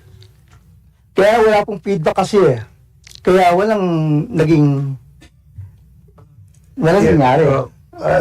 That is correct, Mr. That's the reason why I gave him my email address so that he can email that to me and I can forward that to the committee. So I'll email it again, sir. Yes, please. Kasi baka nasa ibang email pumasok eh. I sent it through the same email na nagpadala ng invitation. And the COMSEC, so can you check your email, please, kung merong nakapasok sa Anyway, you can send it to my email so I will just share it to the committee. Salamat po. Okay, thank you. Thank you. Attorney Castro? Thank you very much, Mr. Chair. Naniniwala po ako sa sinabi po ni Congressman Barbers. As of now, medyo mahina po ang regulatory body. As of now, wala po kasi sa social media. But with regard to the mainstream TV, radio, hindi po, sa tingin ko ay hindi ganun kalakas. Kasi meron po mga pinapalabas sa TV, sa mainstream, at yan po ay naipapasok din po sa YouTube. Mga programang nagmumura, yung mga host, ginagamit minsan yung mga bata kahit na yung mga magulang ay nag-aaway on air. Samantalang sabi po nga natin, kapag ka po ako'y uma-appear sa hearing especially involving children, hinihiwalay po ng korte ang mga bata para hindi po nila nakikita yung mag-asawa nag-aaway. Pero with these programs, nandyan po eh. Kita naman po ito ng MTRCB. At yun nga po, pinapasok pa rin po ito sa YouTube. Involved po ang mga minor children. So, mas maganda po talaga kung magkakaroon po tayo ng hiwalay na regulatory body for the social media. And at the same time, sana call out na rin po sa MTRCB na mas maging meticulous sila sa pag-monitor po ng mga ganitong klaseng programa. Kasi gumagamit mo talaga ng mga pagmumura. Sabi nga po ni Congressman Barbers, yung mga pagmumura na yan, pinapakita kung paano ba sila pinalaki. At yung kanilang tunay na kulay ay lumalabas. Sana yun po yung maiwasan natin. Especially po, nagiging masamang ehemplo po ito. Lalo na kung sila ay nagiging leader ng bansa. Yun lang po. Maraming salamat po, Mr. Chair. Thank you. Let me recognize the online presence of the Honorable Amparo Maria Zamora, the Honorable Jefferson Congun, and the Honorable Jervil Jinky Luistro. Now, mention was made about freedom of speech and expression. May we ask Undersecretary Nicholas T. of the DOJ IACAT to brief us on the constitutional guarantees of freedom of speech and expression. Okay. Thank you, Mr. You Chair. recognize your sec. I think it's been said already repeatedly in this committee hearing that the right to freedom of expression is enshrined in the Constitution. Nevertheless, just like any right that's in our Bill of Rights, this is subject to limitation. For freedom of speech, limitations are subject to what we call strict scrutiny. Nevertheless, such limitations can be upheld if they are deemed to be necessary and reasonable. And we've seen multiple instances of limitations on free speech, such as our libel laws, our laws against obscenity, and similar expressions that have been deemed criminal, that have been criminalized in our jurisdiction. So in a nutshell, Your Honor, we will support whatever endeavor this committee will have in aid of legislation to pass legislation that will better regulate this landscape of the internet, whether that regulation would involve specific regulation for bloggers or regulation or stronger regulation against internet intermediaries. Thank you, Mr. Chair. Thank you, Yusek. Before we proceed to the administrative matters, may the chair recognize the Honorable Gutierrez for his short manifestation. Thank you, Mr. Chair. Mr. Chair, just a manifestation po. No, we had in some questions in mind, but I just wanted to bring it up for the record that we'd like to we'd have. I understand sa admin matters naman po yung presence po ng ating Meta and TikTok. I'm very much interested in what Commodore Tariela has to say, and especially Press 1 PH. I'm aware of some incidents regarding censorship in relation to the West Philippine Sea, and I think that's very germane to the issue here now. But unfortunately, wala pa po yung representative of TikTok. So I believe we'll be taking up naman po in the admin matters. So I will defer to that. Thank you very much, Mr. Chair. Thank you, Your Honor. Chairman Paduano, you have the floor. Thank you, Chairman. Since supposedly this had been tackled this morning. Anyway, Mr. Chairman, we have received a copy of several letters coming from resource persons that was issued the Cpos order during the February 4 hearing, Mr. Chairman.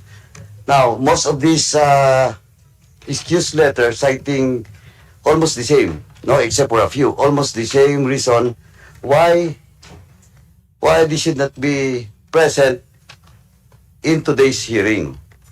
Now, let me take, for example, letter coming from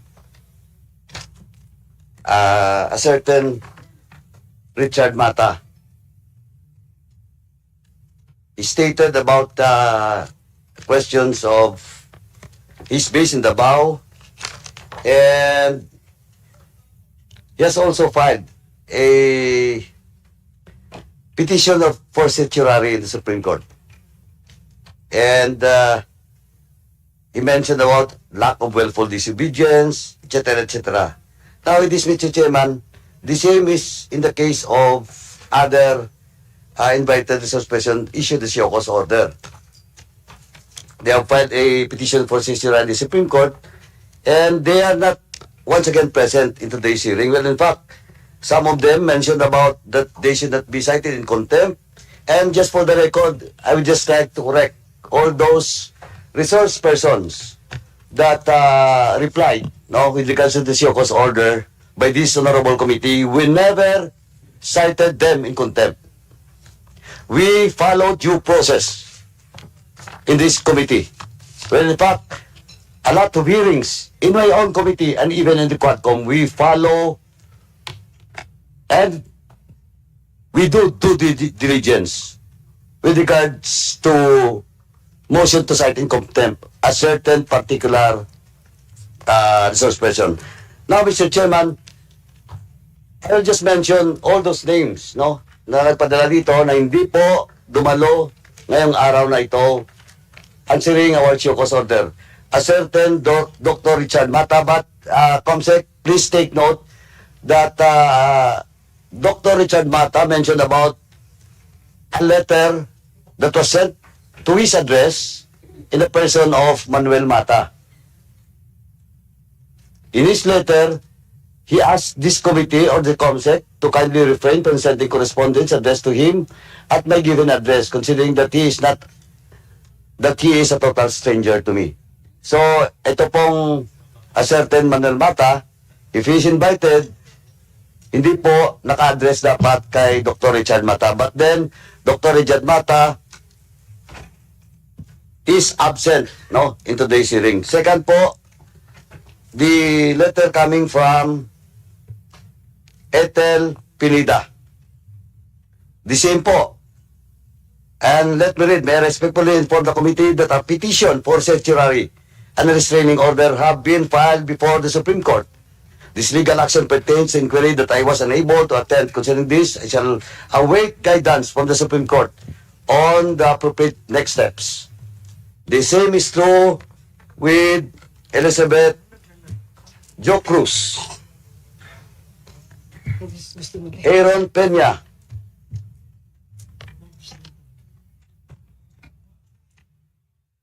Crisette Loretta Chu.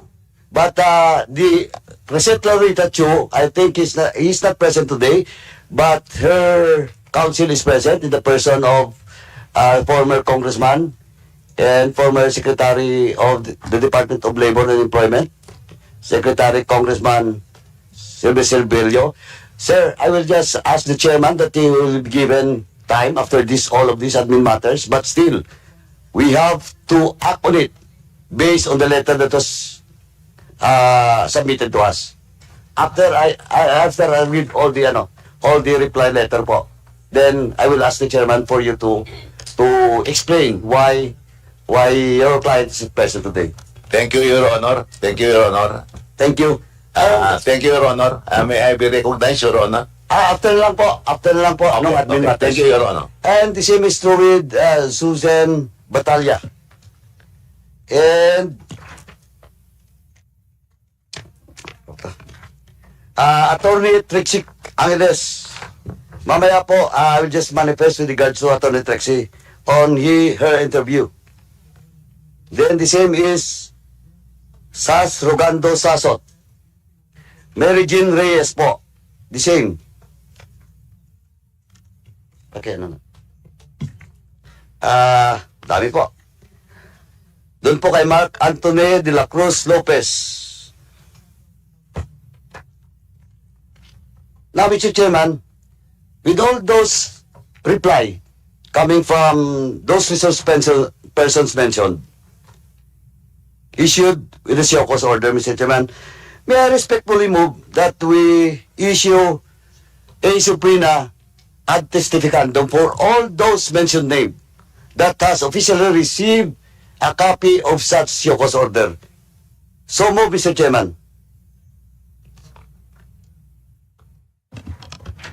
There's a motion to issue subpoena to all those mentioned by the Honorable Paduano for not attending and answering the Cpos order issued by the three committees.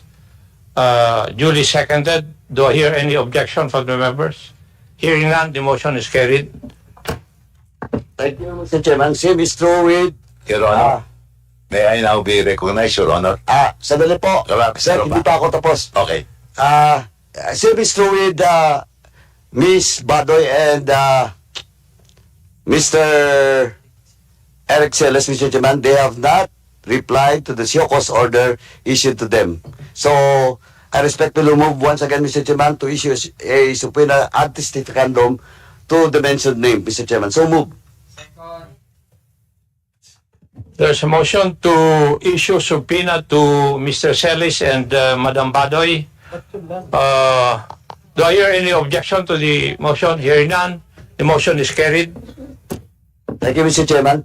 Now, Mr. Chairman, before Mr. Chair to recognize former Secretary Bello, let me read lang, Mr. Chairman, a manifestation with regards to all those invited resource person that was issued the Cpos order, and now they were issued the subpoena. First and foremost, Mr. Chairman, let me read lang question of jurisprudence with regards to inquiry in the aid of legislation. Now, Mr. Chairman, Standard Chartered Bank versus the Senate. Ito po in relation to subjudice rule. Napakalinaw po, and let me read. The mere filing of a criminal or administrative complaint before a court of quasi-judicial body should not automatically bar the conduct of legislative investigation. Otherwise, it will be extremely easy to subvert any intended inquiry by Congress through the convenient ploy of instituting a criminal or administrative complaint. Surely the exercise of sovereign legislative authority, of which the power of legislative inquiry is an essential component, cannot be made subordinate to a criminal or administrative investigation. And in this case, Mr. Chairman, the letter answer to the Cpos order issued to all those resource person that was ordered for a subpoena anti-stickandum is not valid, Mr. Chairman, since Supreme Court mismo po nagsabi na it cannot be applied in inquiry in aid of legislation. And furthermore, Mr. Chairman, on Arnold Tesareno versus Neri of the Senate, let me quote, a legislative investigation in aid of legislation and court proceeding has different purposes. Magkaiba po. On one hand, courts conduct hearings or like adjudicative procedures to settle through the application of a law actual controversies arising between adverse litigants and involving demandable rights. On the other hand, inquiries in aid of legislation are an inter alia, undertaken as tools to enable the legislative body to gather information and thus legislate wisely and effectively, and to determine whether there is a need to improve existing laws or enact new or remedial legislation, albeit inquiry need not result in any potential legislation. Ongoing judicial proceedings do not preclude congressional hearings in aid of legislation. Napakalinaw po na yung excuse letter o yung letter reply ng lahat ng mga resource person that was issued the subpoena in today's hearing is not acceptable and valid po. Now, and lastly, Mr. Chairman, let me read na lang po. Let me manifest with regards to the statement being made by Attorney Trixie Angeles in social media po. Allow me to proceed, Mr. Chairman. You have the floor. Thank you, Mr. Chairman. While we acknowledge the right of Attorney Angeles to seek reprieve before the Supreme Court for an act which he believes will curtail her constitutionally granted right, clarification must be made to further justify the previous directive of this joint committee. Firstly, the joint committee issued the Cpos order against Attorney Angeles not because of her non-attendance to our February 4, 2025 hearing. Hindi po dahil wala siya dito, kaya na-issuean siya ng Cpos order, but because of the content of the communication that she submitted before this committee, which directly challenges our jurisdiction to conduct inquiry in aid of legislation. We have a copy po of the letter sent to us by Attorney Trixie Angeles during the first hearing and invitation po. We would like to remind Attorney Angeles that as an officer of the court and a member of the legal profession, she is bound to respect and abide by the Constitution. And under Article 6, Section 21 of the Constitution, let me cite, the House of Representatives has the power to conduct inquiries in aid of legislation. Therefore, it is imperative upon Attorney Angeles to respect and acknowledge this authority as enshrined in our Constitution. Secondly, Mr. Chairman, the Joint Committee directed the Legal Department to study and consider filing possible disbarment case against Attorney Angeles because we believe that an officer of the court, she must conduct herself as a true advocate of law rather than being the one directly promoting its defiance. It must likewise be stressed that Attorney Angeles has a propensity of violating the legal profession's code of professional responsibility. Per records, Attorney Angeles has already been suspended by the Supreme Court in 2 occasions. First, in 2016, when she was suspended for 3 years because of her failure to act on a case of her client despite payment of legal fees, and again in 2023 when the court imposed a 6-month suspension against her for using abusive and inappropriate language in a submitted pleading.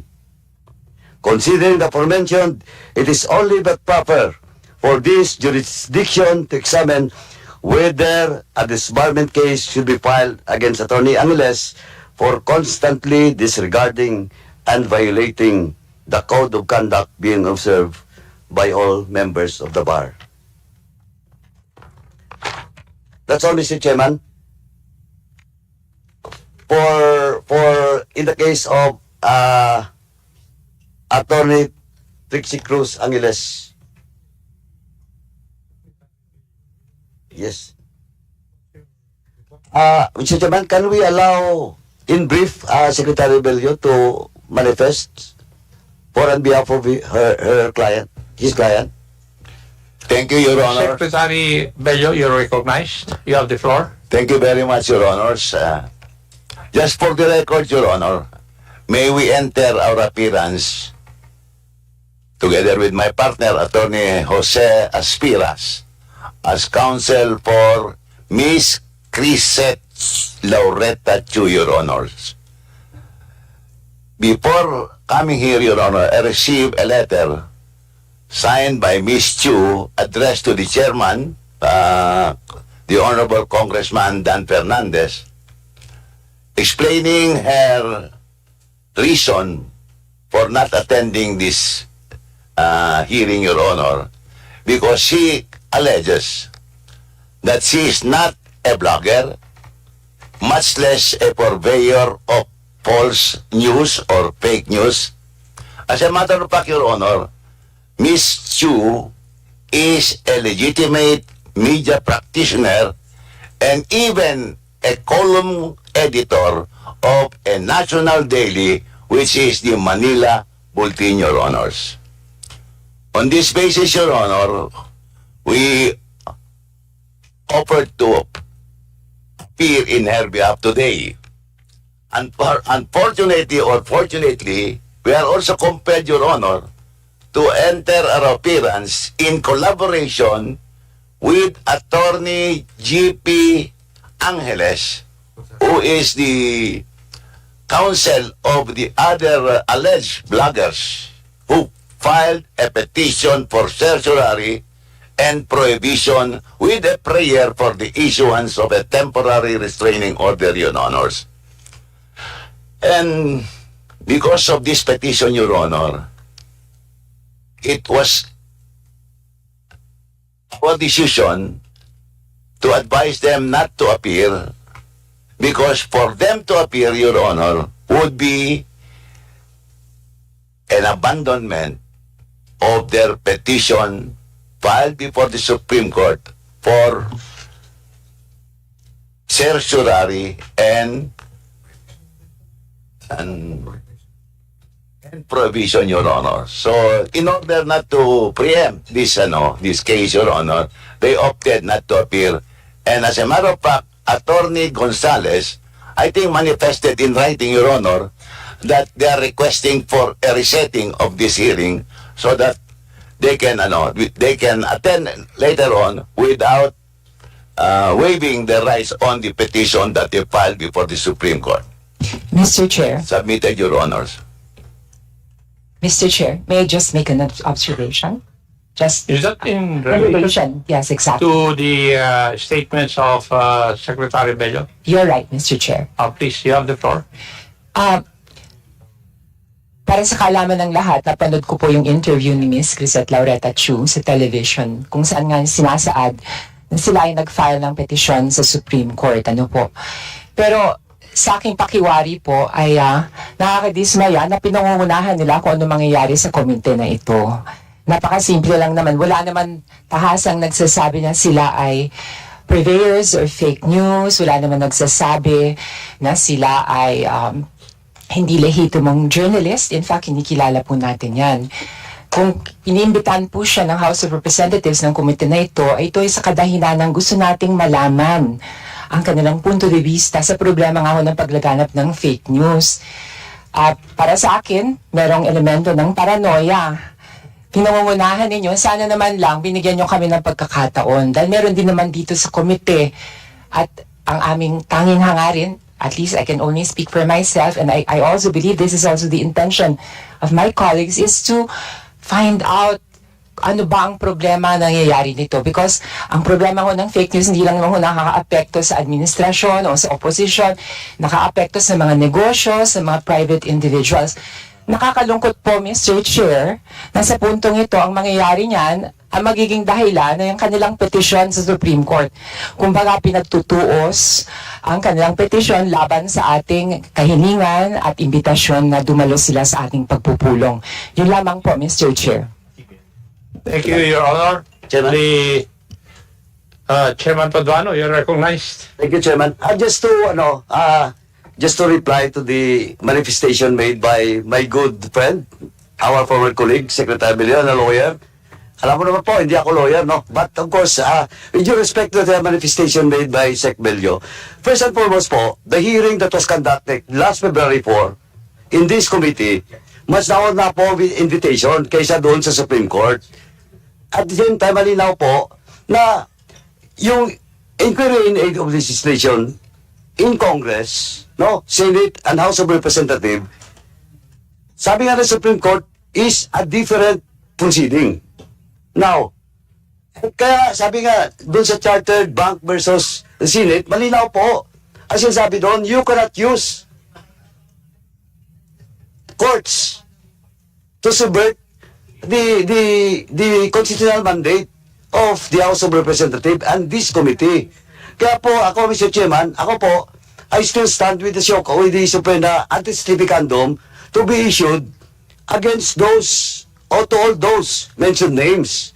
And one of those is the client of former Congressman and Secretary Bello. Malinaw po, they only filed when in fact you are not part of the filing of such certiorari in the Supreme Court. Iba pong abogado doon, di ba, Sec? I agree, Your Honor. I do not know. I don't disagree with your position.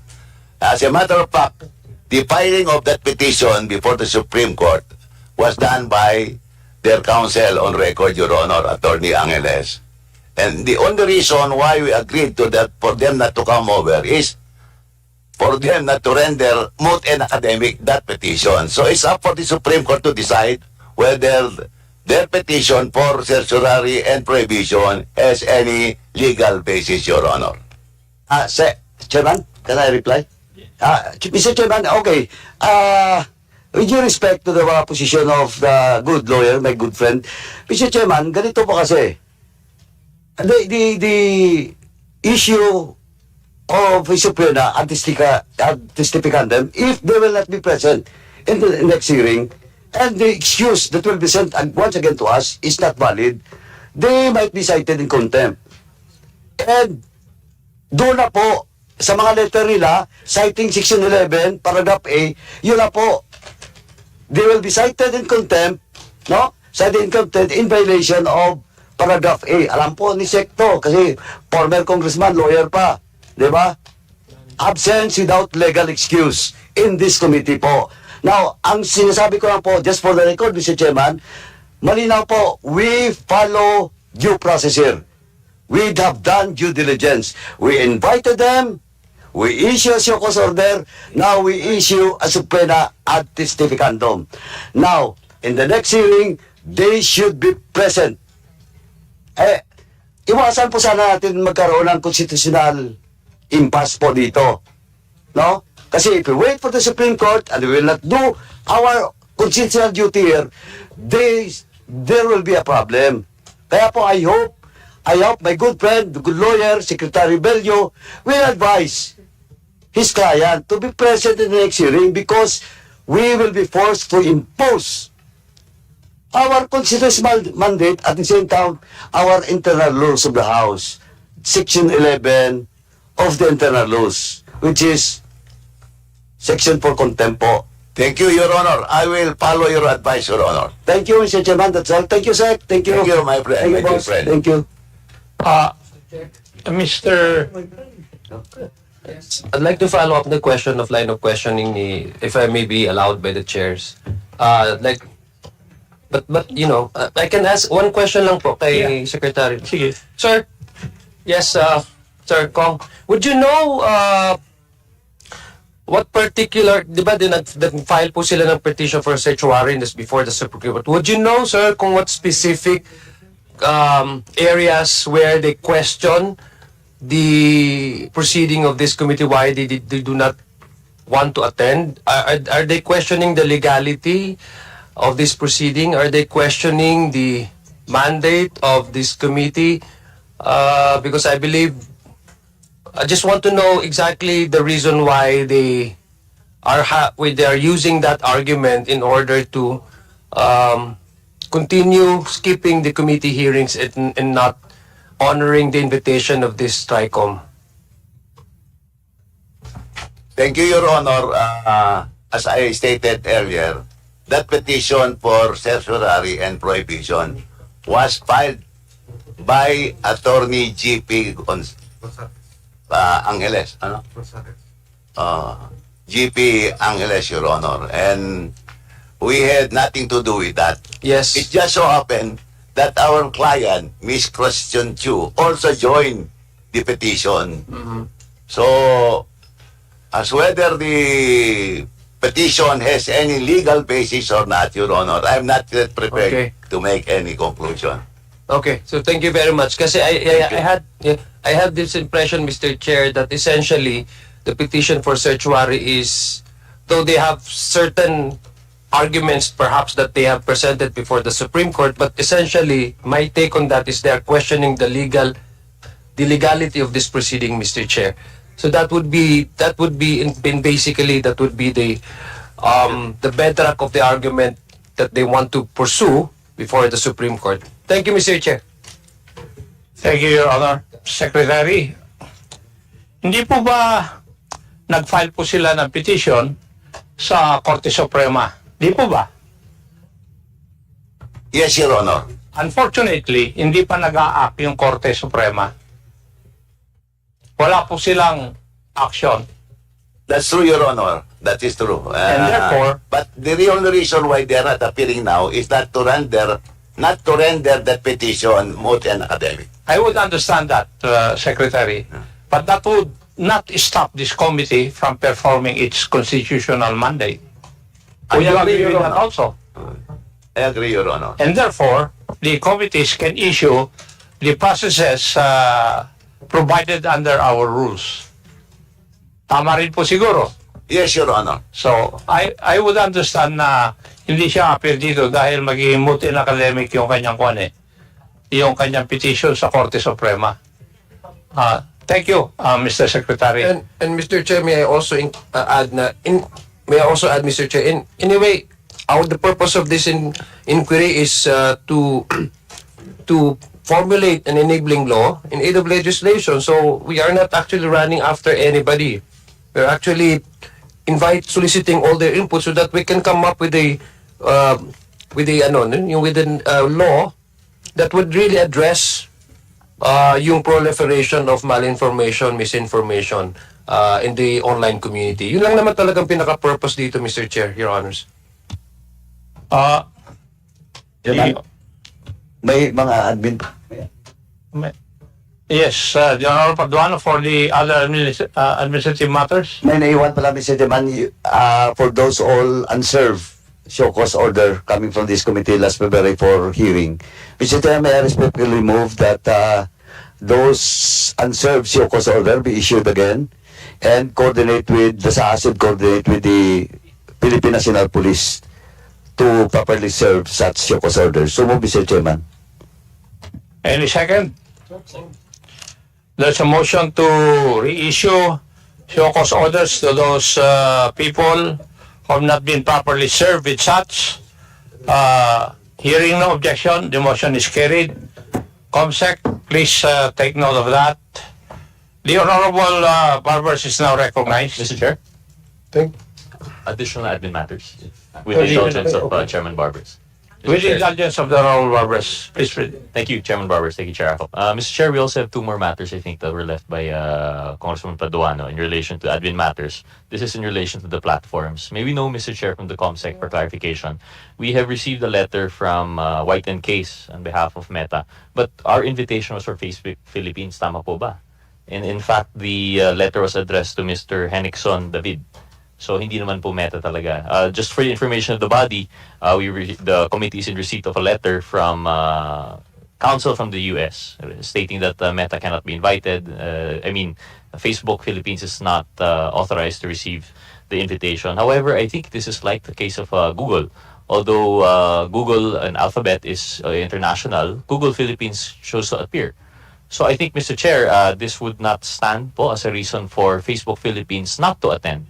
So given that they have failed to substantiate the reason for their absence, may I move, Mr. Chair, that a show cause order be issued for Facebook Philippines? Second. Could you please enumerate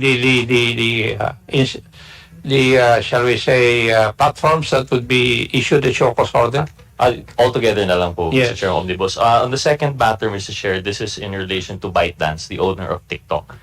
They've sent a letter to the committee stating that they could not appear due to an engagement in Singapore. Unfortunately, the engagement was not substantiated, and based on precedents in this committee, we generally would require proof of the reason of their absence. So likewise, in the same manner, then I would like to amend my motion, Mr. Chair. I'd like to move that the show cause order be issued to ByteDance Philippines, or the invitee here po, no, sa email to, and to Facebook Philippines, Mr. Chair. Second. Any objection to the motion? Hearing none, the motion is carried. COMSEC, please take note that we issue a show cause order to the mentioned platform. Mr. Chair, sorry, one more amendment in line with the rules of the committee, as the COMSEC has just informed me now, to include po in the motion the specific person. So for ByteDance Philippines, that is Ms. Pichi Paderna, and for Meta Platforms, or in the case of Facebook Philippines, this is Mr. Henrickson David. Thank you, Mr. Chair. As amended, do I hear any objection to the motion? Hearing none, the motion is carried. COMSEC, please take note that we invite the persons as mentioned by the Honorable Gutierrez. Thank you, Mr. Chair. Chairman, for admin pa rin po to. Sorry po. Mr. Chairman, may, since Attorney, former Secretary, former Congressman Bello has already entered this appearance as counsel of those resource person, is requesting us if he can now leave because he has still work outside. Is there any objection from the members that we excuse Secretary Bello? Hearing none? Okay. Thank you, Chairman. Honorable Barbers, you are now recognized. I would like to yield my time to Congresswoman Roman, because she promised me that it will just be very short. The Honorable Roman is recognized. Anyway, Mr. Chair, nais ko lang isaad at bigyang diin ang naturalesa ng komisyon na to, no? Which is basically investigation in aid of legislation. And I think meron tayong konting problema sa pagpaparating dito ng ating mga imbitado dahil nga pinangungunahan nila ang ating pakay, no? Akala nila ay lilitisin sila dito, hindi naman po ito korte, hindi naman ito hukuman, bagamat ito ay simple lamang na pagpapalit ng kuro-kuro. Kalina na rin po ng naturalesa ng committee na ito na maghanap ng mga polisiya at mga patakaran upang i-regulate ang social media upang iwasan ang paglaganap ng fake news. Nais ko sanang ihatag sa komite na ito ang naging bunga ng aking pakikipagpanayam sa mga journalists, sa mga content creators, sa mga eksperto na masasabi. Kung papahintulutan po ako ng ating mabuting chairman, ay gusto ko sanang ilatag ang aking suggestion para maiwasan ang problema natin na tila nagbubunga doon sa kakulangan ng regulations, ng policies, ng mga internal regulations na sinasabi, no? At pagkakaisa sa loob ng sektor. Ang COMSEC, sana makadistribute kayo ng tinatawag kong pagtatatag ng Digital Council of the Philippines. So I made a policy briefer. So the proliferation of fake news, disinformation, and malinformation on social media platform poses a significant threat to public trust, democratic discourse, and national security. Alam na po natin yan. Despite existing laws, current mechanisms are fragmented and insufficient in addressing digital misinformation. At palagay ko, we're all in agreement sa puntong yon. Therefore, this proposal seeks to create the Digital Council of the Philippines, a multi-stakeholder body tasked with setting standards and ensuring accountability for online content. So, ang mga layunin pong objectives ng Digital Council of the Philippines is number 1, to establish, and please listen kasi I'm going to ask you, magkakaroon po tayo ng pagsusulit. Tatanungin ko po kayo sa inyong mga opinion, Mr. Chair. Number 1, to establish a regulatory body that sets ethical standards for digital content. Number 2, to combat fake news, disinformation, and malinformation. Number 3, to promote digital literacy and responsible online behavior. And number 4, to ensure coordination between government agencies and private stakeholders. Mr. Chair, narito po ang kapisanan ng broadcasters ng Pilipinas, di po ba? Maaari ko ba siyang makapanayam? I think the KBB representative is here. Yes, Mr. Chair. Para magkaroon po kayo ng ideya kung anong tinutukoy ko sa natatag ng Digital Council of the Philippines. Mr. Chair, tatanungin ko din sa KBP. Are you familiar with the Advertising Standards Council? Yes. Mr. Chair, could the resource person be to describe the function of the Advertising Standards Council of the Philippines? Yes, Mr. Chair, I'm familiar with the Ad Standards Council of the Philippines. I'm a founding member. Okay. The Advertising Standards Council was an offshoot of the Ad Board of the Philippines. Its intention is to regulate content or advertising content in order to conform with its certain advertising standards, which standards were developed by the industry. It goes, there are several procedures, but basically, advertising material is pre-screened or post-screened. The key to all of this is the gatekeeper, and these are the media outlets who are members of the Ad Standards Council.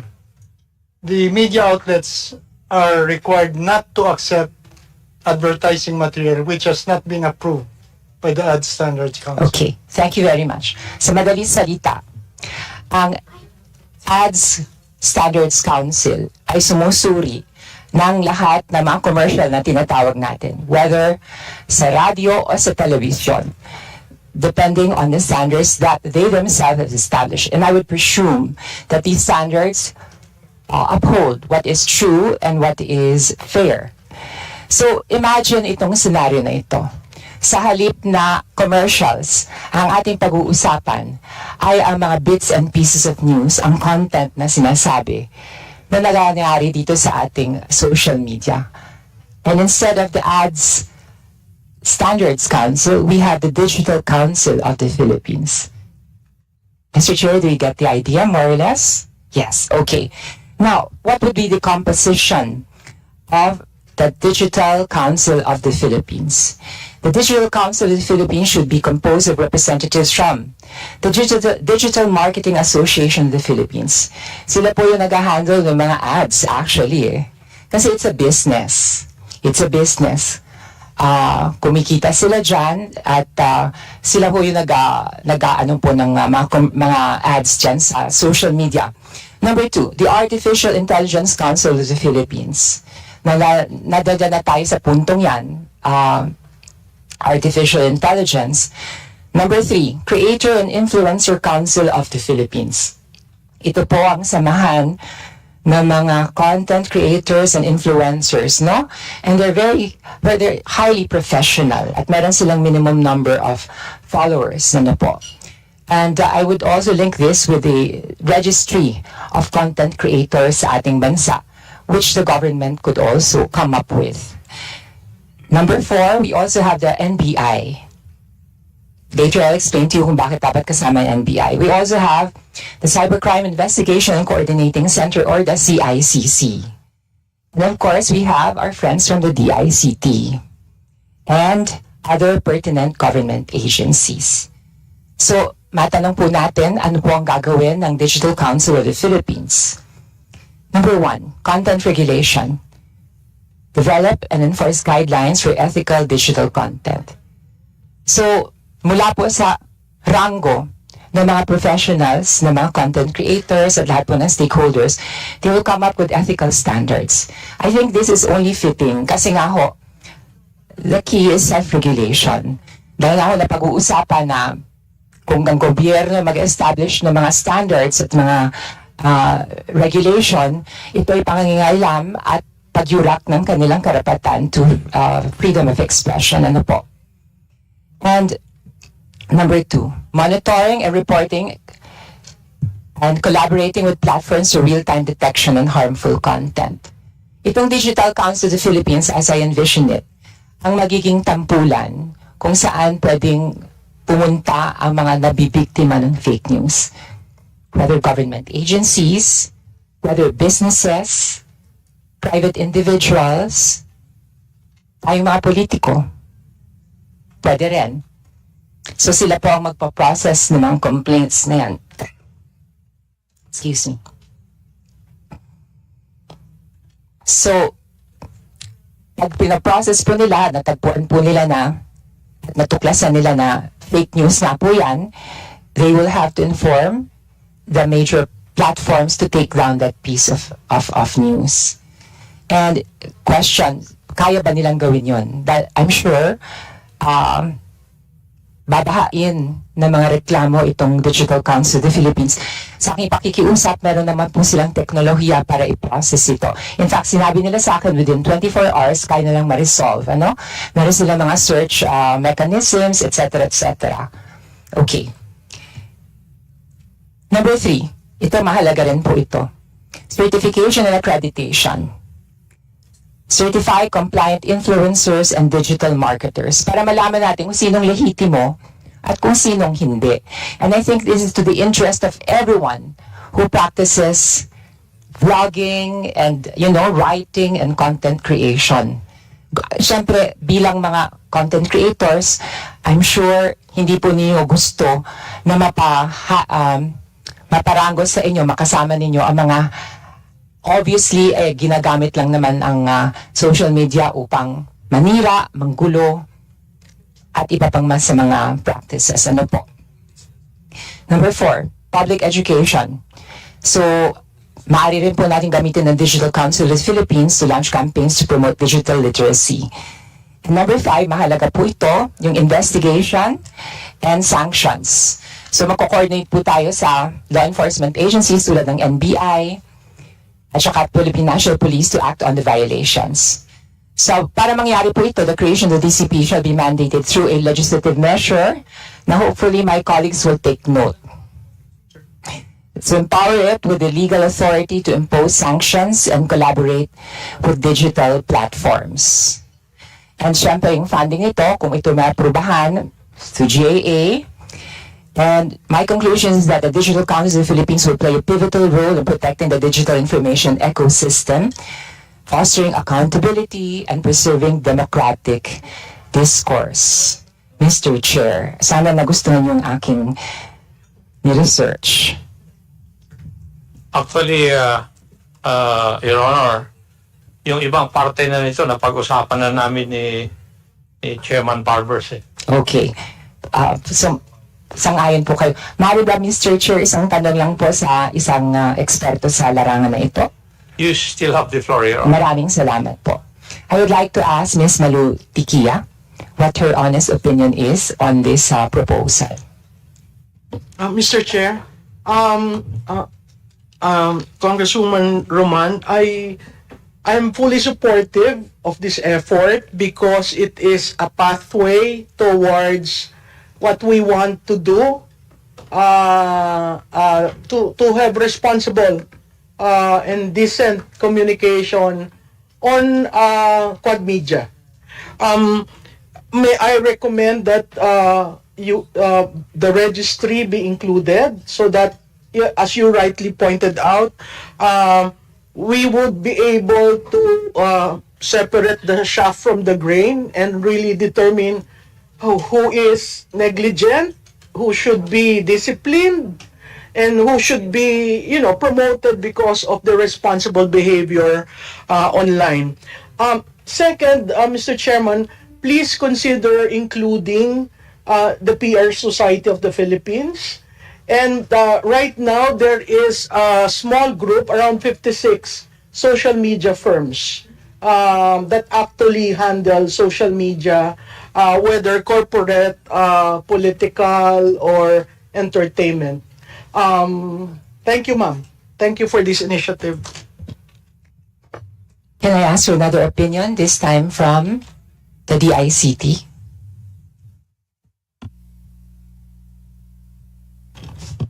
Good afternoon, Mr. Chair, Madam. We fully support the creation of this digital council. Actually, ma'am, we have already some notes relative to a creation of a similar body. Until such time, Madam, that we have the draft. Definitely, the the DICT will be supporting such. Thank you. May I ask, Mr. Chair, for the opinion of a vlogger who is present here? Any would like to make a comment? Meron ba tayong vlogger dyan? Yes, Yes, Mr. ma'am. Chair. Mr. Chair? You have the floor. Yeah. Actually, yung sinabit ko pong proposal sa Congressman Barbers is almost similar to what Congresswoman Roman is saying. So, I expect kasi last February po, nandito na yung mga Meta, yung lahat ng social media platforms. So, hindi na ako nakapag-consult with them dahil nga, so hindi ko ba na-polish yung proposal ko. Pero yung idea po ni Ma'am Congresswoman is napakaganda po talaga. Similar na po yung proposal ko rin po. Parang ganun na rin po. Mr. Chair, sa pamamagitan daw ng batas na maaari nating balangkasin sa pagtatatag po ng Digital Council of the Philippines, ay maaari na rin po nating require ang ating mga social media platforms katulad ng Facebook to have a physical presence. At maaari rin po nating isingit yung asupin ng taxation na napalaki ng kanilang kinikita sa larangan na ito. Yun lamang po, Mr. Chair, nagpapasalamat ako kay Representative Barber sa pagpapaunlak niya sa akin. Maraming salamat po. Thank you, Your Honor. Chairman Barber. Mr. Chair, if I may. Yeah, you have the floor. With the Mr. Chair, indulgence of the Honorable Barber. Yes. Mr. Chair, I'm Director Rosillos of the Cybercrime Investigation and Coordinating Center. I think I just have to mention that it's quite timely to inform the committee that the Cybercrime Investigation and Coordinating Center has already activated its executive committee last February 3. And together with this, there is already an interagency committee trying to have a singular approach to cybercrime.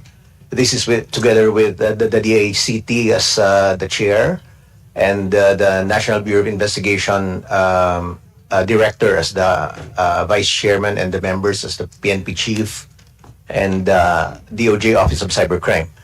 We have already formed and we have already met. And the proposal of the Honorable Roman seems timely because this can be one of the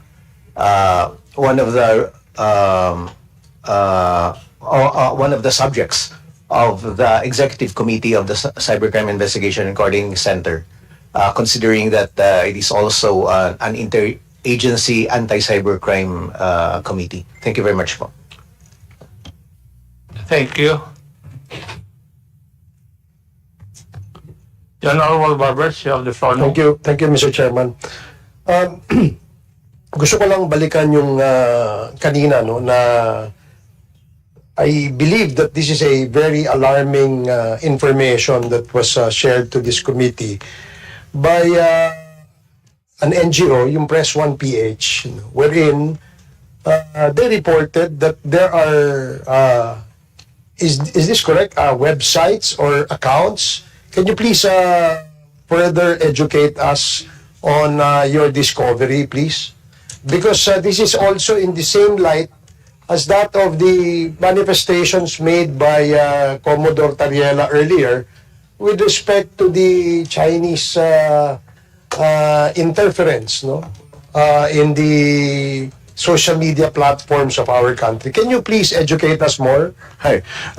Okay po, good afternoon po, Mr. Chair and all of our honorable congressmen.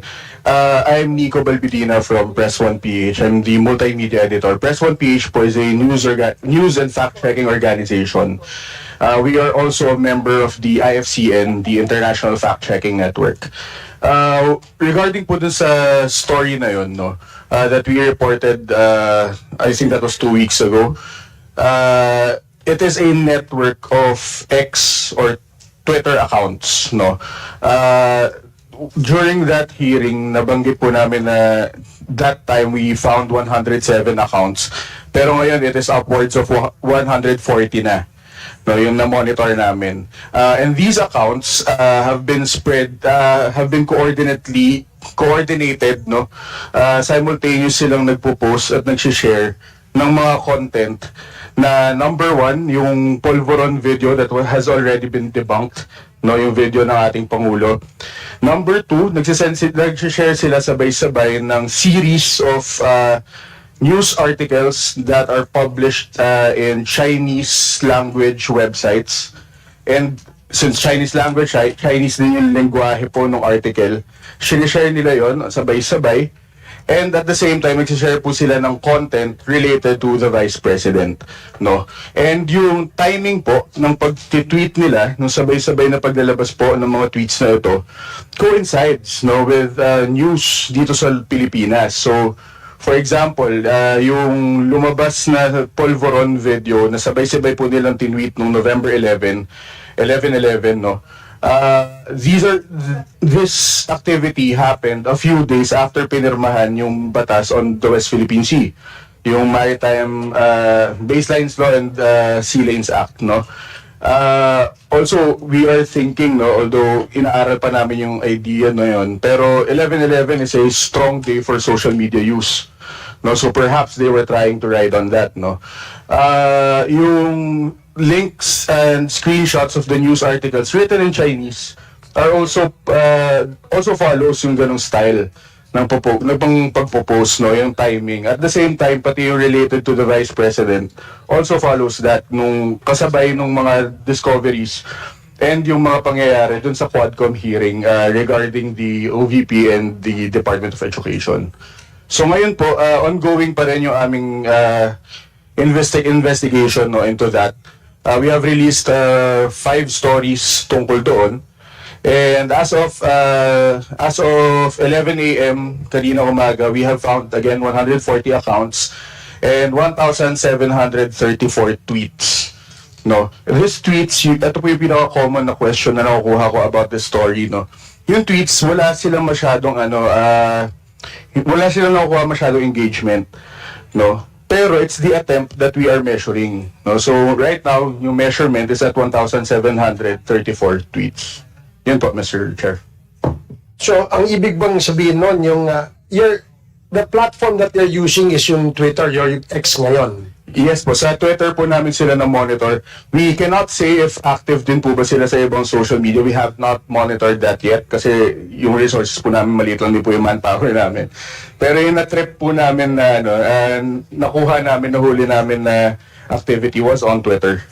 Okay, so you said earlier kayo ay fact-checkers, correct? Yes, and Mr. you're Chair. not in any way a government agency or a unit of a government agency. No, Mr. Chair. Private kayo. Yes po. At ginagawa niyo to, bakit? We are journalists, no? So I think it's part of our mandate. And to because also fact check. you're a journalist, ang ibig bang sabihin, yung iyong fact-checking methodology are bound by rules and regulations under the code of conduct ng mga journalists. Yes, Mr. Chair. I am a member of the NUJP. We have a code of conduct code of ethics for journalists, no? We are also a part of the IFC and the International Fact-Checking Network. This is a group of fact-checkers sa buong mundo, no, at matindi po yung kanilang process, no, sa pag-ensure, sa pagpapasok ng mga members. Talagang very deliberate, no, talagang detalyado. On our website, when we do our fact checks, nandun din po yung aming fact-checking policy. We are very transparent sa kung paano kami nagpa-fact check. In-explain namin doon lahat ng processes that we take, no? Lahat ng measures that we take to ensure yung fact check namin ay maayos. This is also the same for other members of the IFC, and including also yung mga Philippine organizations like the previously invited Verifiles po, no? Okay. So yung grupo nyo has the technical capability to determine what is fake and what is real. Sabi nyo kasi nagpa-fact check kayo, di ba?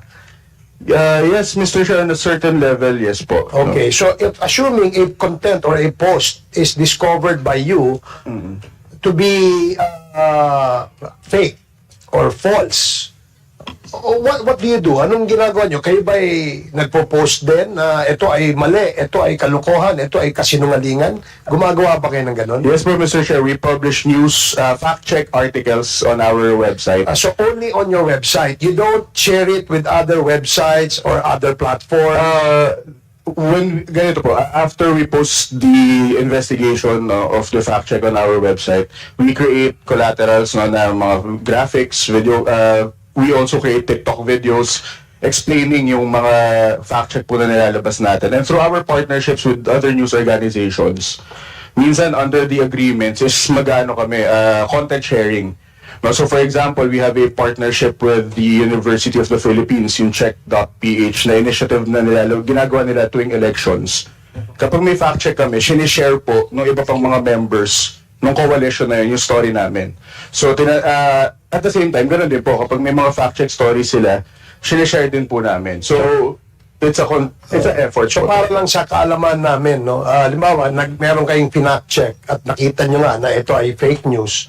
So you immediately create contents that would determine that this post is a fake post or fake content, ganon? Yes, it will start po with an investigation, with a study. And then you share this with other platforms? Yes po, that we are partners with. Yes. Okay, and these are, ano mga platforms ito? TikTok, sabi mo kanina, TikTok, no? Yes po, we have a TikTok channel, Press1PH.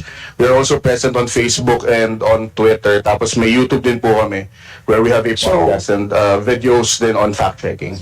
Did you ever experience that when you do your fact-checking and post something, they take it down? Platform takes it down? Hindi naman po, awa ng Diyos, no? Wala po kaming ganong experience, no? Okay.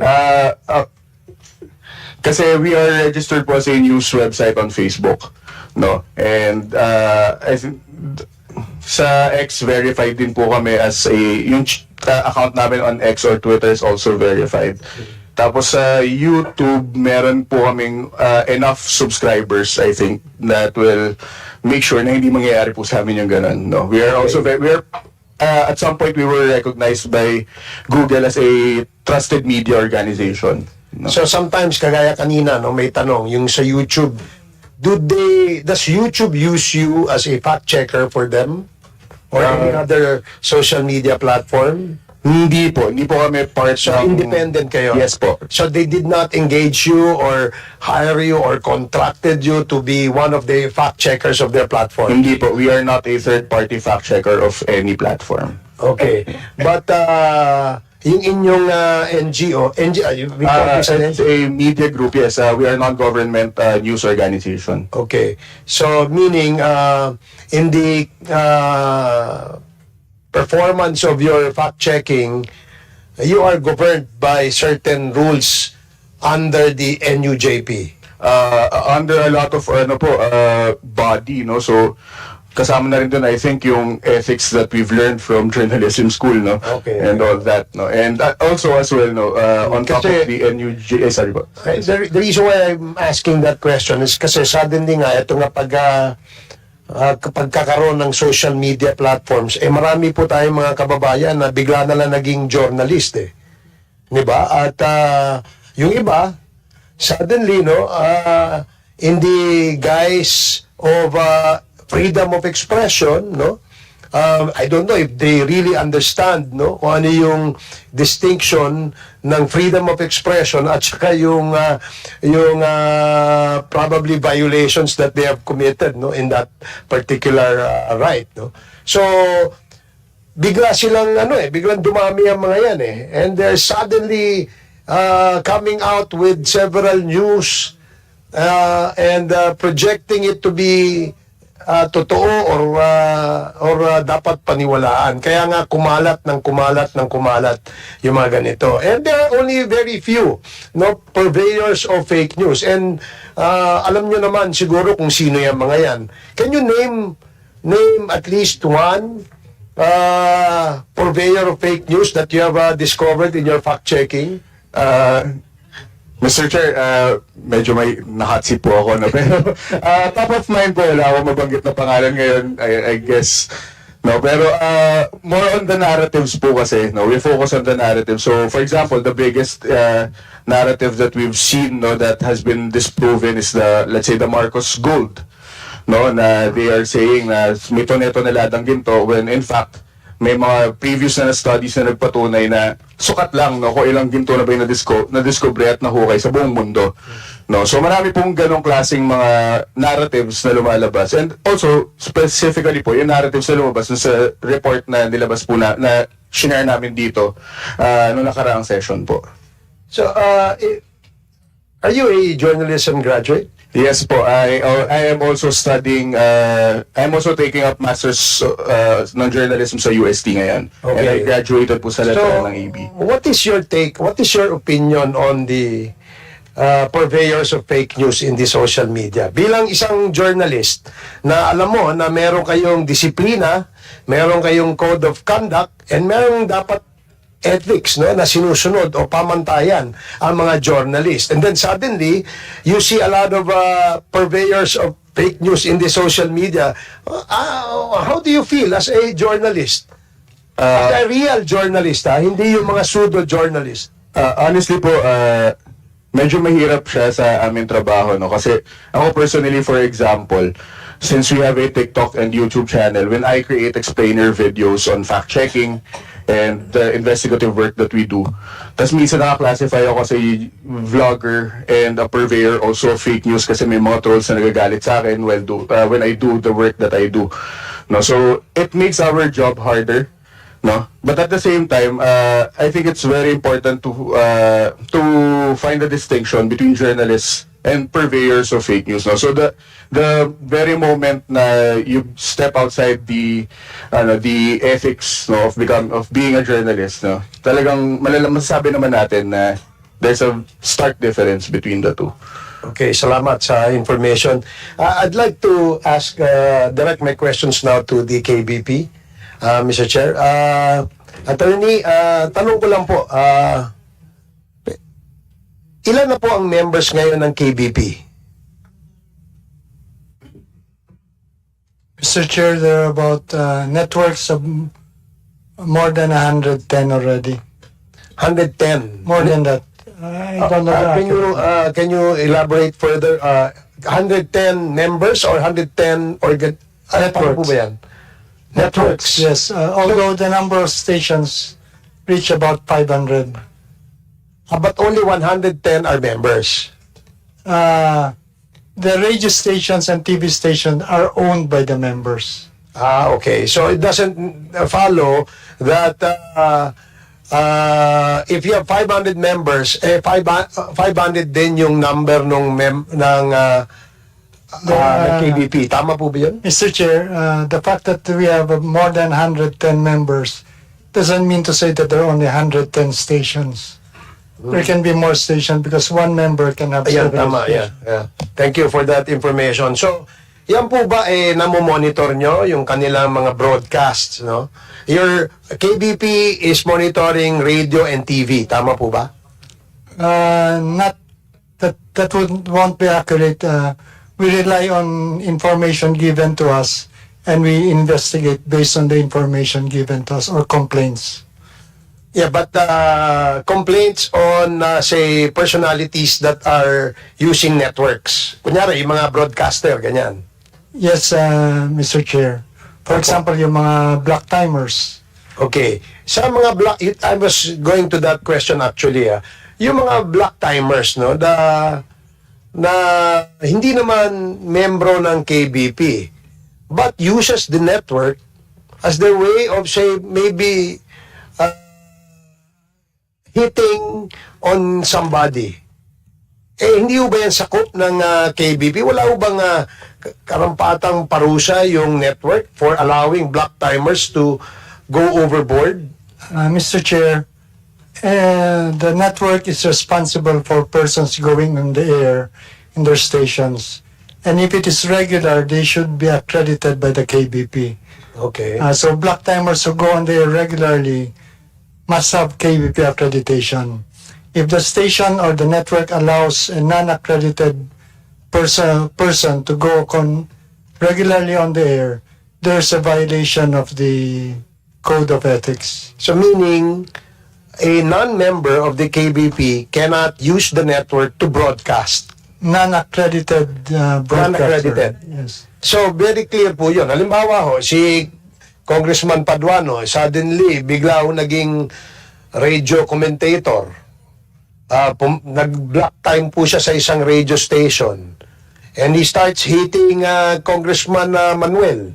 And saying things that are not true. Sino ang may liability? Si Congressman Paduano o yung network? In addition to the liability of the block timer himself, the network has also a responsibility or can be held liable. At least malinaw po na parehang may liability because they should be responsible in whatever they broadcast. Yes, in fact, the responsibility extends to putting the black timer off the air if they continue to violate KBP ethics. So, ang halimbawa ho, kasi ito, nagkaroon ho tayo na, kung naalala nyo, nung panahon na meron tayong COVID, marami hong mga lumalabas na mga information tungkol sa COVID eh. In fact, marami rin lumalabas na information na huwag kayong magpabakuna kasi pag nagpabakuna kayo, mamamatay kayo. So, it affected the program of the national government in the vaccination program for all our citizens, no? So, yun, kaya nga napakahalaga talaga na meron tayong regulasyon doon sa mga kasi maraming naggagaling-galingan dyan sa when they speak like a medical doctor even if they're not. When they speak like a member of the Supreme Court even if they're not lawyers. Some of them speak like, they're more popish than the Pope. Can you believe that? I mean, when they start speaking about certain issues, parang they speak with the authority na wala namang basihan. Kaya napakahalaga ho. Kayo po bilang KBP, ilang taon na po kayong chairman dyan, sir? Attorney? I'm not the chairperson, Your Honor. I'm the General Counsel. The General Counsel. And would you agree that there must be some sort of a regulatory policy in the use of the social media platforms in the country? I agree that there must be some form of self-regulation. Self-regulation, hindi po government regulation. Yes, Your Honor. Okay. Of course, I'm sorry. The success of the KBP and the Ad Standards Council is founded on self-regulation. Membership is voluntary. That is why they voluntarily adhere to the Code of Ethics. There is, if they don't believe in it, they get out. Okay. But the point is, since it is self-regulation and voluntary in nature, there is more reason for the members to follow the rules. Okay, yeah, magandang point po yun. No? Because may dalawang schools of thought to. One is that the government must come up with a law regulating or a regulatory policy in the use of social media platforms. Sa inyo naman po, walang gobyerno kundi self-regulatory. Tama, ano? Tama po ba, attorney? Yes po, pero meron kami mga provisions in our code of ethics that are based on law. For example, libel. Yes. It's adopted in our code of ethics. That's right, yeah. So, my legal basis, and as we always try to impress upon the new members, there's a difference between self-regulation and censorship. Self-regulation is self-restraint.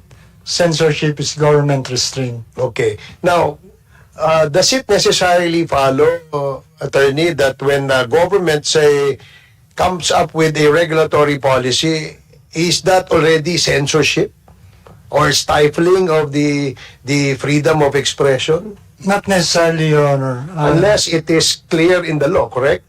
Yes, and especially should not constitute prior restraint. Yes, correct. We perfectly understand that kasi alam naman po natin kung ano po yung mga nakasaad sa ating saligang batas. That's why we're careful, no? If the Congress passes a law that is unconstitutional, people can go to the Supreme Court and question that, di ba? Kaya naman kaya nga ho kami nangungonsulta, no? Gusto naming marinig mula po sa mga practitioners, sa mga actors kung ano yung mga dapat naming ilagay sa aming committee report kung kami po yung magsusulat na ng aming report tungkol dito sa layunin ng committee ito. And we value the opinions of experts, no, in this in the broadcast and broadcast industry, as well as the opinions of experts.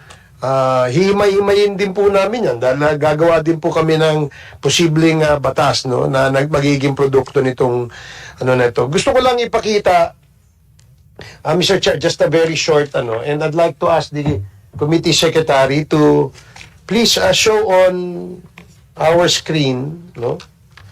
Halimbawa po, itong andito sana nga yung ibang mga vloggers no? Meron po akong can we ask okay, meron pong screenshot ng dalawang Facebook post na nakuhaan ng Philippine Star, no?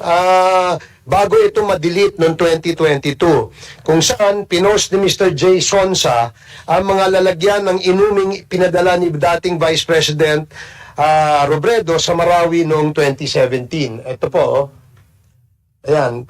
Try to read what the text says, no? Sabi dyan, ang ganda naman ng lalagyan ng tubig inumin nila, mga pinaglagyan ng pintura. Matibay at maraming laman, may lead content pa. Aangat nga kaya ang buhay ng gagamit nito, no? To me, no, I am not an expert, but sa akin, pag nabasa ko yan, ang aking opinion dyan, nagpadala po ng tubig doon sa mga biktima ng Marawi Siege. Dahil isa pong nangangailangan po ang mga tao dyan, no?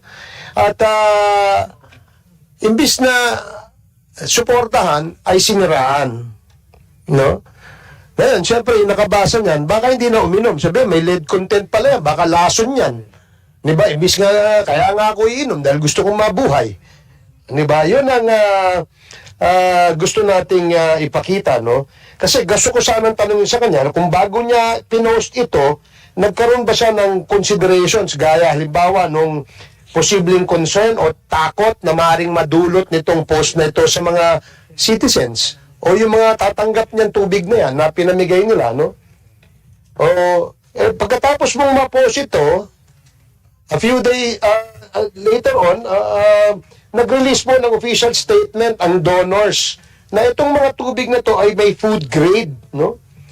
Safe for use at walang toxic materials ang mga lalagyan o water filtration buckets na dinonate nila sa Angat Buhay para sa Marawi matapos matapos itong pinadala doon. Ngayon, nung lumabas po na food grade ito, dinilit ho agad yung post. Diba? Ano yung punto kong gustong sabihin? Ang punto ko dito, dinilit mo dahil bakit? Dahil nakita mo na food grade pala yan, mali pala yung sinabi ko may lead content. Bakit hindi ka nag-post na mga kababayan, nagkamali ako, sinabi ko may lead content yan, yung pala ay food grade yan. No? This is the type of responsibility that we want to demand to these kinds of vloggers, no? Or those content creators na sinasabi natin. Now, another post. Can you please show the next slide?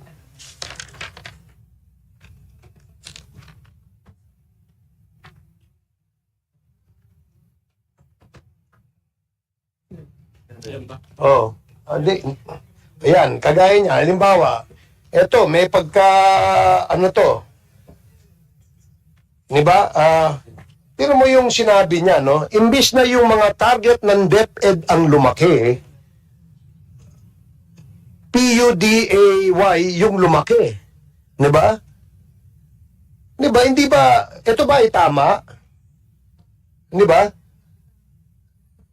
So, ito yung mga sinasabi natin, no? For those who are responsible for all this, meron ba kayong ginawa after nyong nilabas ito at sinabi nyo na napatunayan na kayo ay nagpapakalat ng fake news? Wala naman kayong ginawa eh. Hindi ba? Yung next, pakipakita yung next. Ayan, basahin nyo. Kung nakikita nyo yung nasa ibabaw, ano yung nakasulat? Medyo may bastos eh. Pwede bang i-enlarge yan? Pakiano lang, para lang nakikita natin. Pwede bang palakihin yan? Yung post na yan ay galing daw kay Mr. C, no? Mr. C, no? Baka si Xi Jinping ito eh. Ano yung sinasabi? Basahin nyo kung ano yung sinasabi. I leave that to your imagination, ladies and gentlemen, no? So, ang tanong, meron kayong pinost na ganito, no? January 17 lang pala to, bago, kung saan pinapatamaan nila si Senator De Lima na naging sangkot sa issue ng pakikipagrelasyon, no? Sa kanyang driver daw noon, no? Bakit kaya niya binring up ito? When he could have just posted the picture without the caption. Diba? Because malisyoso yung kanyang intention. Hindi po ba? Diba? Sa ating mga vloggers nandito ngayon, ano sa tingin nyo? Diba? Oh. Next, pakidala nyo dun sa next. Yung isa pa. Ayan. NEDA, PSA technocrats, the last bastion of truth, decency, and self-respect have been bought and compromised. Kung papayagan natin yung mga ganito, it may create confusion among our people. Di ba lahat po tayo may access sa social media eh. Yung high school, elementary students, meron ng access yan sa social media. Kung nakakabasa sila ng ganito, di ba? Ito lang ho ay ibang example na gusto naming ipakita. And marami pa sana kaming ipapakita kung nag-attend yung ibang nag-a-attend na inimbitahan namin. Kasi we wanted to ask them. Di ba? What motivated you to post this? Di ba? Example, di ba? Yung mga ganong klaseng post.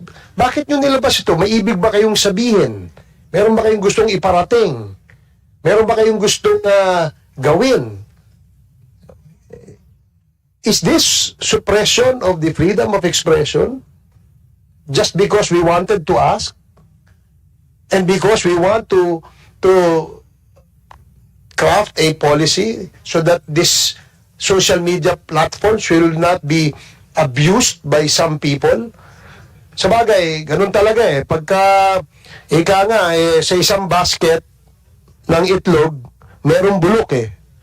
Diba? Ilan lang naman yung mga bugok na yan, no? Unfortunately, may iba dyan na May pinag-aralan naman sana. Hindi ko maintindihan, ba't ganun eh? Yun lang, vulgar, using profanities and vulgar words. This reflects on their personality. And sad to say, this also reflects on how they were raised by their families, by their parents. Kakaya naman sa mga magulang nyo. Meron dyan, yung laos na. No? Nagpapasikat pa eh. Siguro gustong kumita eh. Laos na nga eh. Ito, next post please.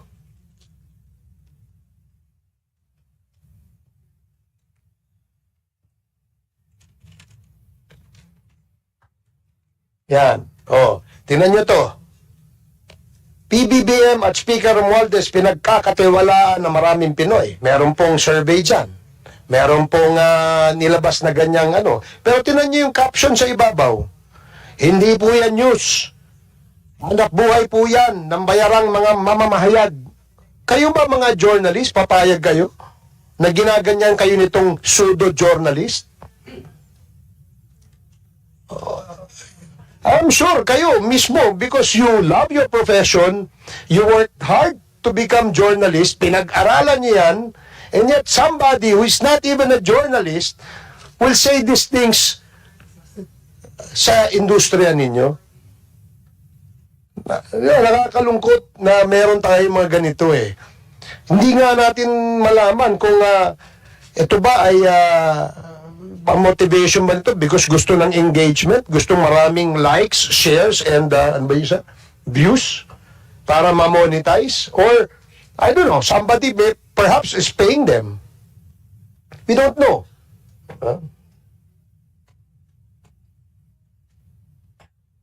Oh, ito. Next, please.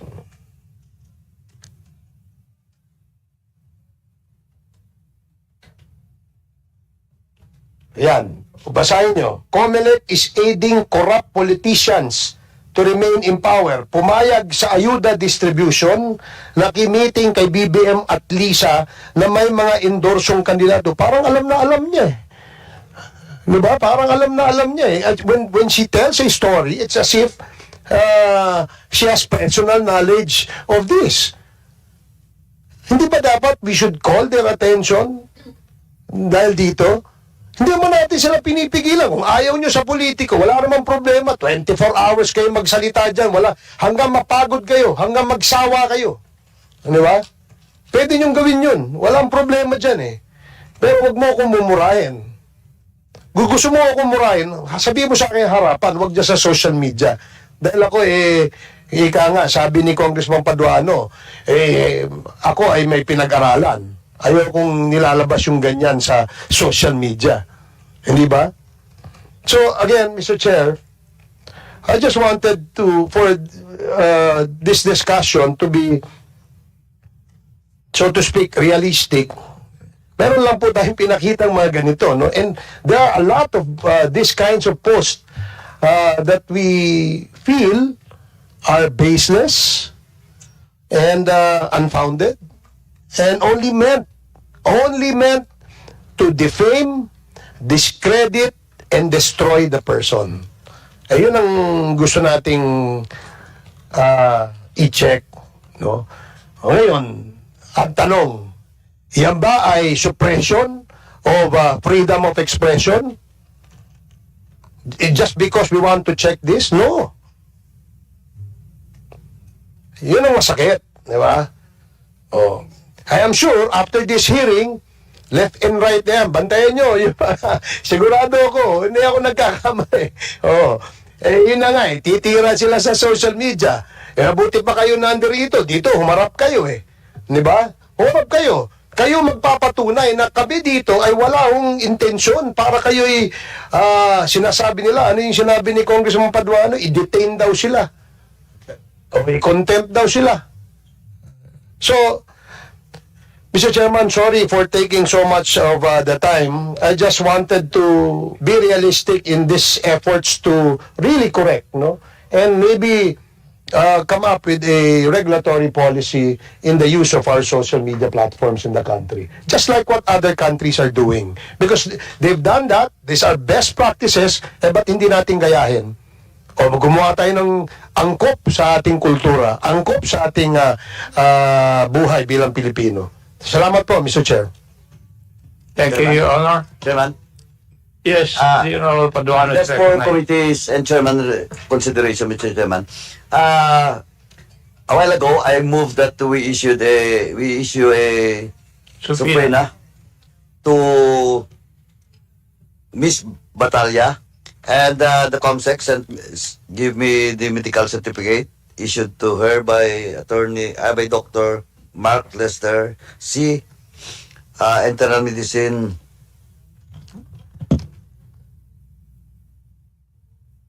Anyway, Mr. Chairman, with this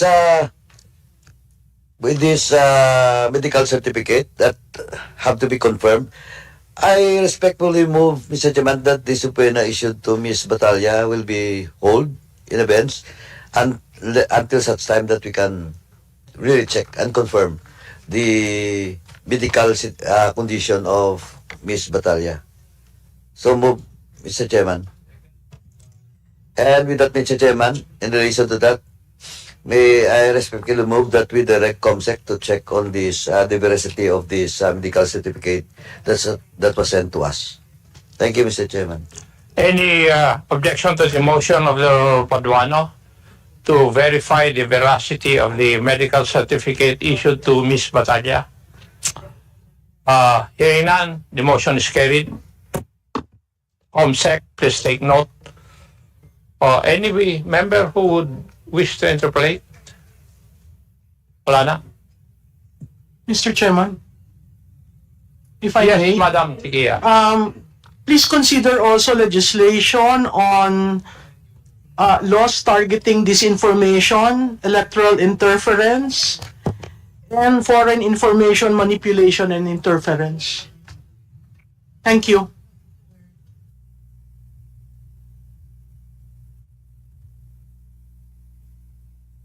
Thank you, Madam Tikia. Mr. Chairman, if I just a few minutes, I just got this text, no?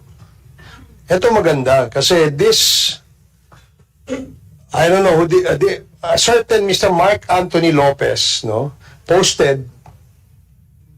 Sabi niya, aside from Duke Frasco, the Congressman Duke Frasco is our Deputy Speaker, Ace Barbers is also one of the most stupid congressman ever. Fact yan, sabi niya. Oh. Eh, bakla ka pala eh. Oh. Di ba? Fact din yan. Di ba? Oh. Ngayon, stupid ka din. No, sorry, no, but I'm just stating a fact. I'm just stating a fact, Mr. Chair, no? Eh, sa tingin ko, that's the way they do things, eh. Di ba? That's the way they do things.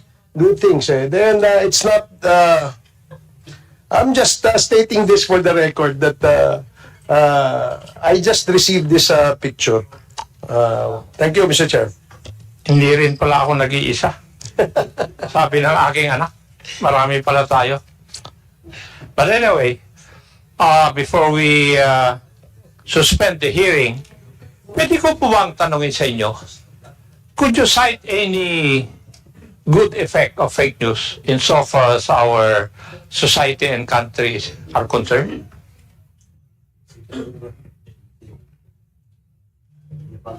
Meron ba kayong yes,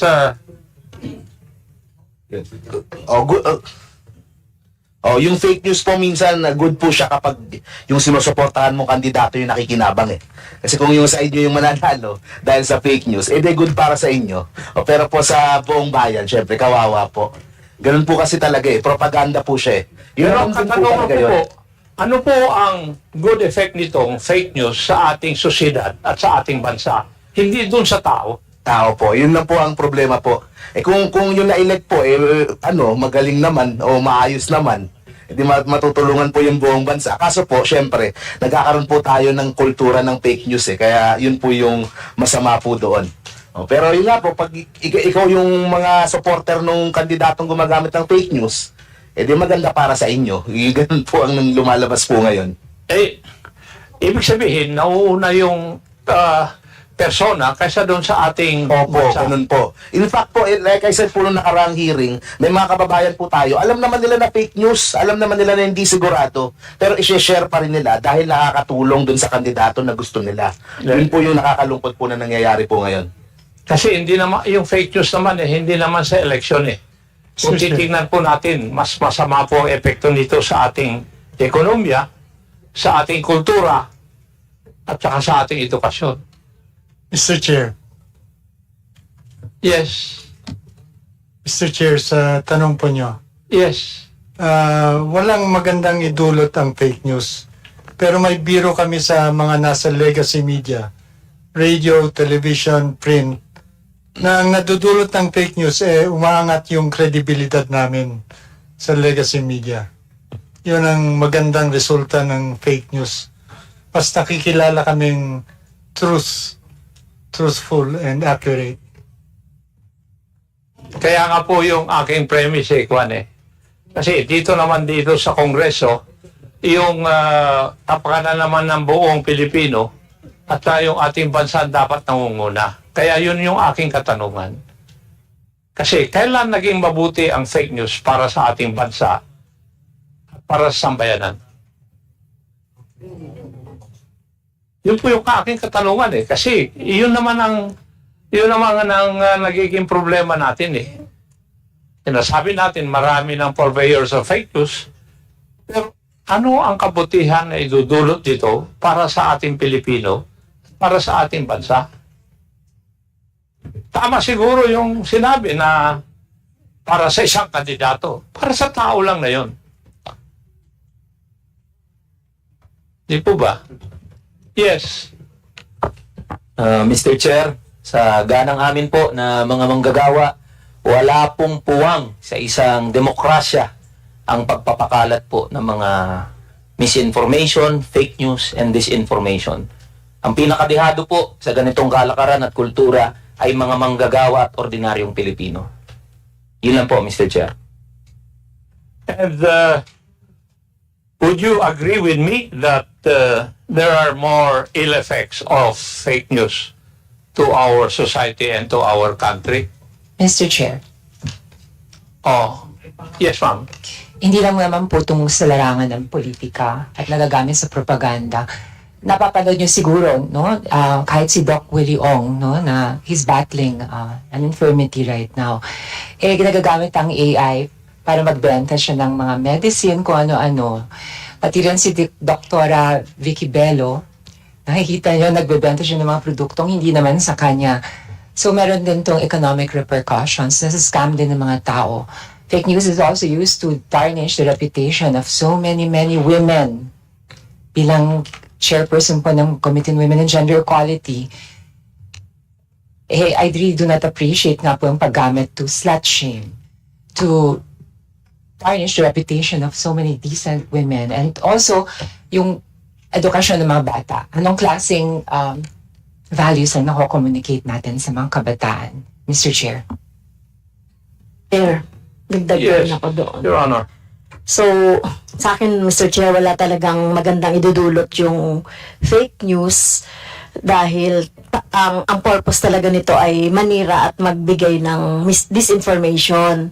At yun na nga, sa bahagi ng mga bata na karamihan ay gumagamit na rin ngayon ng anumang social media platform, yung mga words na mga bad words, no, na nakikita nila, naririnig nila, at nakikita nila yan sa kahit nasa mas mataas na posisyon, ay parang Mr. Chair, nakasira yun doon sa moral ng mga bata. Kaya kapag nakita nila na ina-utter yun ng mga merong kapangyarihan, no? Presidente, vice-presidente, tingin nila tama yun at ginagawa. So, ang sa observation nga po, sabi ng mga teachers, parang nagiging